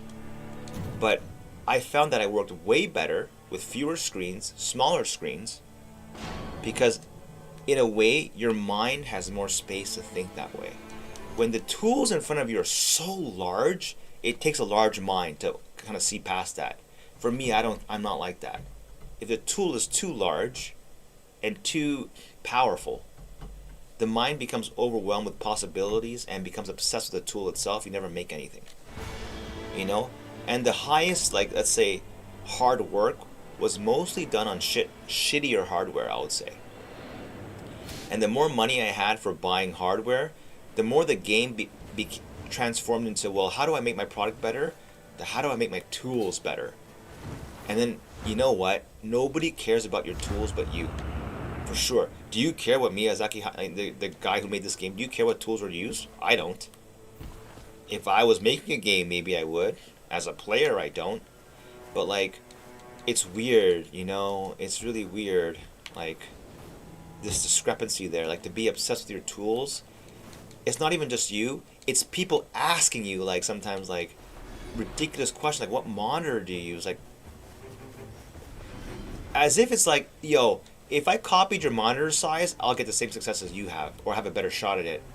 Hell no. No way. Like, I mean, if you're using like a fucking cell phone to develop, yeah, you should change that. But I mean, like, as long as your monitor's over like a certain size that can see shit properly, past that, it's all your personal preference, right? Has to be, right? Like, can't see any other way. But that obsession with it is really interesting, I thought. And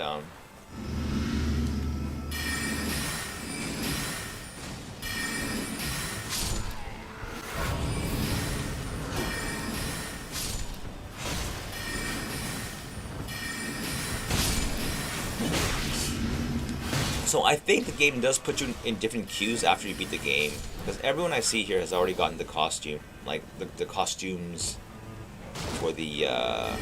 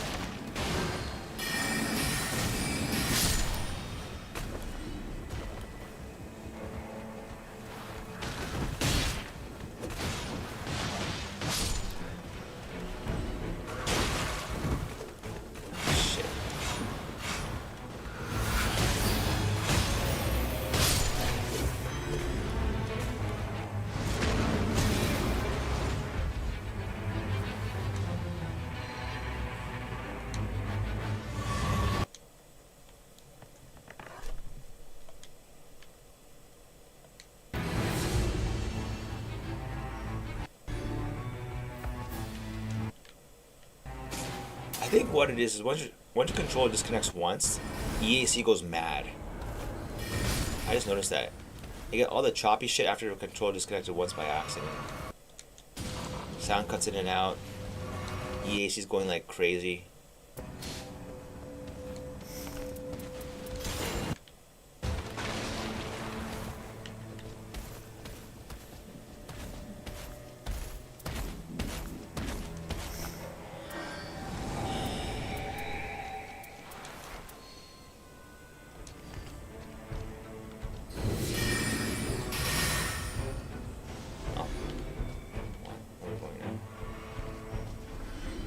What's the boss? You guys want to beat this motherfucker? Oh, I hope you knew what you're doing. Wait, where's everybody?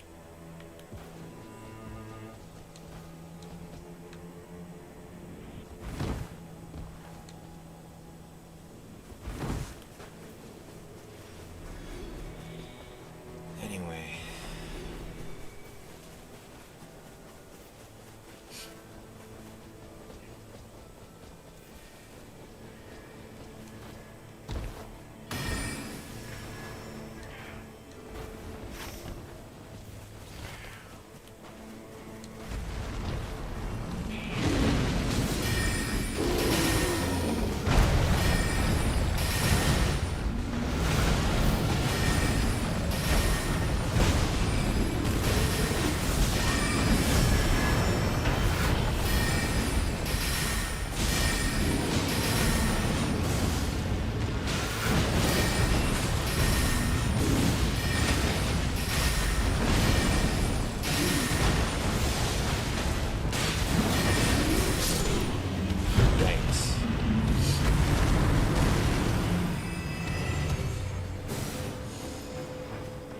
I'm getting like no weapons, right? This is so weird. What's going on?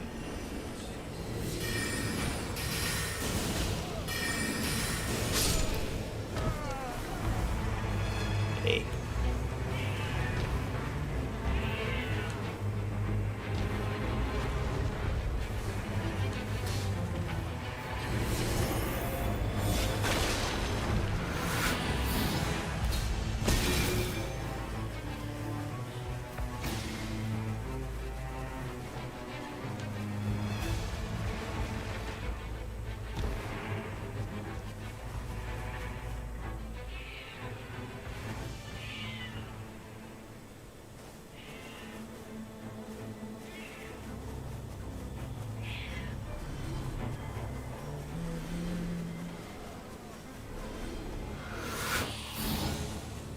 Alright. I got you, man. Jesus fucking Christ. Stop it. I never thought cats could be this affectionate, seriously.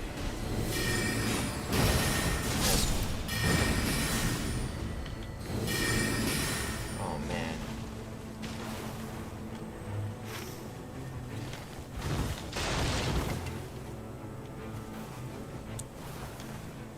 Cat's fucking licking my face. It's really...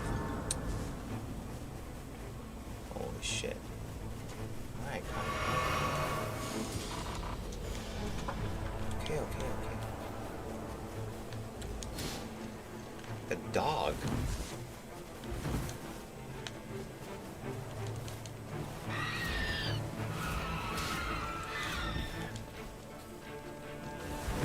This cat has a really like weird like meow, but like, you know what? It's kind of like, it's the thing I was talking about. Like it makes him like even more special in a weird way. Like, you know, it's not a good meow. It sounds like screeching actually. It's like an old lady's like I don't know, cackle or something. I don't know. It has a really weird quality too. I can't put my finger on it. The weird thing is, she can meow in a very cute way. Just that's not her natural thing. That's not her natural voice. It's really weird. Okay, like when she really wants attention, she'll put the effort into the meow and go like into the cute, like very feminine meow. And then like normally though, it's like a very like a your old aunt or something like meow.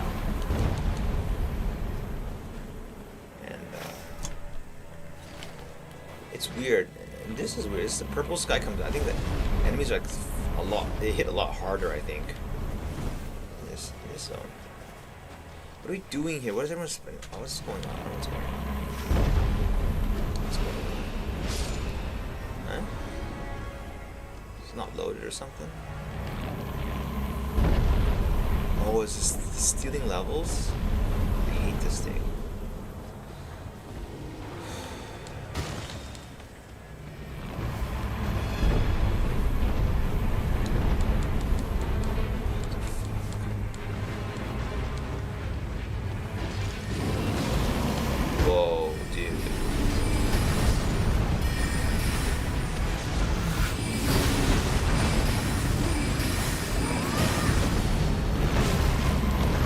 How's it been moving at like 10 FPS? It's really weird. What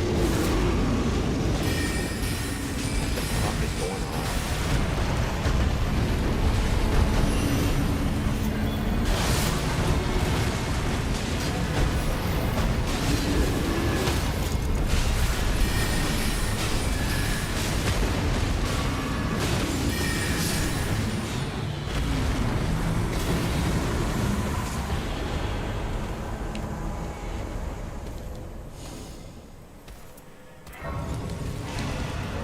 What was that? On top?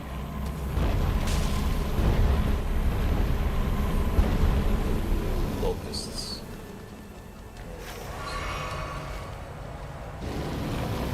Move! Please. Oh my god, it does a locust and it immediately locks up. Wow.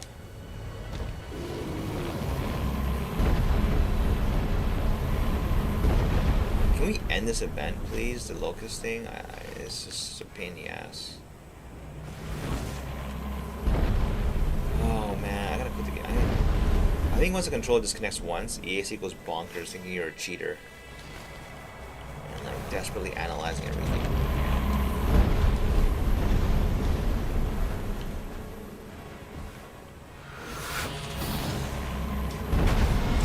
Oh man. What? Find out where is it then? Tell me. How will we ever know?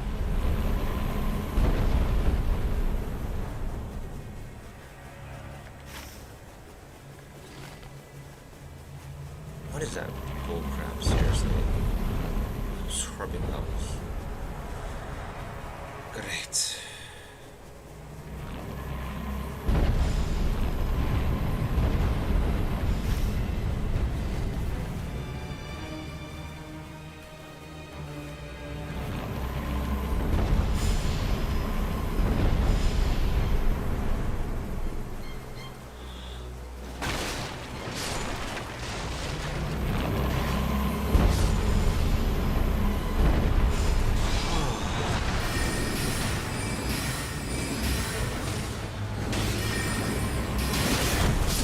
The game's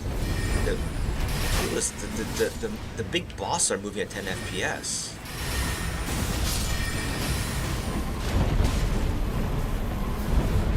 Except for the level thing, eh?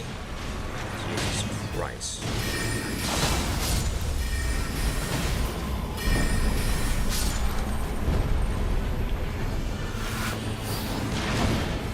Nice try, fucker.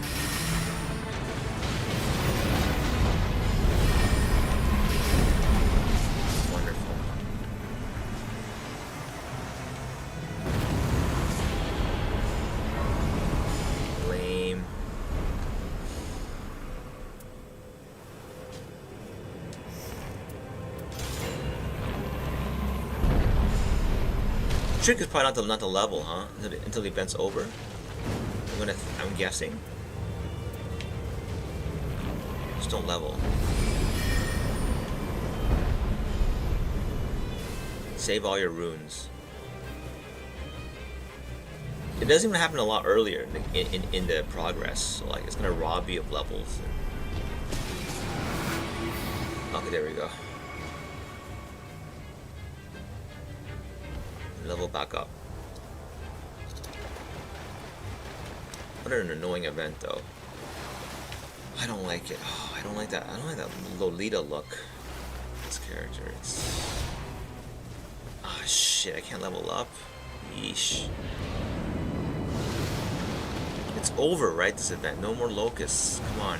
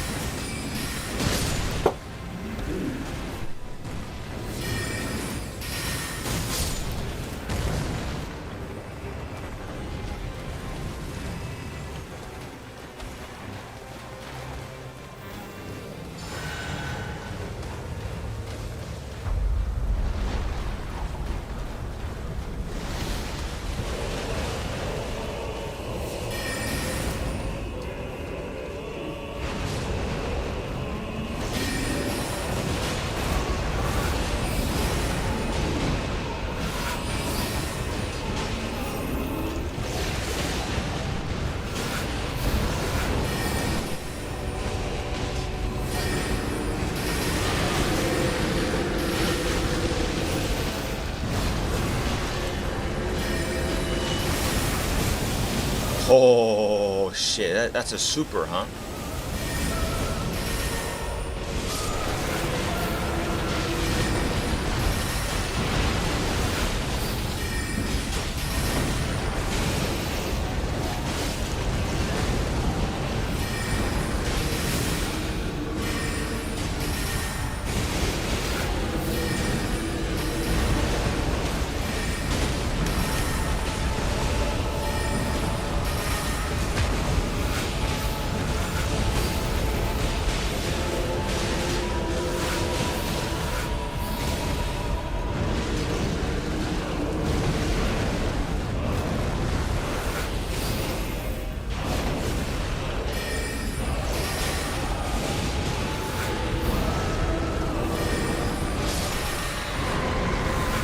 Very nice. And these, although these know what they're doing, I don't know. I can interrupt the fucking. Well, I hope they have a plan. Cause I don't. I don't know how you deal with the mirrors. Do you have a spell that deals with mirrors? This one.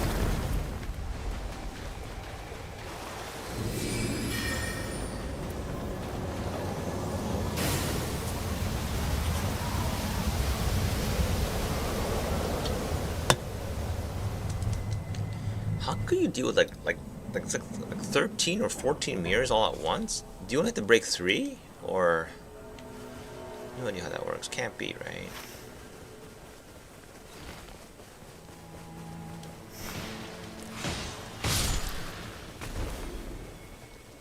Not just me, everybody at 6, okay.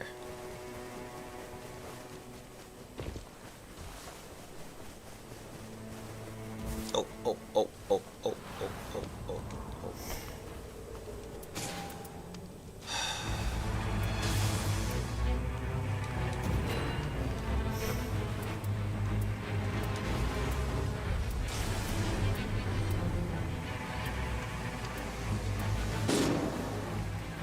Oh, whoa, whoa, whoa, whoa.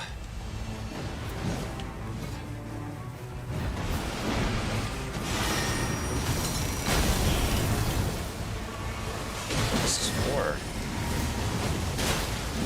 Oh my god. Why is everything in hard mode this time? Look at that. They're all like energized, doing high damage. Why? Why? Is this so it's a nightmare? Is this the game's hard mode? Because I don't appreciate it. Whatever, we'll see.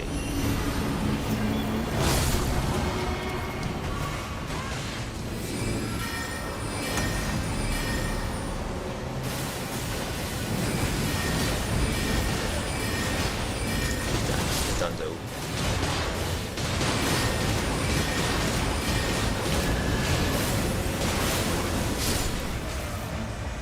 Okay. Huh? Tower?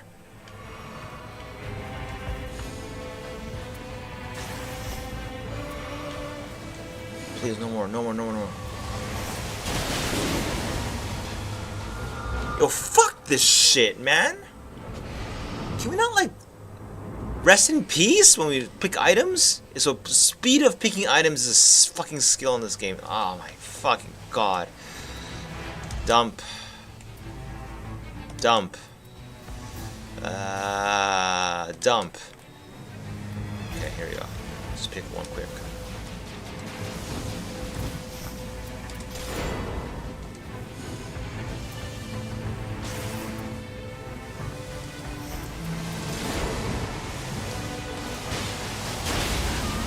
What? Even spamming dodge roll not enough? Okay, fuck. Back in. Holy fucking shit. It better be a sizable reward for all this pain and misery. What is this crap?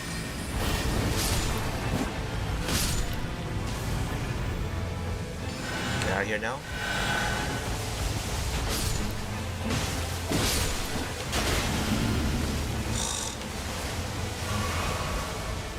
Where's that raining down from? Oh, it's up here. I see.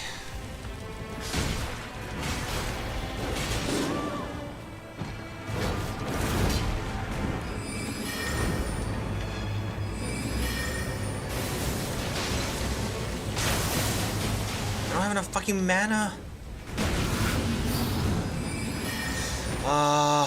It's too hard.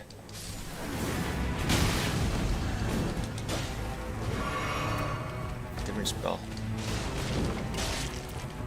Oh, this is so shitty. I'm out of here.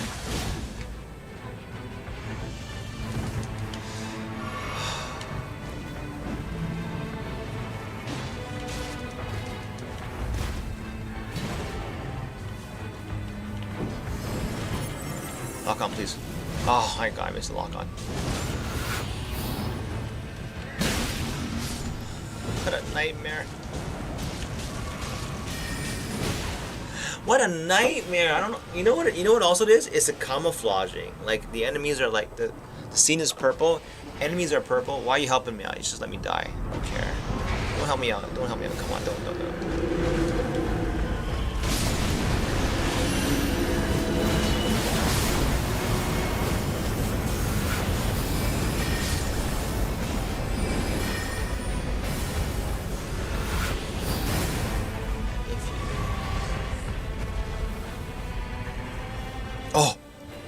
Oh, muchas gracias.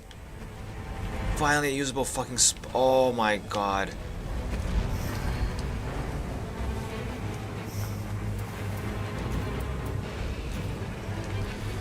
So fucking nice.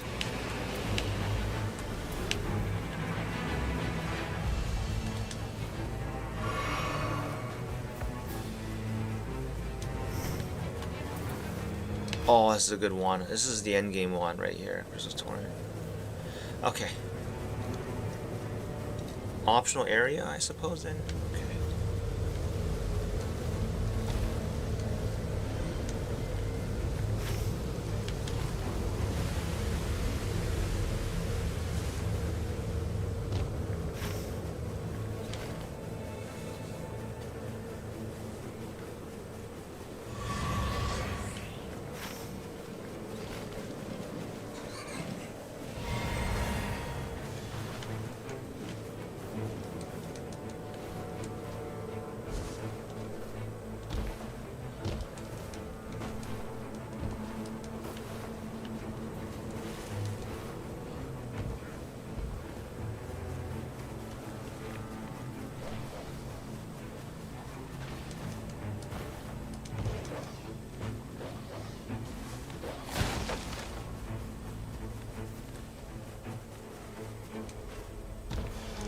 I think also there was an incident in PoE world where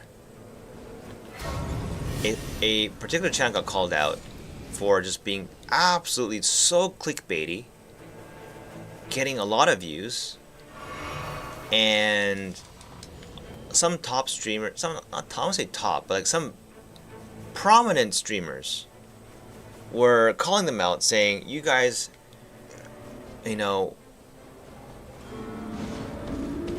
we've tolerated the clickbait. We've tolerated as if they're the arbiters of the day, but like, we didn't say anything about, like, let's say, all the other clickbaity shit you put out. But this one's just so flat out wrong and bad that yeah, like, we can't let this slide." And although this will kind of give it away of who it is, they're saying like you can make currency by selling your armor as scraps or something like that. It was like, yeah, it's bullshit. It's complete garbage material. I've never seen such garbage material in a video before. That's for sure. But I wonder, because I actually I didn't follow anybody. I watched quite a few of their videos for D4. And I thought it was okay. Although in retrospect, thinking, did I learn anything from these videos? And yeah, the answer is no.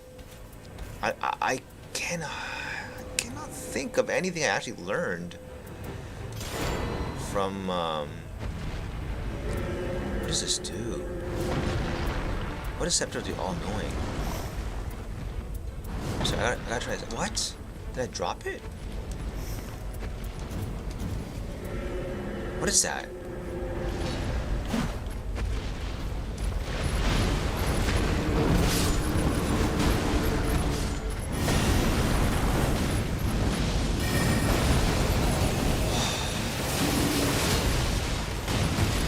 Yeah, that was pretty bad, that's for sure. I should have done that. That was very stupid to do.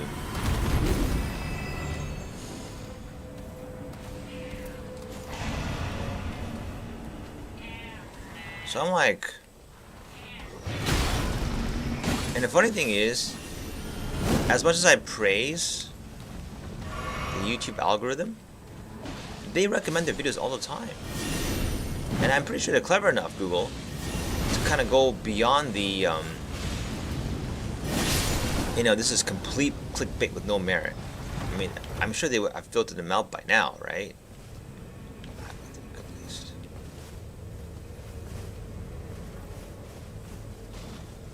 Frost. Are we fighting Frost? Who are we fighting this time? No. You need fire. This guy needs fire, madness. I think are they farming that? They're farming madness gear, aren't they? Kind of have to, huh? What's this? Whirl of Flame. Let's try Whirl of Flame. I can't? I don't have mana. Okay.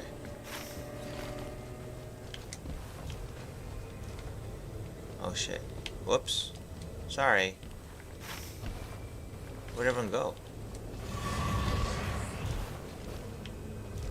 Thank you. Thank God. Okay. It's not just me.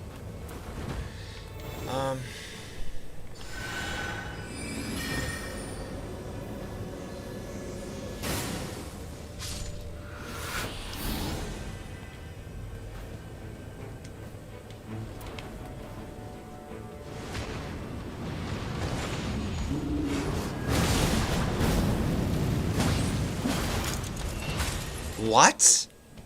That's useless. Is that a range spell? Oh, is this a close up? Let's try that. Did it hit him at all? Is this of any value? Zero redeeming value. Okay.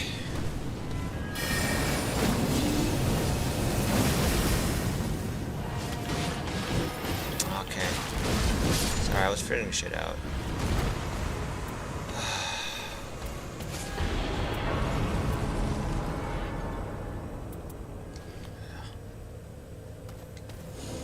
Oh, baby. We've got one. What is this? Oh, dude, you gotta move, right? Where's the waypoint?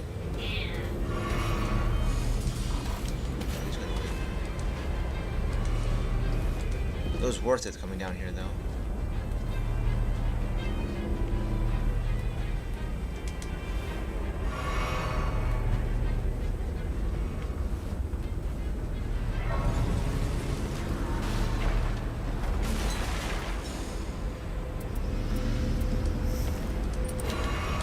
Ah, come on! Come the fuck on!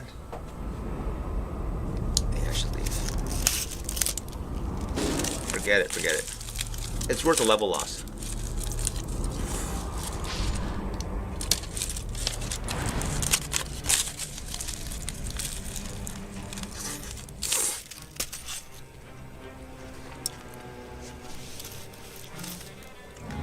Anyway. I think a lot of it's just jealousy. Why does low quality content get so many views and my higher quality content gets nothing in comparison? I can totally see that. I'd be upset. Well, how the fuck are we supposed to scale this mountain? Please tell me there's a jump pad. Or scale here?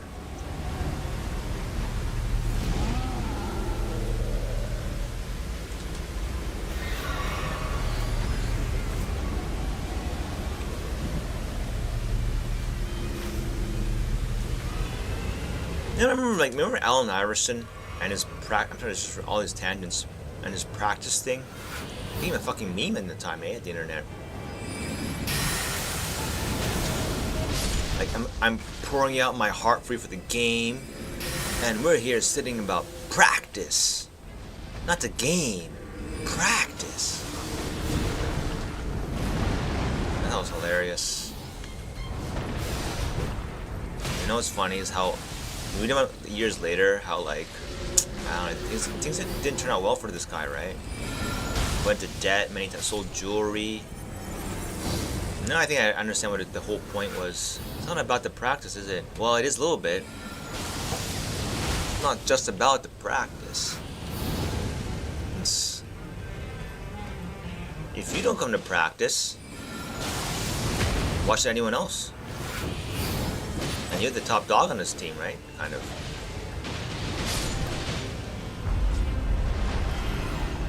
Does he think about that? I don't know. I can't see from his side, and they can't. I don't know. I do think though that if practice was so pointless, then why the fuck does it exist in the first place? Like what? I mean, can you get so good at the game you don't even need it anymore? I mean, it's one thing to play your heart out. I get that. It's just so if you play your heart out, new rule. You don't come to. You don't have to. You've proven your point. You don't have to go. You can't see it. But I kind of get it, but don't see it. I don't know.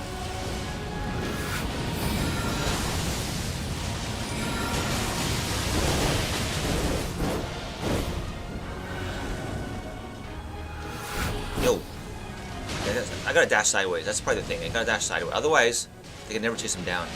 So dashing sideways is a thing, isn't it? No! Yo, that's good timing on the other guy's part. Shit, man.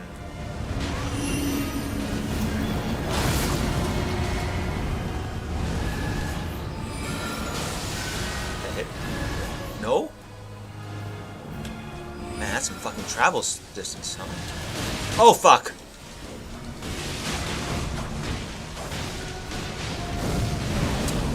Motherfucker!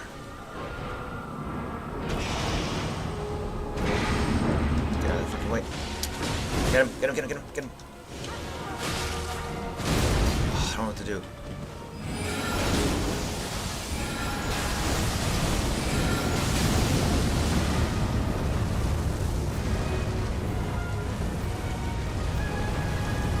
That's what I did. One more time. Run away.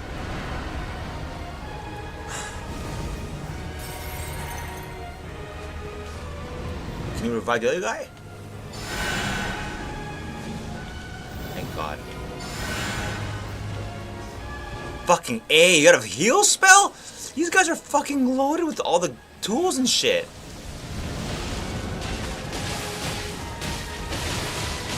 That's it. Whack him down. Whack him down. I think the gravity spells have a higher aggro. That's their gimmick. What you trade off is bigger damage, but you get higher aggro for it.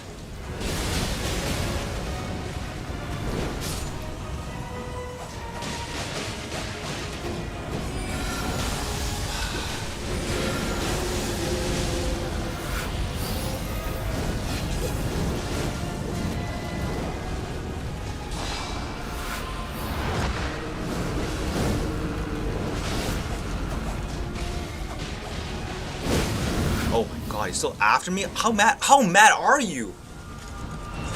How fucking mad are you?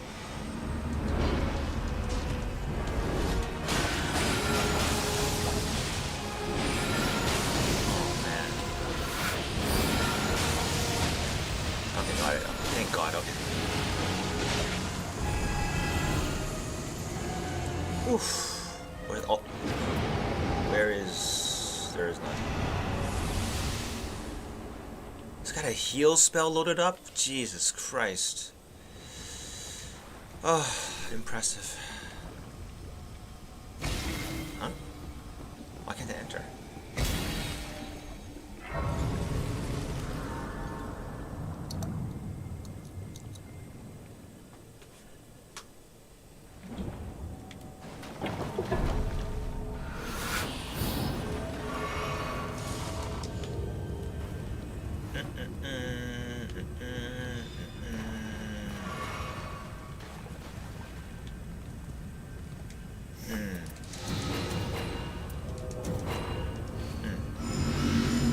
Oh, what a buffing too and shit. What is all this crazy? Oh man. How do you guys know all this shit? Seriously. Okay. Let's go.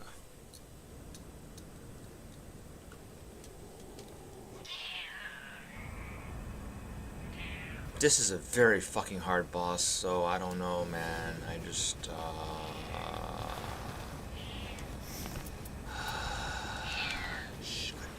I got it.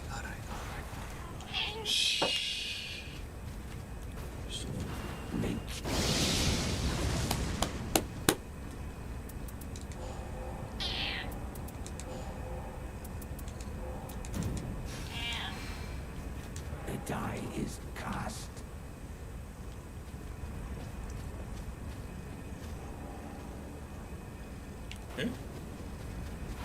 The die is cast. The time is right.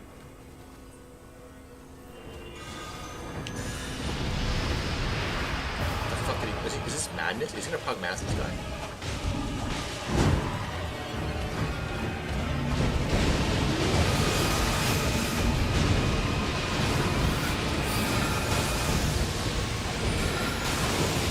How is he doing so much damage?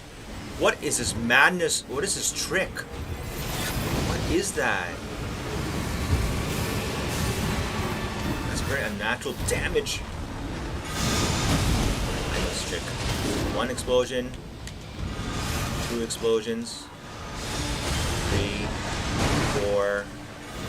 He's relentless in this stage. He's relentless. He never stops. And he calms down. And then he can attack again. It does seem like it's always like gonna be like a okay with this button. Okay.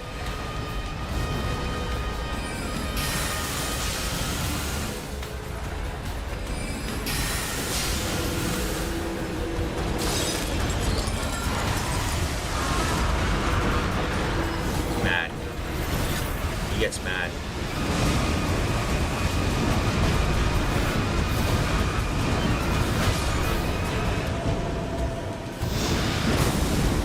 He gets very mad.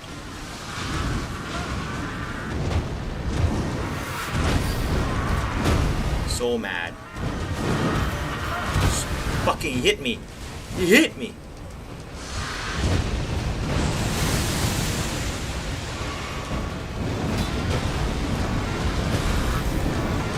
Gotta calm down. Huh? He switched his targets mid fucking combo? Yo. That's too much to deal with. I can't deal with that. Okay. Huh? Oh, okay, he's not stopping. This can't be easy to deal with. You bugged him out. He's bugged out. And I'm a participant in this fucking little game? You guys are exploiting this boss.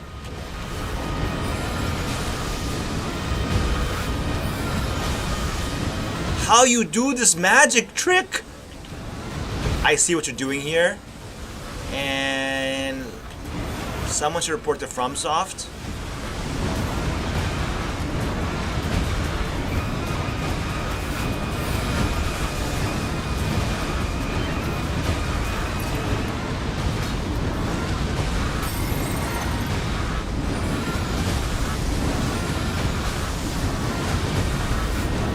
I get it.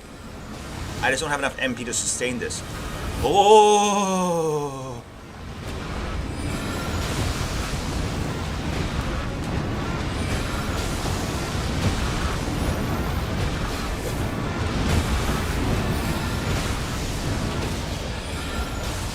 Huh? Why'd he stop?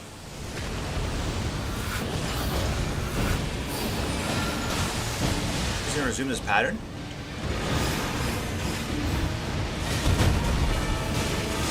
Back, back, back.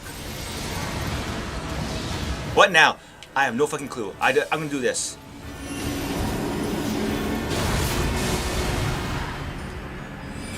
Failed.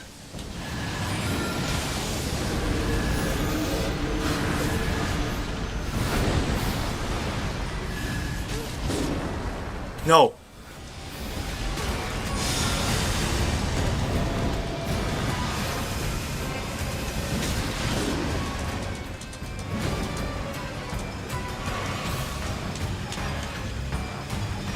No! Lock onto him!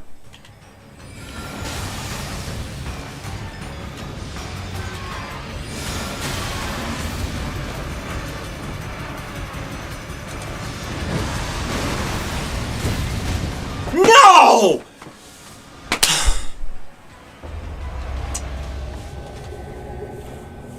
You know, is there a hotkey for lock on to nearest dead ally? Because I swear to God, I spend like 10 fucking seconds.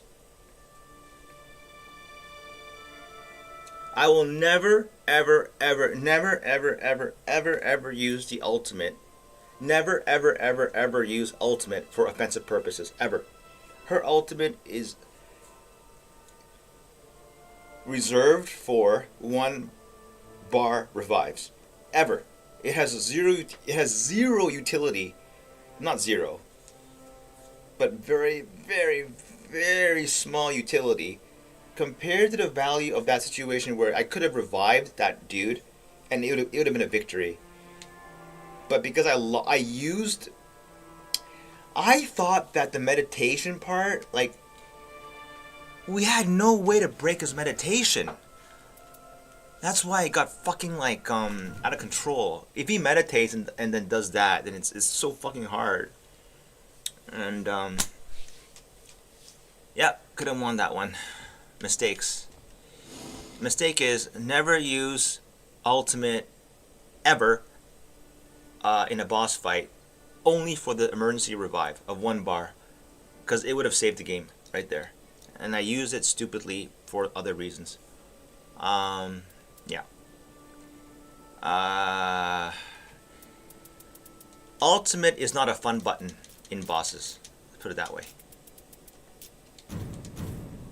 It's not a win more button. It's a save a wipe and turn out victorious button. I have to remember this. It can be a fun button, I think, in the regular maps and stuff, because it doesn't matter if you die or not so much. But in a boss fight, not having a 0 startup, invincibility all the way,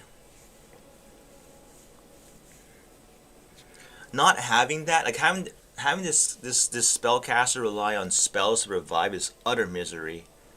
Like you see, if you don't get in one cast, it's a nightmare. I think I should have used the other one, the Stars of Ruin. It's just you need what you call presence of mind. Like when your whole party goes down, it's like, what? This is not what's planned. It seemed like you guys were already like. Okay, another huge difference is no matter how fucking pog your team looks like it's doing,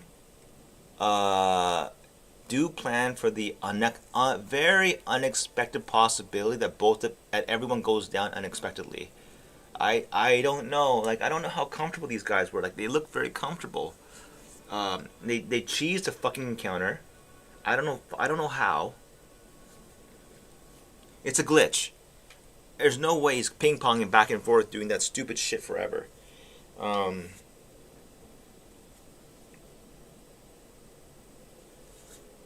There's no way. There's a mistake. It's on tape. I remember he did a second meditation, but my intention was I wanted to test. Does the Recluse's AoE ulti, does it clear all the mirrors at once? It did not. Which is sad. Because it does mean that only the Wilder and the Iron Eye have a way of dealing with the second meditation, which is the worst one. The second meditation is like, it's like 13 fucking mirrors. I don't know how the hell they're expecting anybody to like clear that without stunning the boss. I think is it kind of like a, yeah, but you're supposed to fight him in a meditated state. Because he's a lot easier when he goes mad, like physically. And he's a lot harder when he spawns all that random shit under your feet, like, which is when it's like normal. And this boss though, fuck man. Oh, I feel like beaten. Cause hold on. This motherfucking guy.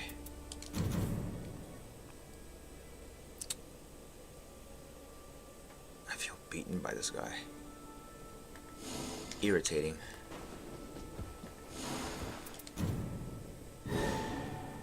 Oh shit, we got a team already? Okay.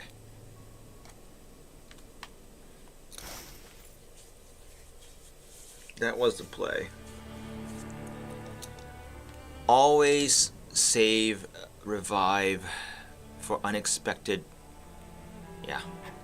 And even then, it's like, before getting too excited and using it on a one-man down, which happens, usually if one guy goes down with one bar, it's not a big deal.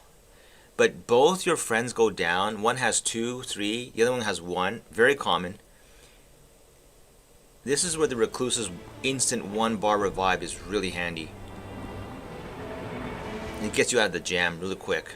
Because then what happens is, you revive your buddy, probably the boss is on your tail, you spam dodge like a madman, because you hold aggro, your buddy now has all the time in the world to revive the third guy.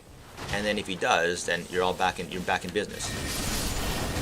But it's really dependent on you having that instant revive, like, ready to go. And it is instant. Like, it's basically you just run up close enough, and it's an instant, like, 1 bar revive. And that's really handy. Ooh! What's this? But it's okay. This is part of the learning. And part of the fun. I will try to not get tilted by it, even though I already am. Is this any good?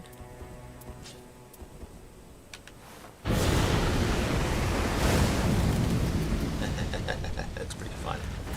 Okay. Okay. Dagger here. Okay.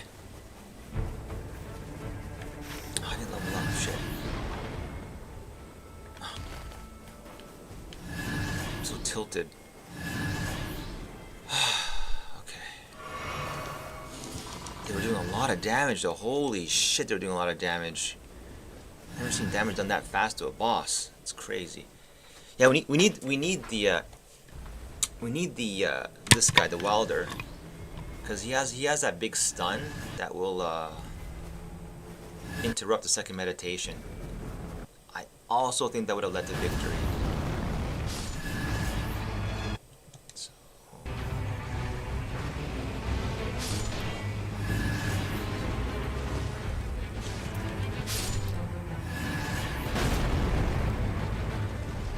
Like, no fucking way, right? Like, yeah, well, okay.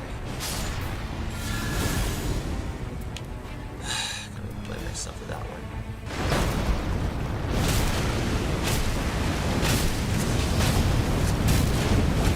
This is fun. The dragon stuff is pretty fun, no joke. I mean, it's like, it looks kind of weird and kind of weird. It's fun. Very nice.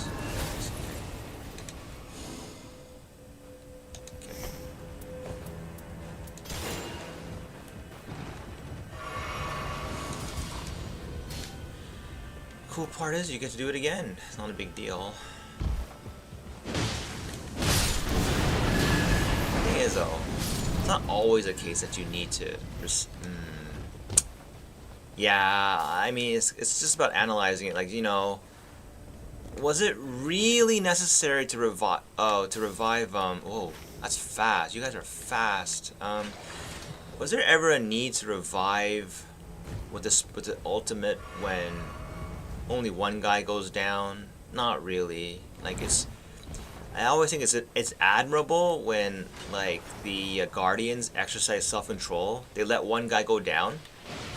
They save it for, like, when it's like 2 goes down, 1 has 3, and they properly, like, order it. Like, the guy with 3 takes priority. It's like triage for, like, first aid or something. I mean, for, like, not first aid, emergency care.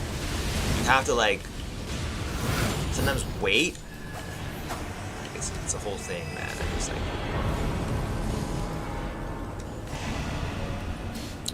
so yeah.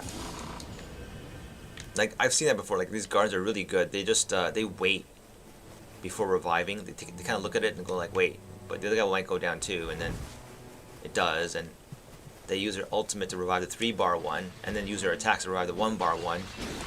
It's quite the skill, because restraining yourself is hard, I think, in that situation. So I think.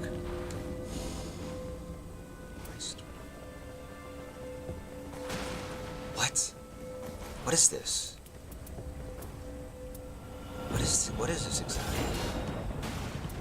What is this? Oh no, I can't use this. I hate this shit.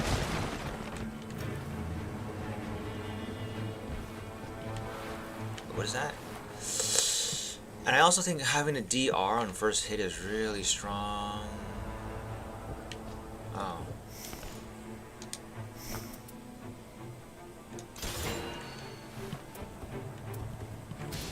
Okay. Where are we going? Fuck. Okay, okay. Yeesh.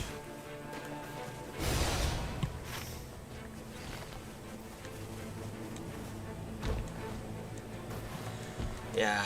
The judging, like, doing value assessments on the gear and then, like, quickly is hard. I don't think I could ever do it. Just getting too old, I think, and it's an excuse, but, like, I don't like being rushed like that so much. I can deal with some time pressure, but not like that kind of time pressure. Like every little action is requiring like split-second decisions. It's too hard.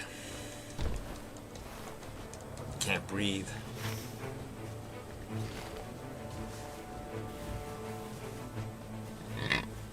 It's really off like base theory, but is that why like I always feel like I'm rushing all the time? Is it? Could be, you know, like just because I play games too much. It's like, and that's what ends up happening.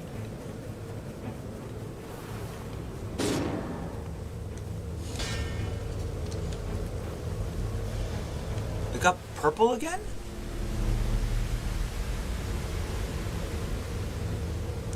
Why? Oh no. Didn't.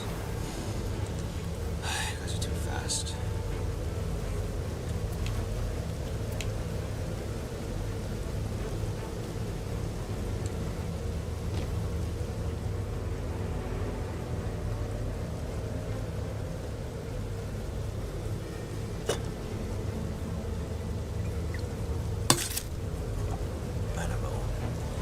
I'm terribly sorry, guys. You are way too fucking fast. Too fast. I can't keep up. Is it necessary to go at this speed? I mean, is it? I've been on groups where it slows down. We didn't win everything though. But it's not so intense, the speed.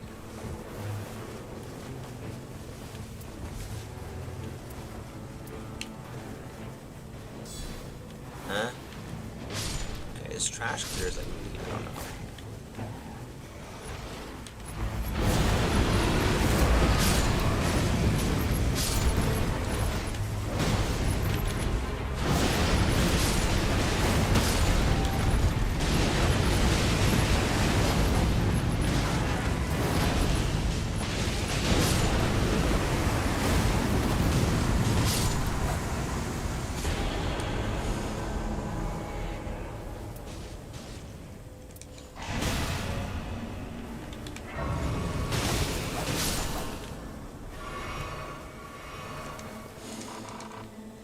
No?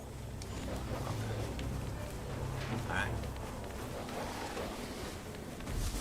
I think that was the Duchess's base echo.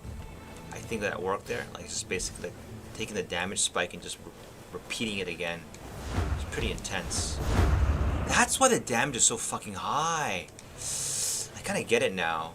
Like it's like you take the burst and then you like you crank it up. It's like it's pretty intense. Yeah. I already have this one.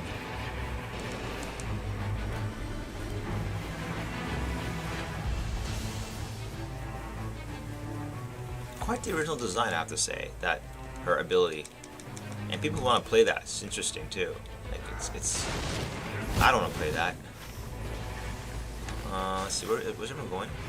Oh, whatever. Okay, the Evergalls. Why are they so? Or Everjails. Sorry. Yeah, that's the weirdest bit of jail. The way it used to be spelled.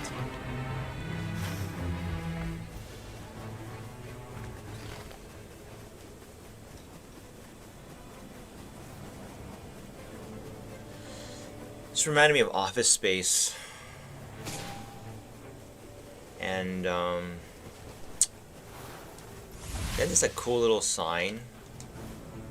You know what? It's a loss of individuality, isn't it? That's what a story is really about, isn't it?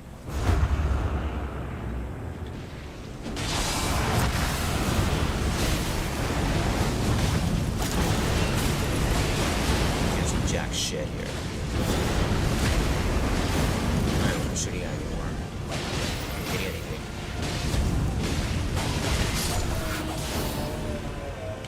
It does obscure your view, that dragon ahead.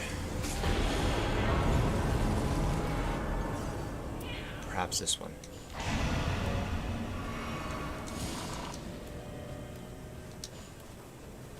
I think it is fire damage. He does do fire and holy. That's very nice. Means we'll get one shot by this motherfucker.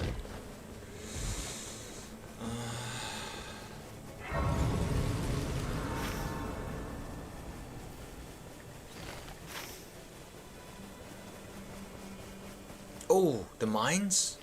I'm all for the mines.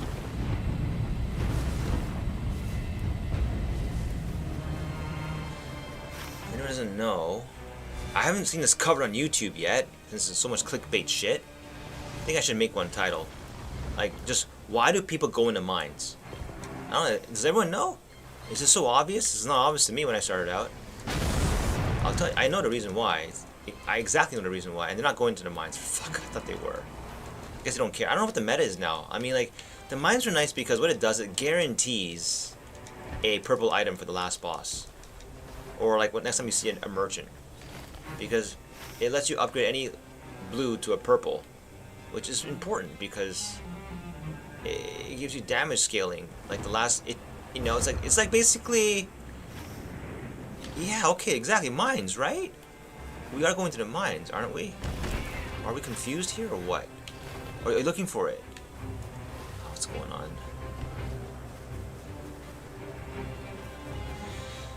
Whatever.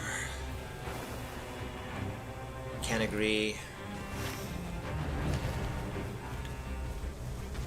Well, oh, fire. Are we fighting or not fighting? We're not fighting. Checkpoint, and then what? What's going on?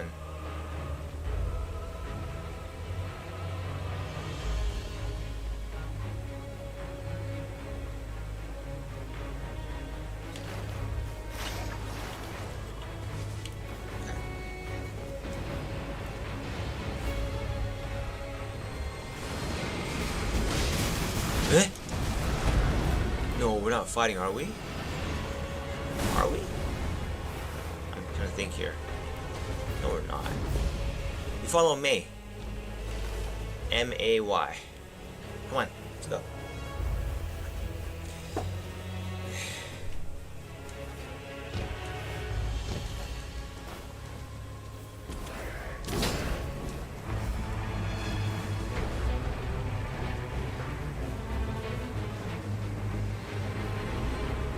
Are we cool here?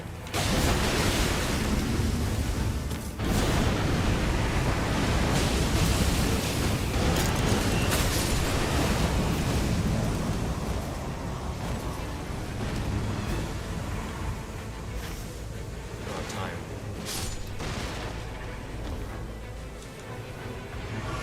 Not good, eh, for first day, but that's okay.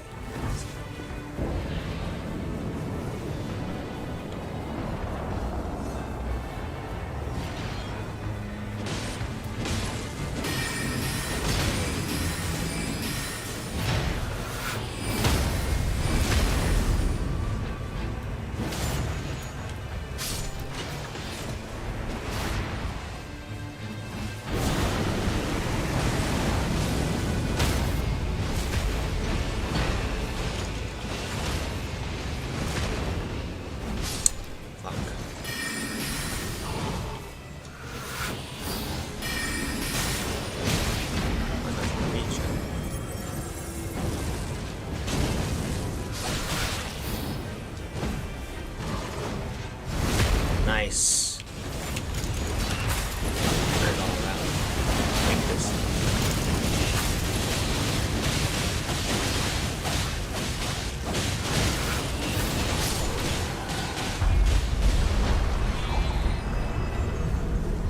Keep meowing, I don't know what's wrong.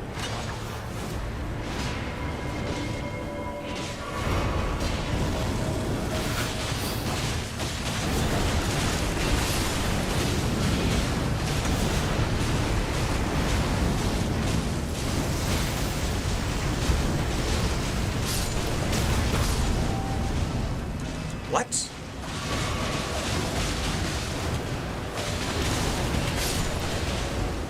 Huh? Here. This is what's so fucking worth it. Eat. There's an MVP on the team every time. He's the guy who knows what's up. Like, where to go. He never dies. Or rarely dies. He does less than you do. That's a good benchmark. And calls the shots. The good shots. Follow him. Victory. And revive him ASAP. Has to be this.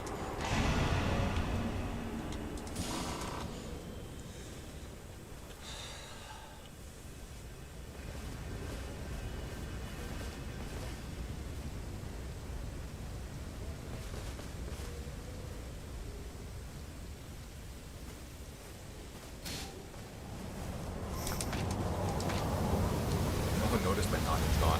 Fuck. That feeling of a high five and no one's there.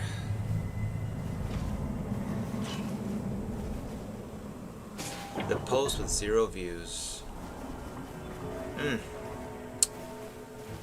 Feels shitty, doesn't it? I gotta say, you can grow accustomed to it.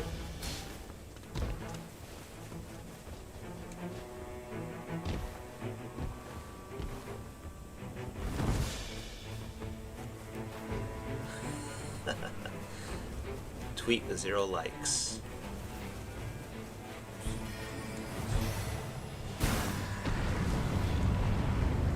And I gotta say, like, every fucking time, whatever media it is, I've written tons of shit that it was never popular, for sure. How could it be? It's very edgy. And it does get likes sometimes, you know. Romay, seriously, please. I'm not really a reviver, you know? Yo, fuck you. Oh my fuck. Can you revive with melee without attack power? I wonder.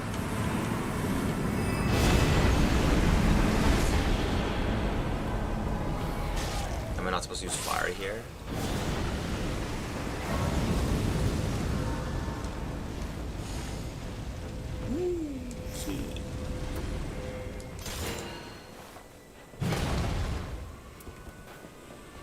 Okay. Where was the thing here?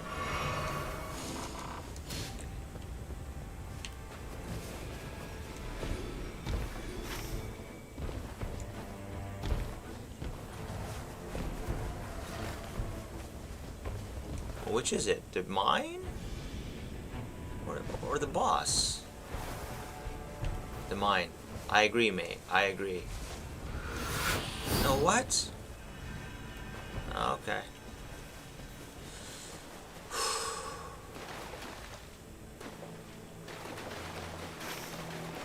What?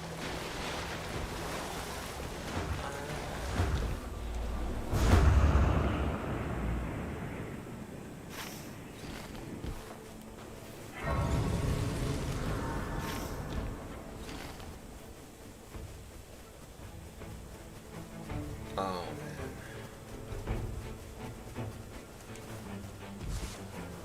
Okay.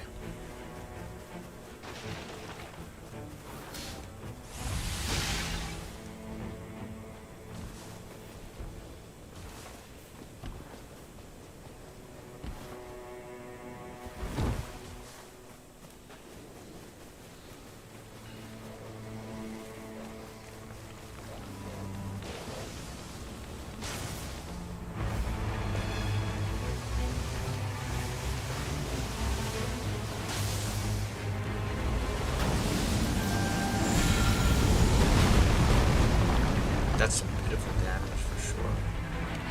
234 off of fucking. Unlock, please. Over, please. Stop this.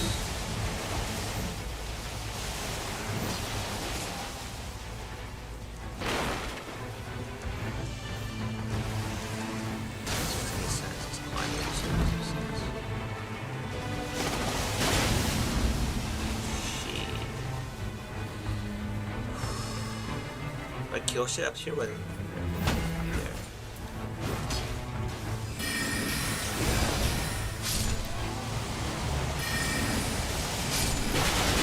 Oh boy, that tracks, eh? It is slowly tracking.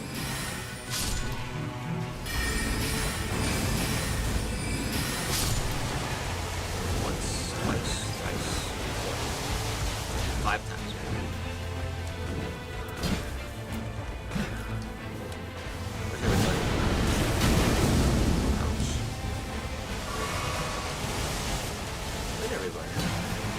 Alone all of a sudden. What the fuck? You guys have left this whole area? Why the hell did you climb up? Oh, never mind. Lol.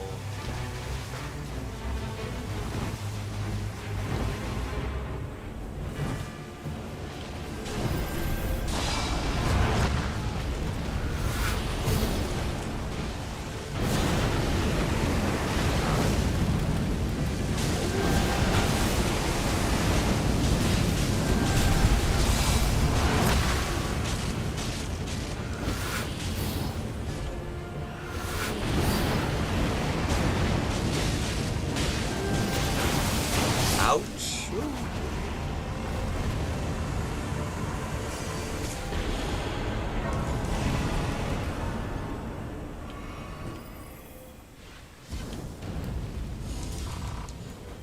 Okay.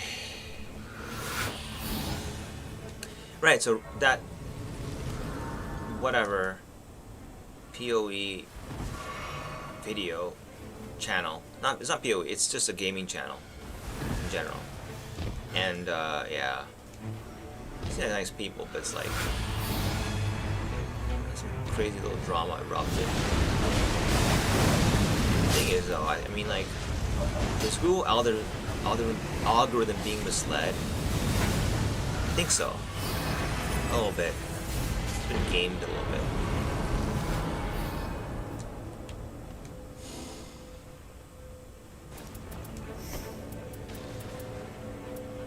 Possibly.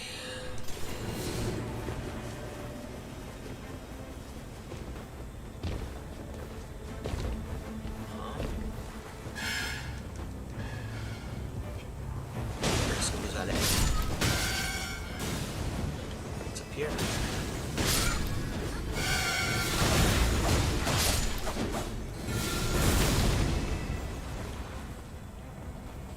What is up here?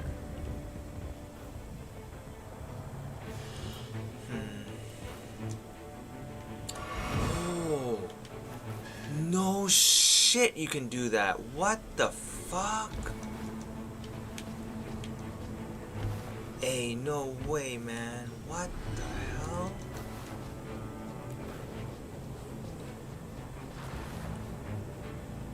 Huh?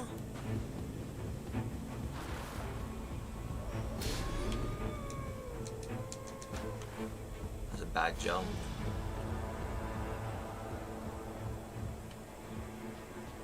Hey? What do you get for doing all this?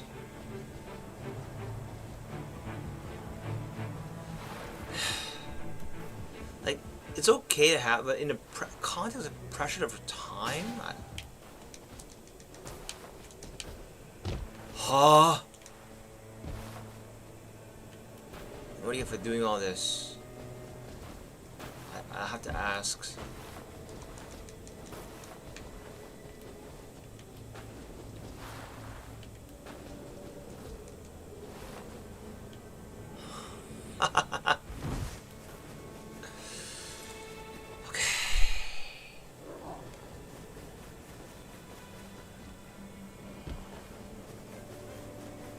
They're pissed. I would be pissed. Stay with the fucking team is what I'm thinking. Yeah, but I didn't know what you're doing. What the fuck was the point of that? Oh god, clean this up, clean this up.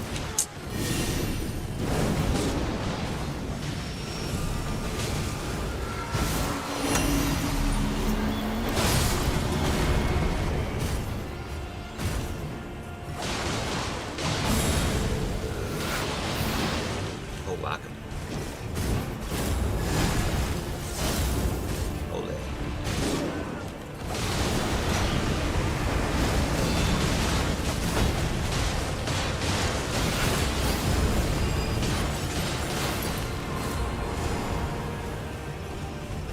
Nope. Bad mistake. Bad mistake. That was not a time to attack.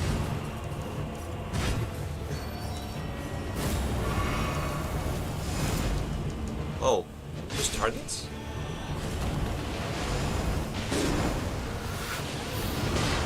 I know he swore right there. Probably swore. I bet he swore. He like saying, fuck. Language.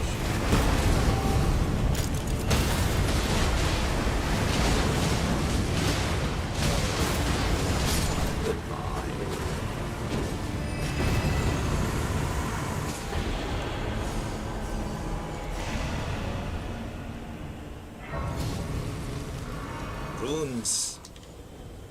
More runes. Yo, it's annoying. Yo, kill this guy. Let's kill this guy. No? Not worth it? Dude. You...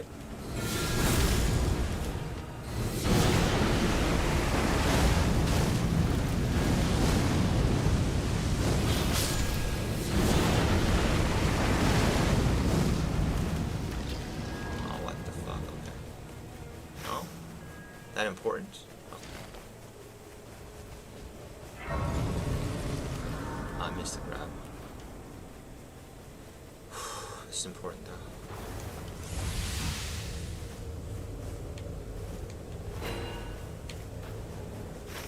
Where are you going now?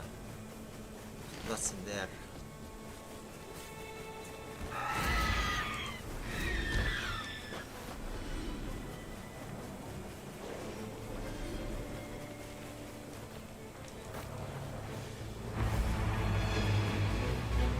Controversial take about, wasn't Kobe's final game where he scored like a shit ton of points, and then people were like, I was like curious, did the other team throw the game for that picture perfect ending? Like, and the people were saying, no, look man, I saw like defenders trying to defend him and stuff, but like, maybe not then. But perhaps to make that, to engineer it, you would say maybe the players didn't want to be the bad guy, you know? Jerk who blocked off like Kobe's, like, you know, if you injured Kobe, for example, huh, in that game, do you know you probably lose your NBA, you probably stop playing the NBA. I mean, it could have been a complete accident, but let's say you injured Kobe in his final game. I don't know, man. I'd back off as a defender. Let him have his thing, man. It's not, this game doesn't even matter anymore, you know? I don't know, the whole thing, I'm trying to think, you know, like, was it weird? I think it was weird.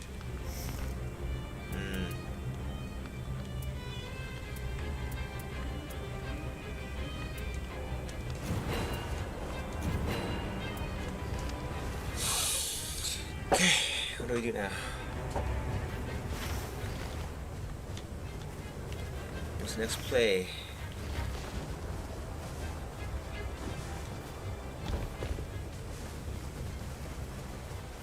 Then you, because of his fame and stature, whatever you did in your career will completely be replaced by the fucker who injured Kobe in his final game because he was jealous.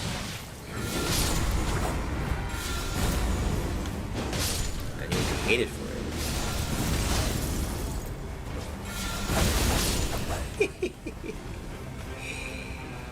I'm gonna use that next time. I think it's a pretty funny spell. It has practical purposes too. I mean, throw them on the ground, right? That's pretty useful. Yeah, you can't do knock on, can you? Look at these guys.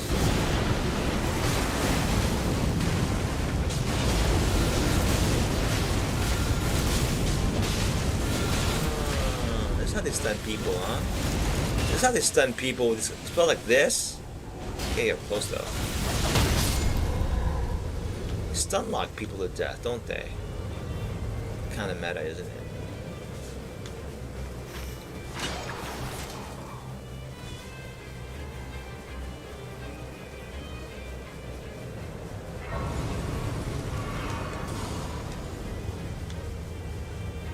Level 10.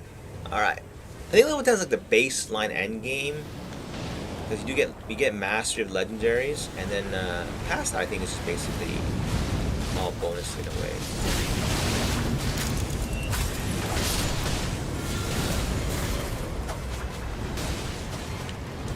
Have a good time.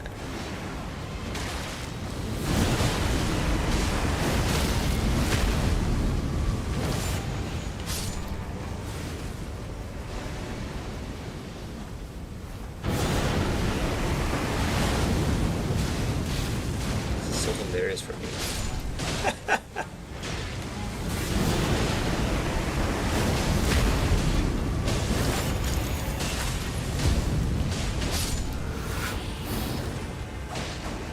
He's dead, right?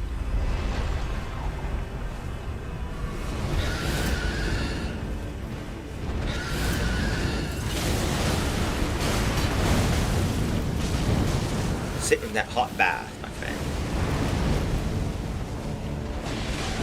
Hey, don't poke me though. Holy fuck, what the hell?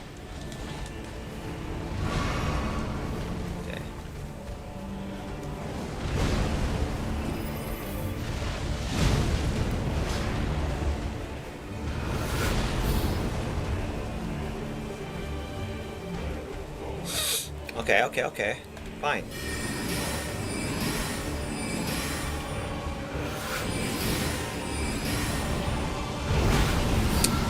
I didn't dodge that? Really?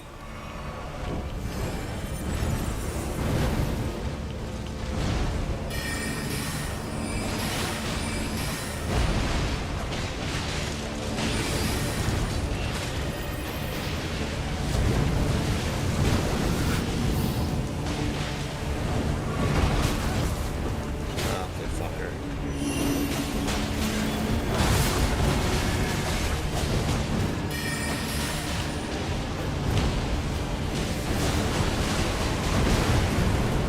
What? Oh, it's a big boom. I got too close. There's no need to get that close, is there? I'm so stupid. Okay.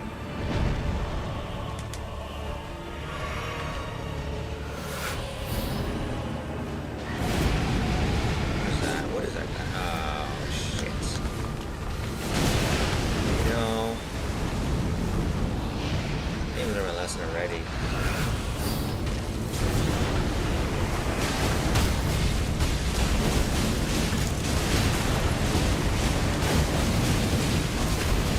Echo it?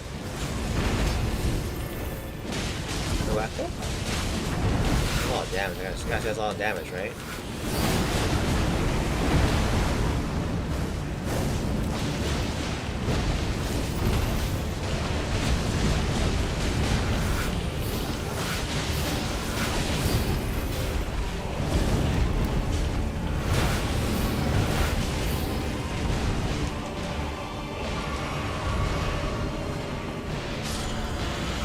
Nice.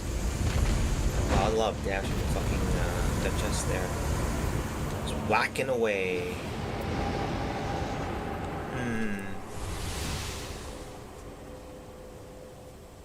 Oh, Flame of Frenzy?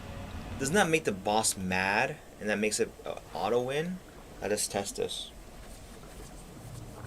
I'm gonna play more aggressive this time, not play back. I'm gonna play with the fucking fire.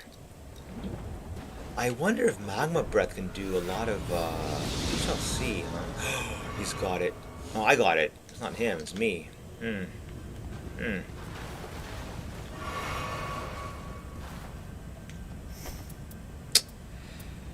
I got it, so I gotta use it.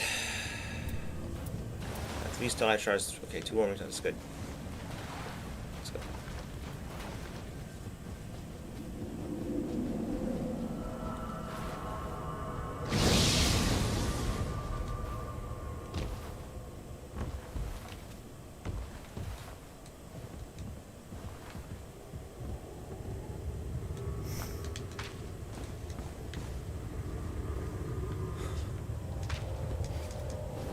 It's kind of funny going up there.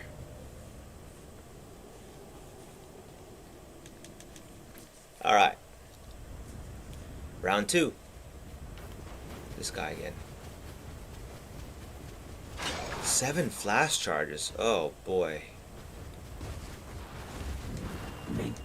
Intellect.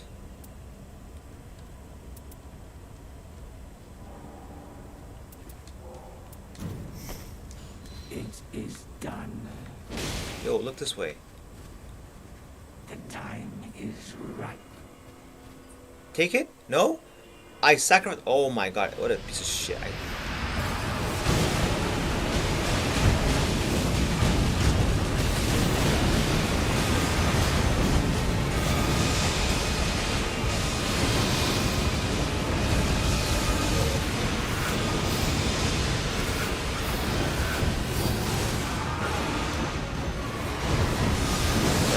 Okay, for me.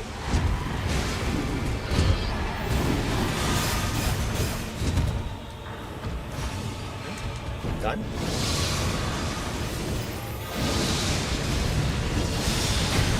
Oh boy.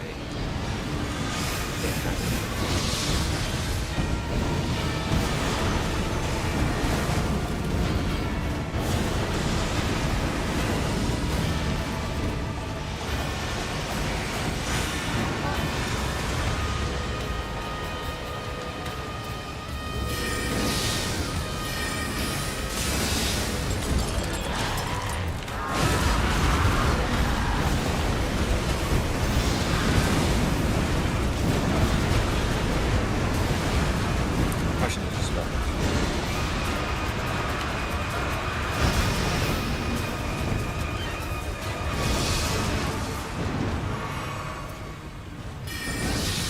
Back to basics. This is a big AoE explosion? Yeah, surround him.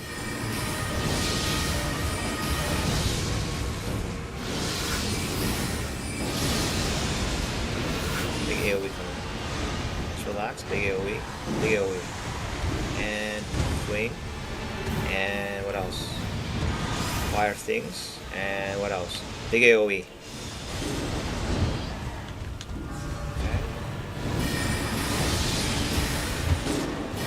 Okay. Here's where I save it. Okay, motherfuckers. Huh? It's not charged? It's not charged? Charged now, right? Thank God. This was fucked.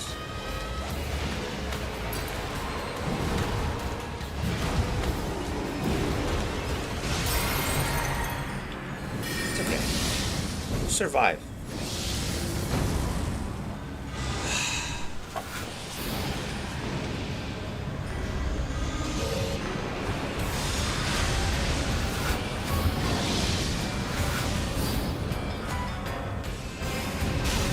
Hey.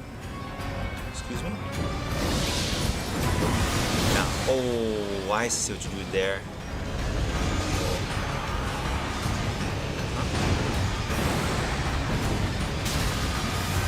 Hey, yo, that's pretty cheap. He stuns you, and after the stun, you get like he follow. It's a combo attack. Yeah, you guys, this is never gonna happen anyway. It's okay. This one was not close by any standard, but you know, it's fine. It's okay. I mean, could have leveled up more, but.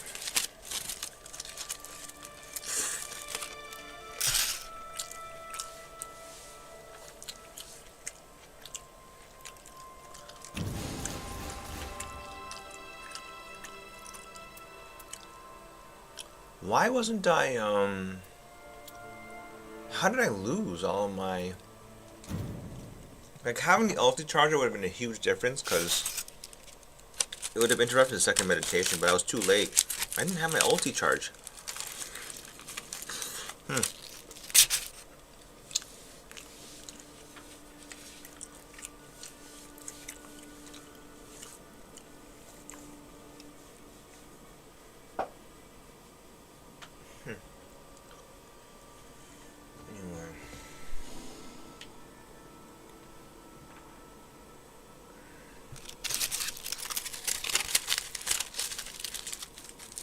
Hmm.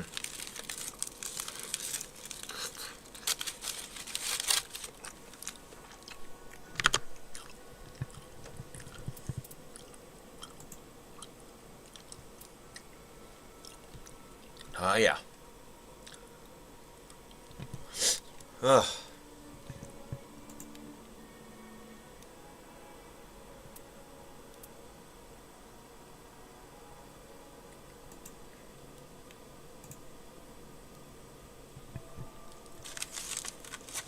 Okay.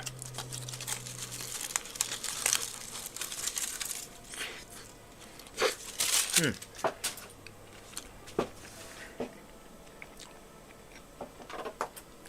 I do want to see if POE has a new patch. Hmm.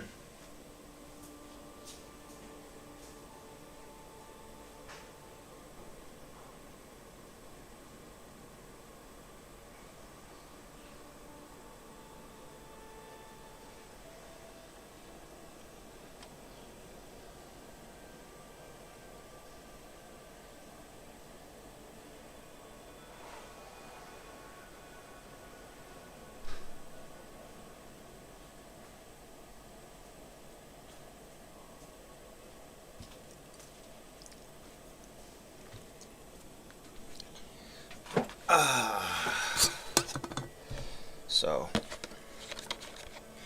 do think that perhaps one of the bad things about video games, and I think this is true, is that you become very intolerant of friction. What video games are to me is they give you a lot of stuff that you want in the world, but they remove a lot of friction that's there. If you know what I mean. And I think removing friction from the world, there's where all the money is, isn't it? I think. I never thought of it that way, but it is. I think there's a lot of money in there, for sure. Convenience, removing friction. Like,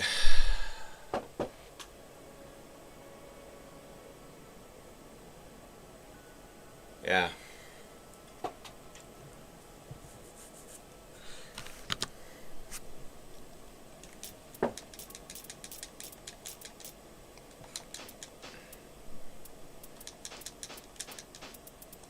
Try this again. Oh, PoE patch. I don't even know if it's out yet. PoE 2 patch. It's not out, is it? PoE patch 0.0.1. I think I checked already today. I think it's no,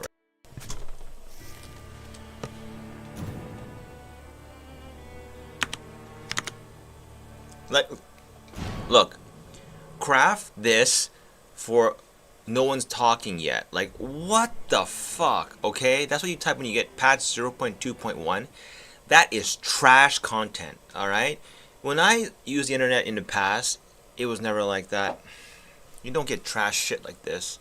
And I'm almost considering dropping Google as like the search. No joke. I never thought this would happen, but I'm considering it now because it's so trashy. The results. The worst part, it's trashy masquerading as quality. This is the most insufferable type. If it's trashy and it looks trashy, at least it's not misrepresenting itself.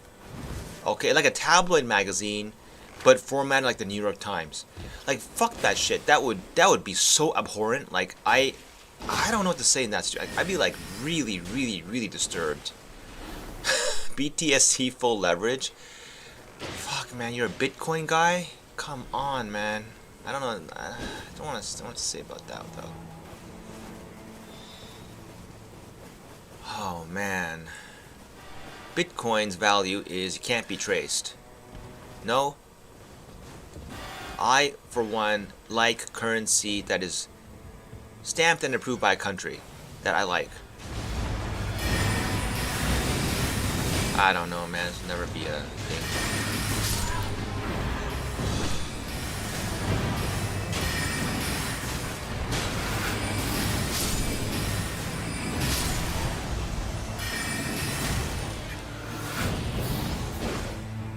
I suppose not, eh? Maybe not. I mean, I see the value of the damn thing. It's like, no one can really monitor it. But that does bring a lot of illegal shit into it, doesn't it? I mean, I would do illegal shit on it for sure, right? That's the whole point, I think. Alright, where are you going? Who died? Bitcoin died. Bitcoin? What happened?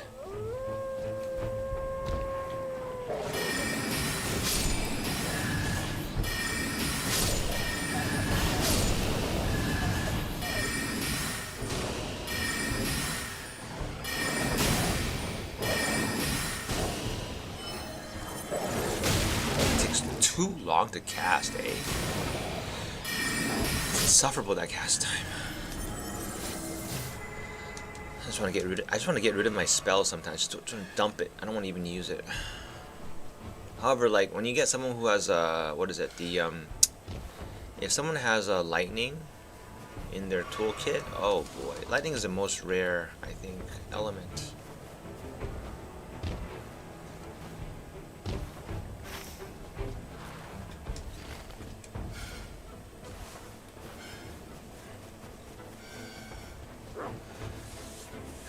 Thing about reviving though, I don't like the revive system is quite interesting. In this game, like you're so pressed for time that it's hard to revive. Puts you on a back foot. You lose focus on what's important. Strong.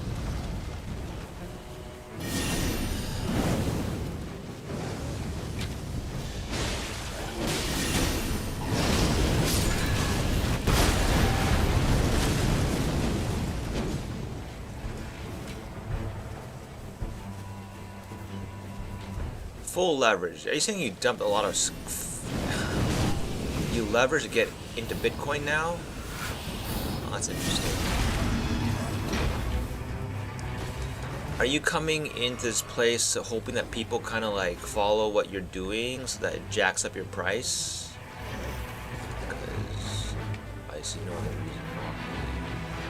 To bring attention to Bitcoin. I admit, I was fucking like, I was really interested at one point. I mean, like, yeah, no, I pass. The intrinsic value of it seemed pretty low to me, and certainly felt like it was overvalued, and a lot of FOMO.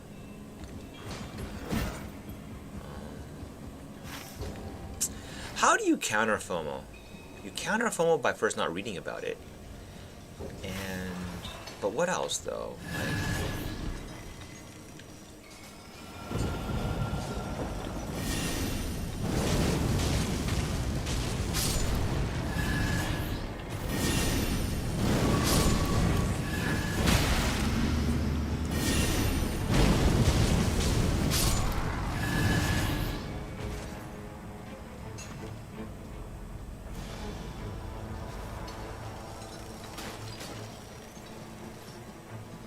I have arrived.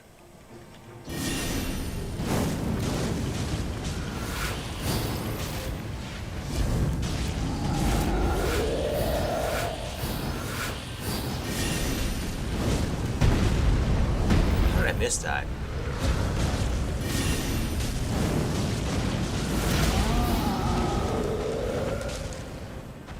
It took a long time, right?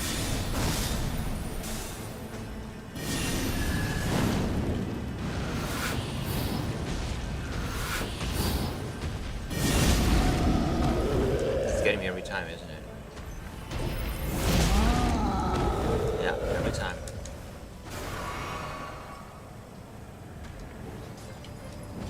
I'm not killing this guy, am I? Maybe I can, let's see.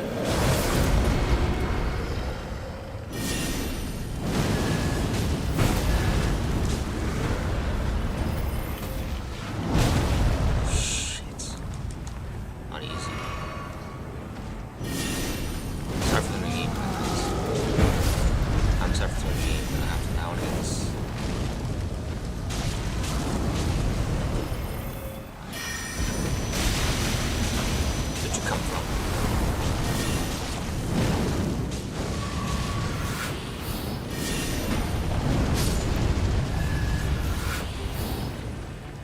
victorious. Wait, too soon.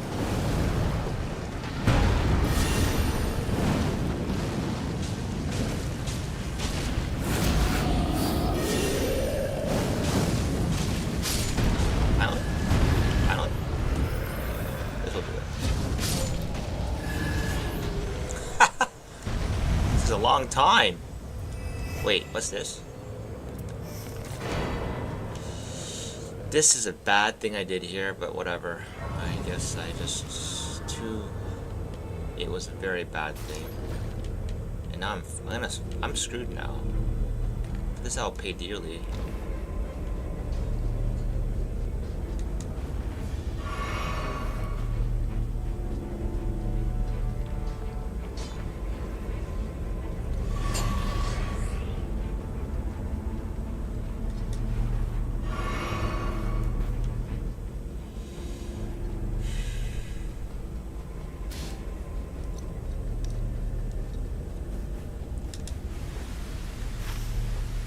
No, I'm too far out. Okay. Soul's lost.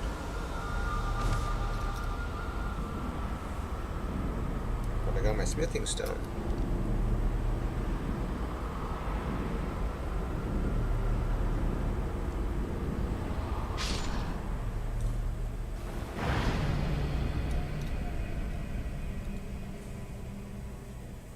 So, it is not good to go into the mines alone.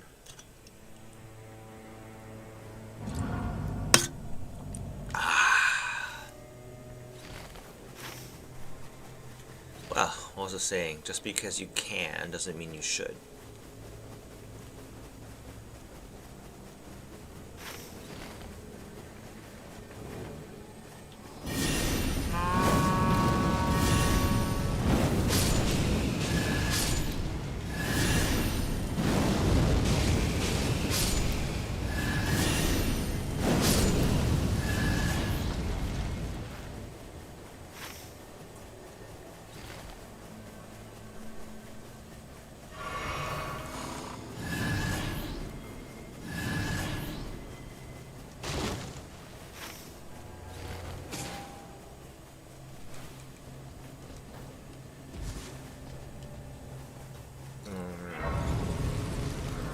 Break after this. I think I'm gonna stop playing a bit. Maybe I'll switch to PoE for a little bit because I play this too much. I think way too much. I think.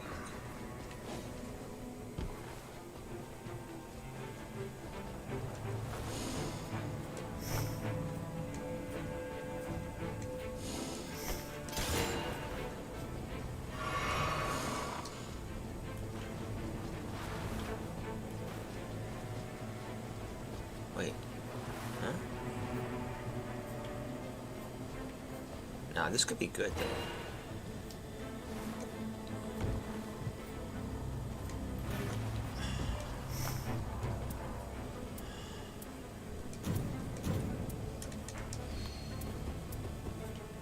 What is special slam?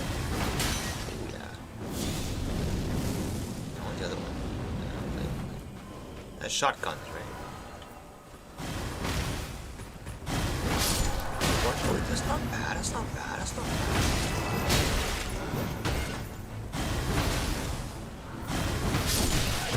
Hey. Ah, that's a good hit. Quite professional. Oof.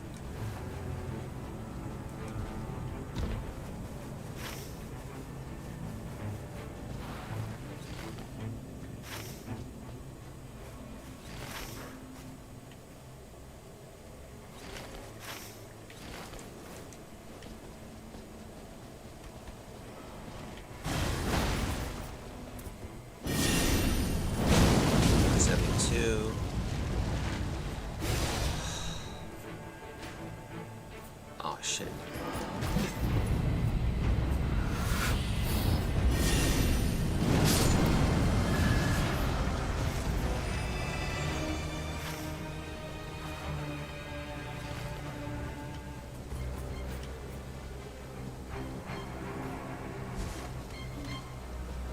Okay. End the stream soon after this match. I'm tired already, so time to get some rest, some sleep. see what's going on in the PoE. PoE 2 roll for now, but not much. Okay. Yep.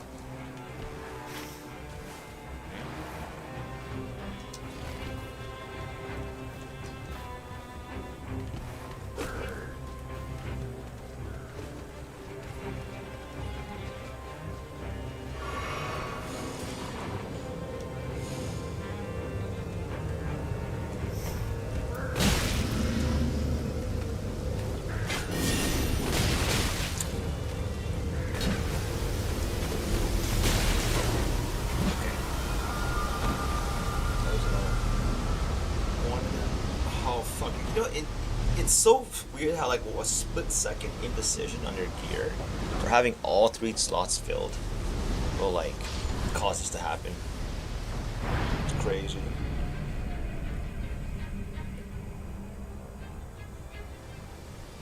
Okay. Ish, okay. Banzai. Obviously I can't map. I go, not that I can't map, but did I not get the staff after all that effort? I released my only good staff. Oh my god, the Gelmer. Yo, that's what happens when you rush, huh? I lost my only good staff. Fantastic.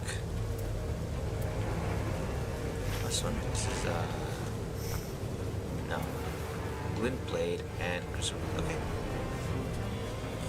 Can play with that, but the fire one was better, I think. So. Huh?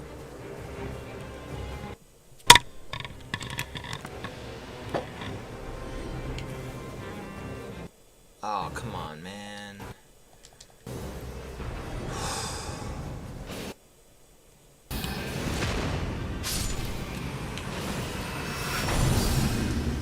This is lightning, that lightning.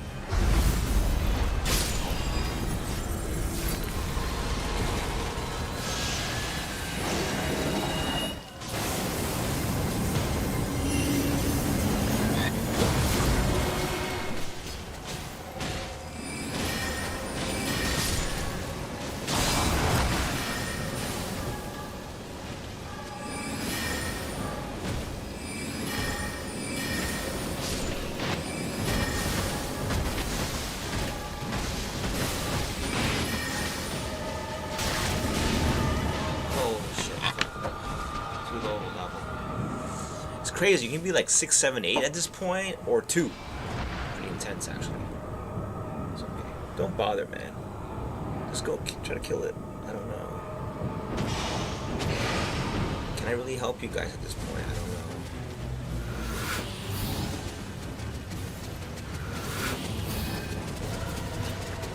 That's flames.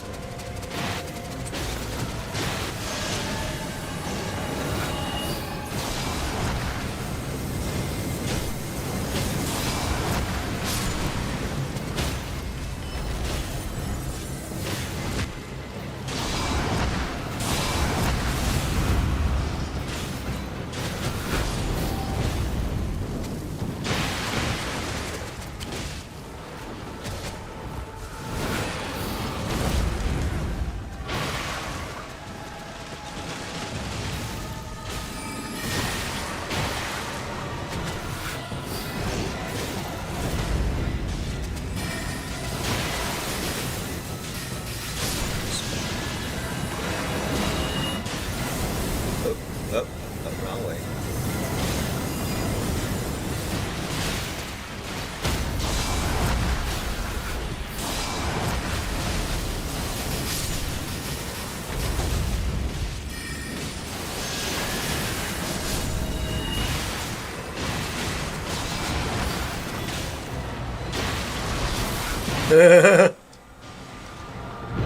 Still way too close, huh?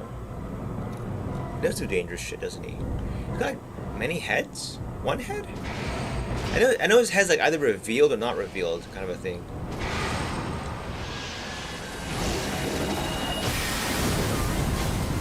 Never mind. Just don't bother, man. Because I need levels, and without levels, there's too much deaths.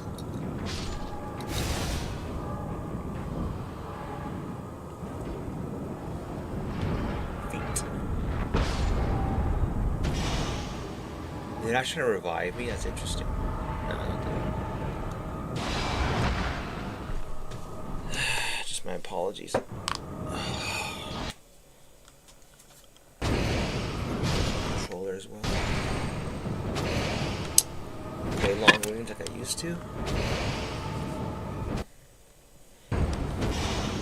Some of these can feel like effortless or very effortful, or struggle basically, depending on, well, you follow the map guy, or you don't. This is an example. You don't follow the map guy. This is what happens.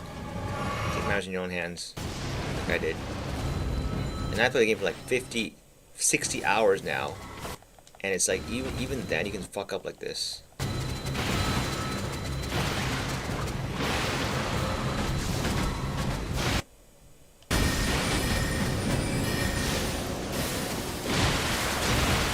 I do want to say, like, how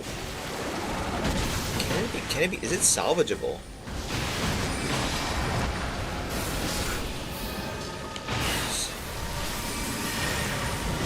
That spider just pop out of his fucking like mouth? Is he eating a spider? What's going on here? I don't even know what's going on.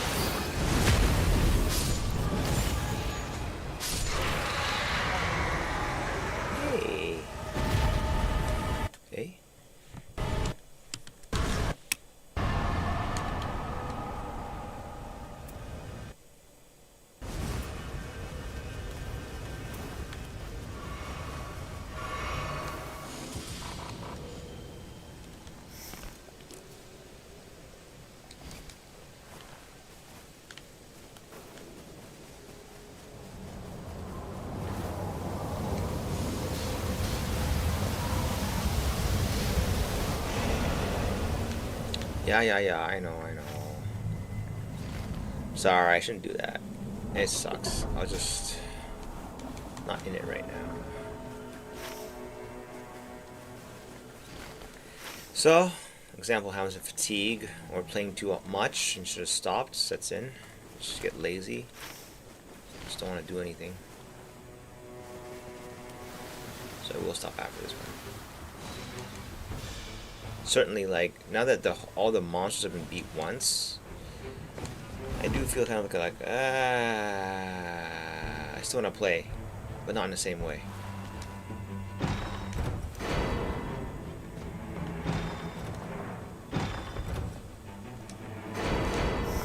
Huh? Oh, Slicer? Oh. Have some fun with this one.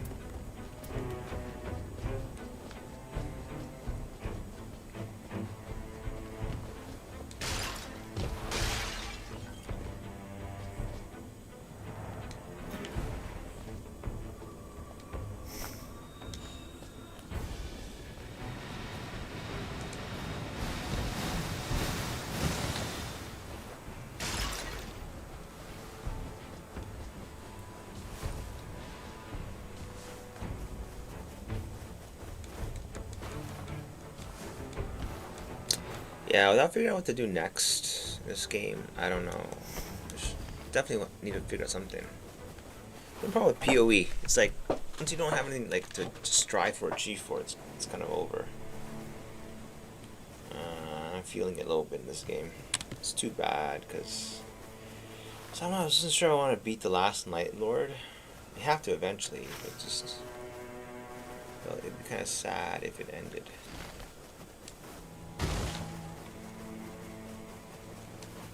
I should try new classes. I just don't know which one to play next.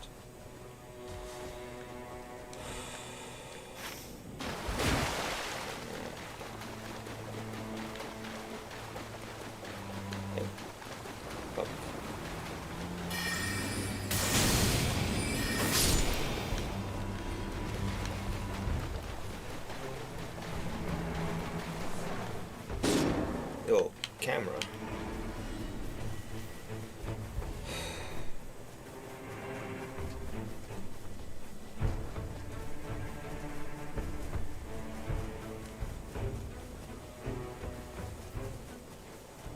There's no one like. Oh man.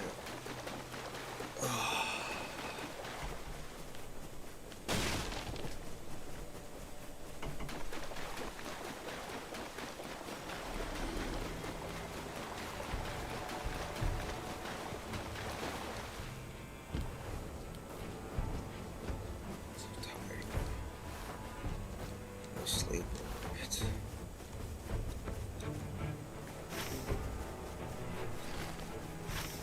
I get this yet? I don't think so. So much traveling.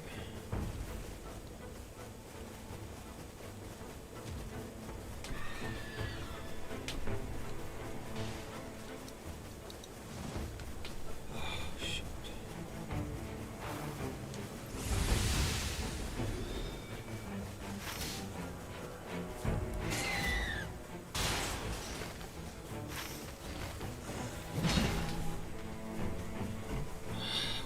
I do want a port. I don't know, not a port, but like, it's part of the challenge. I realize it's just. This is the part. Okay, I guess I'll put it this way. I think this is the part that'll make me stop playing first. I guess it's just that it takes too long to get everywhere. I stay together. It's hard. I mean, it's always gonna be hard, but a catch-up mechanic might be welcome. Might. Not sure.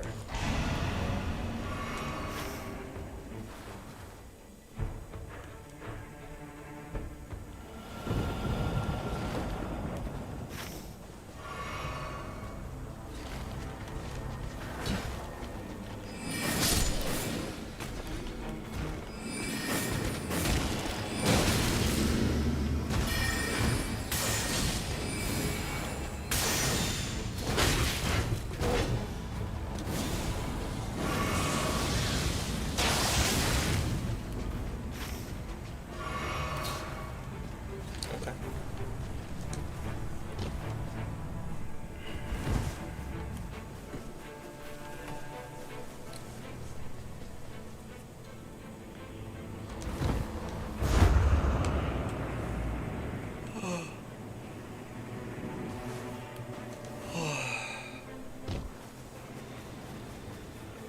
Sleepy now.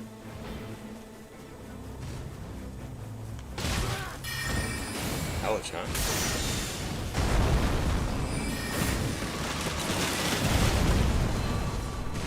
What does that do? Does that heal?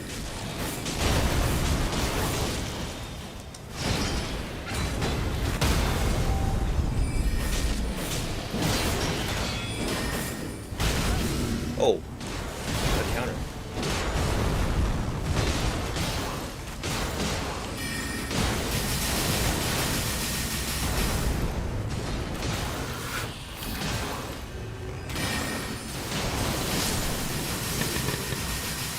What's this spell?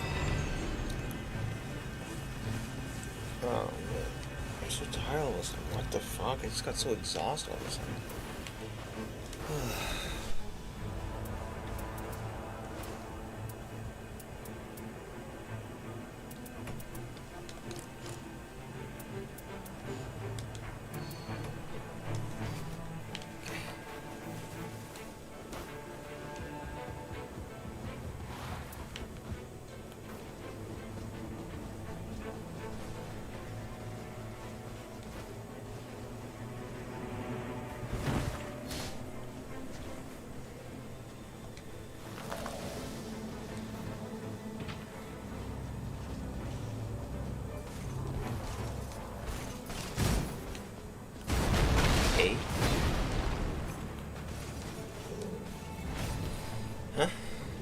What?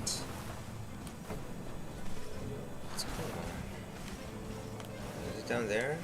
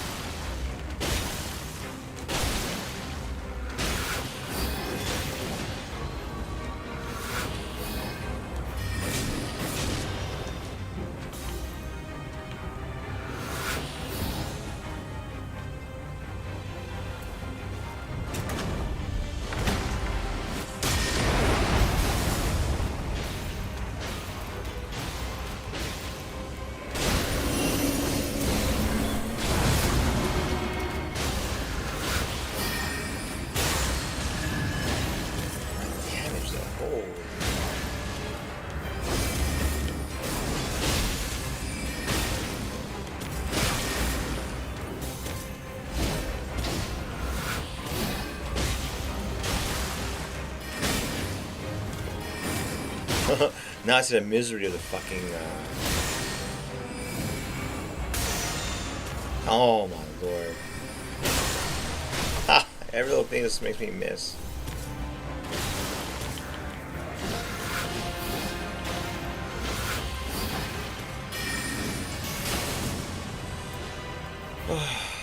It's so point blank. Ugh.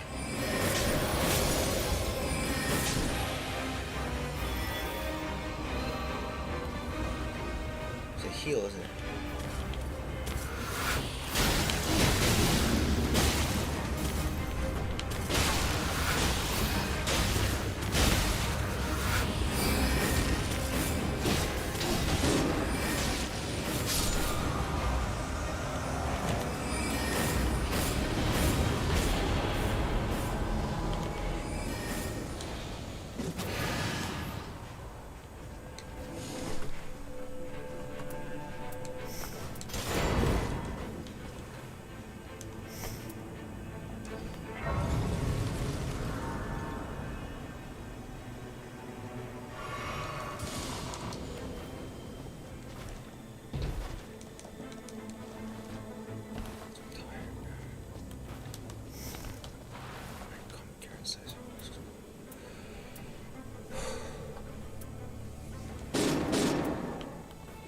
Okay. No, I can't. I gotta time. I can't. How did this happen?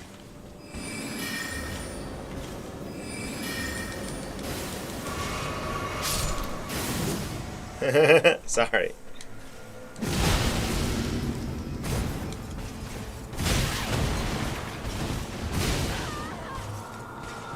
I'm so tired. I don't want to throw though. Jesus. I'm so tired. Go to sleep.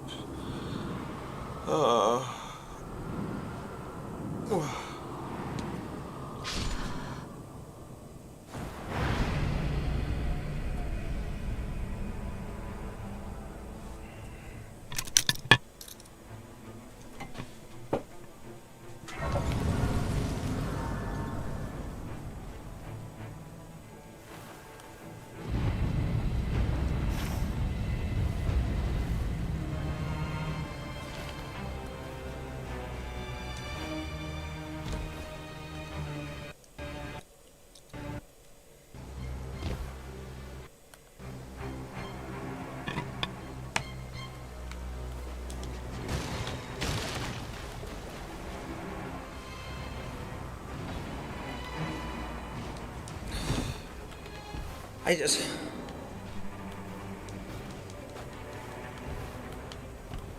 whatever. So-called mapping this game is just... I don't know. It's cool they have the verticality. It's just, like, is this fun? I don't know. Like, this part, I don't really enjoy it too much, but live with it.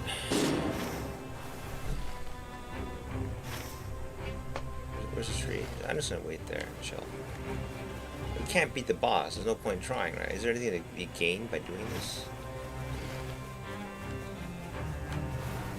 These gaps just appear out. Oof. Like, what is going on?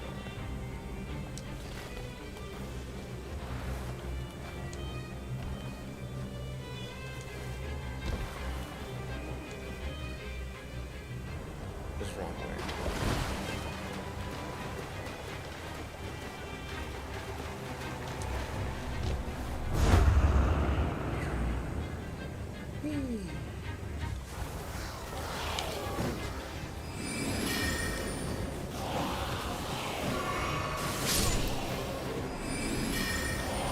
You lock on afterwards? No, you can't.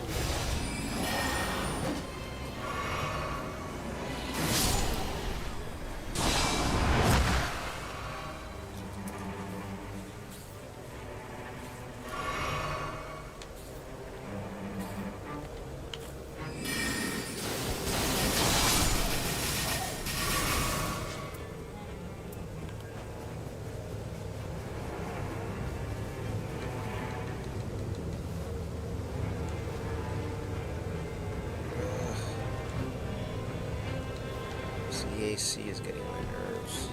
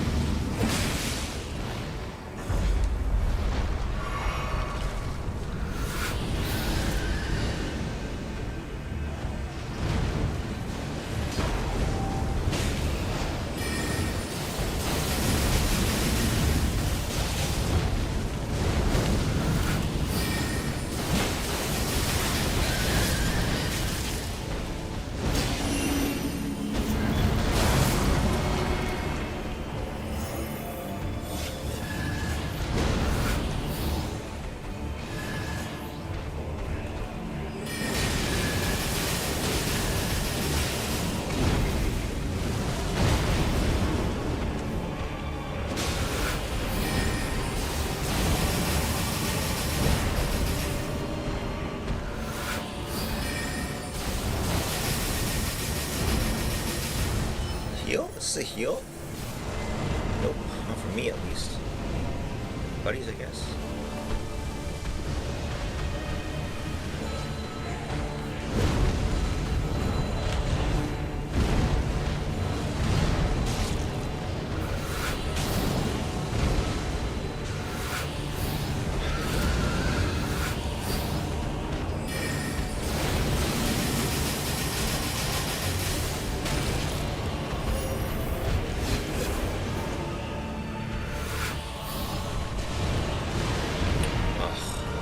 Ads.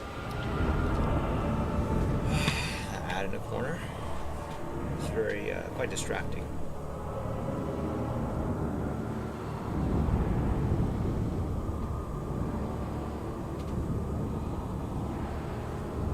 I have to kill it right away. Otherwise, get out of minutes.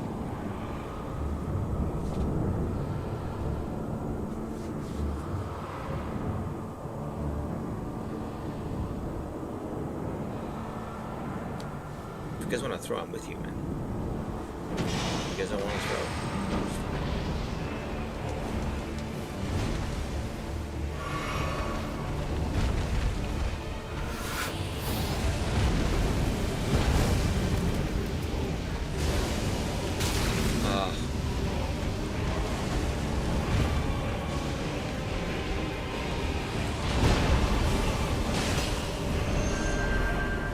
big explosion.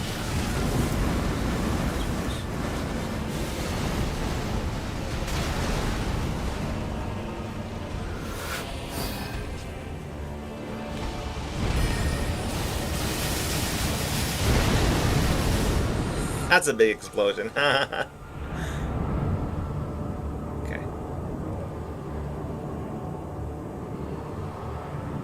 Yeah, it's okay, just throw. Take a nap. Is it die if is it defeat if everyone dies at the same time? Or is it only defeat if yeah, here we go. Defeat, right? Thank God, okay. Alright, that's it for now.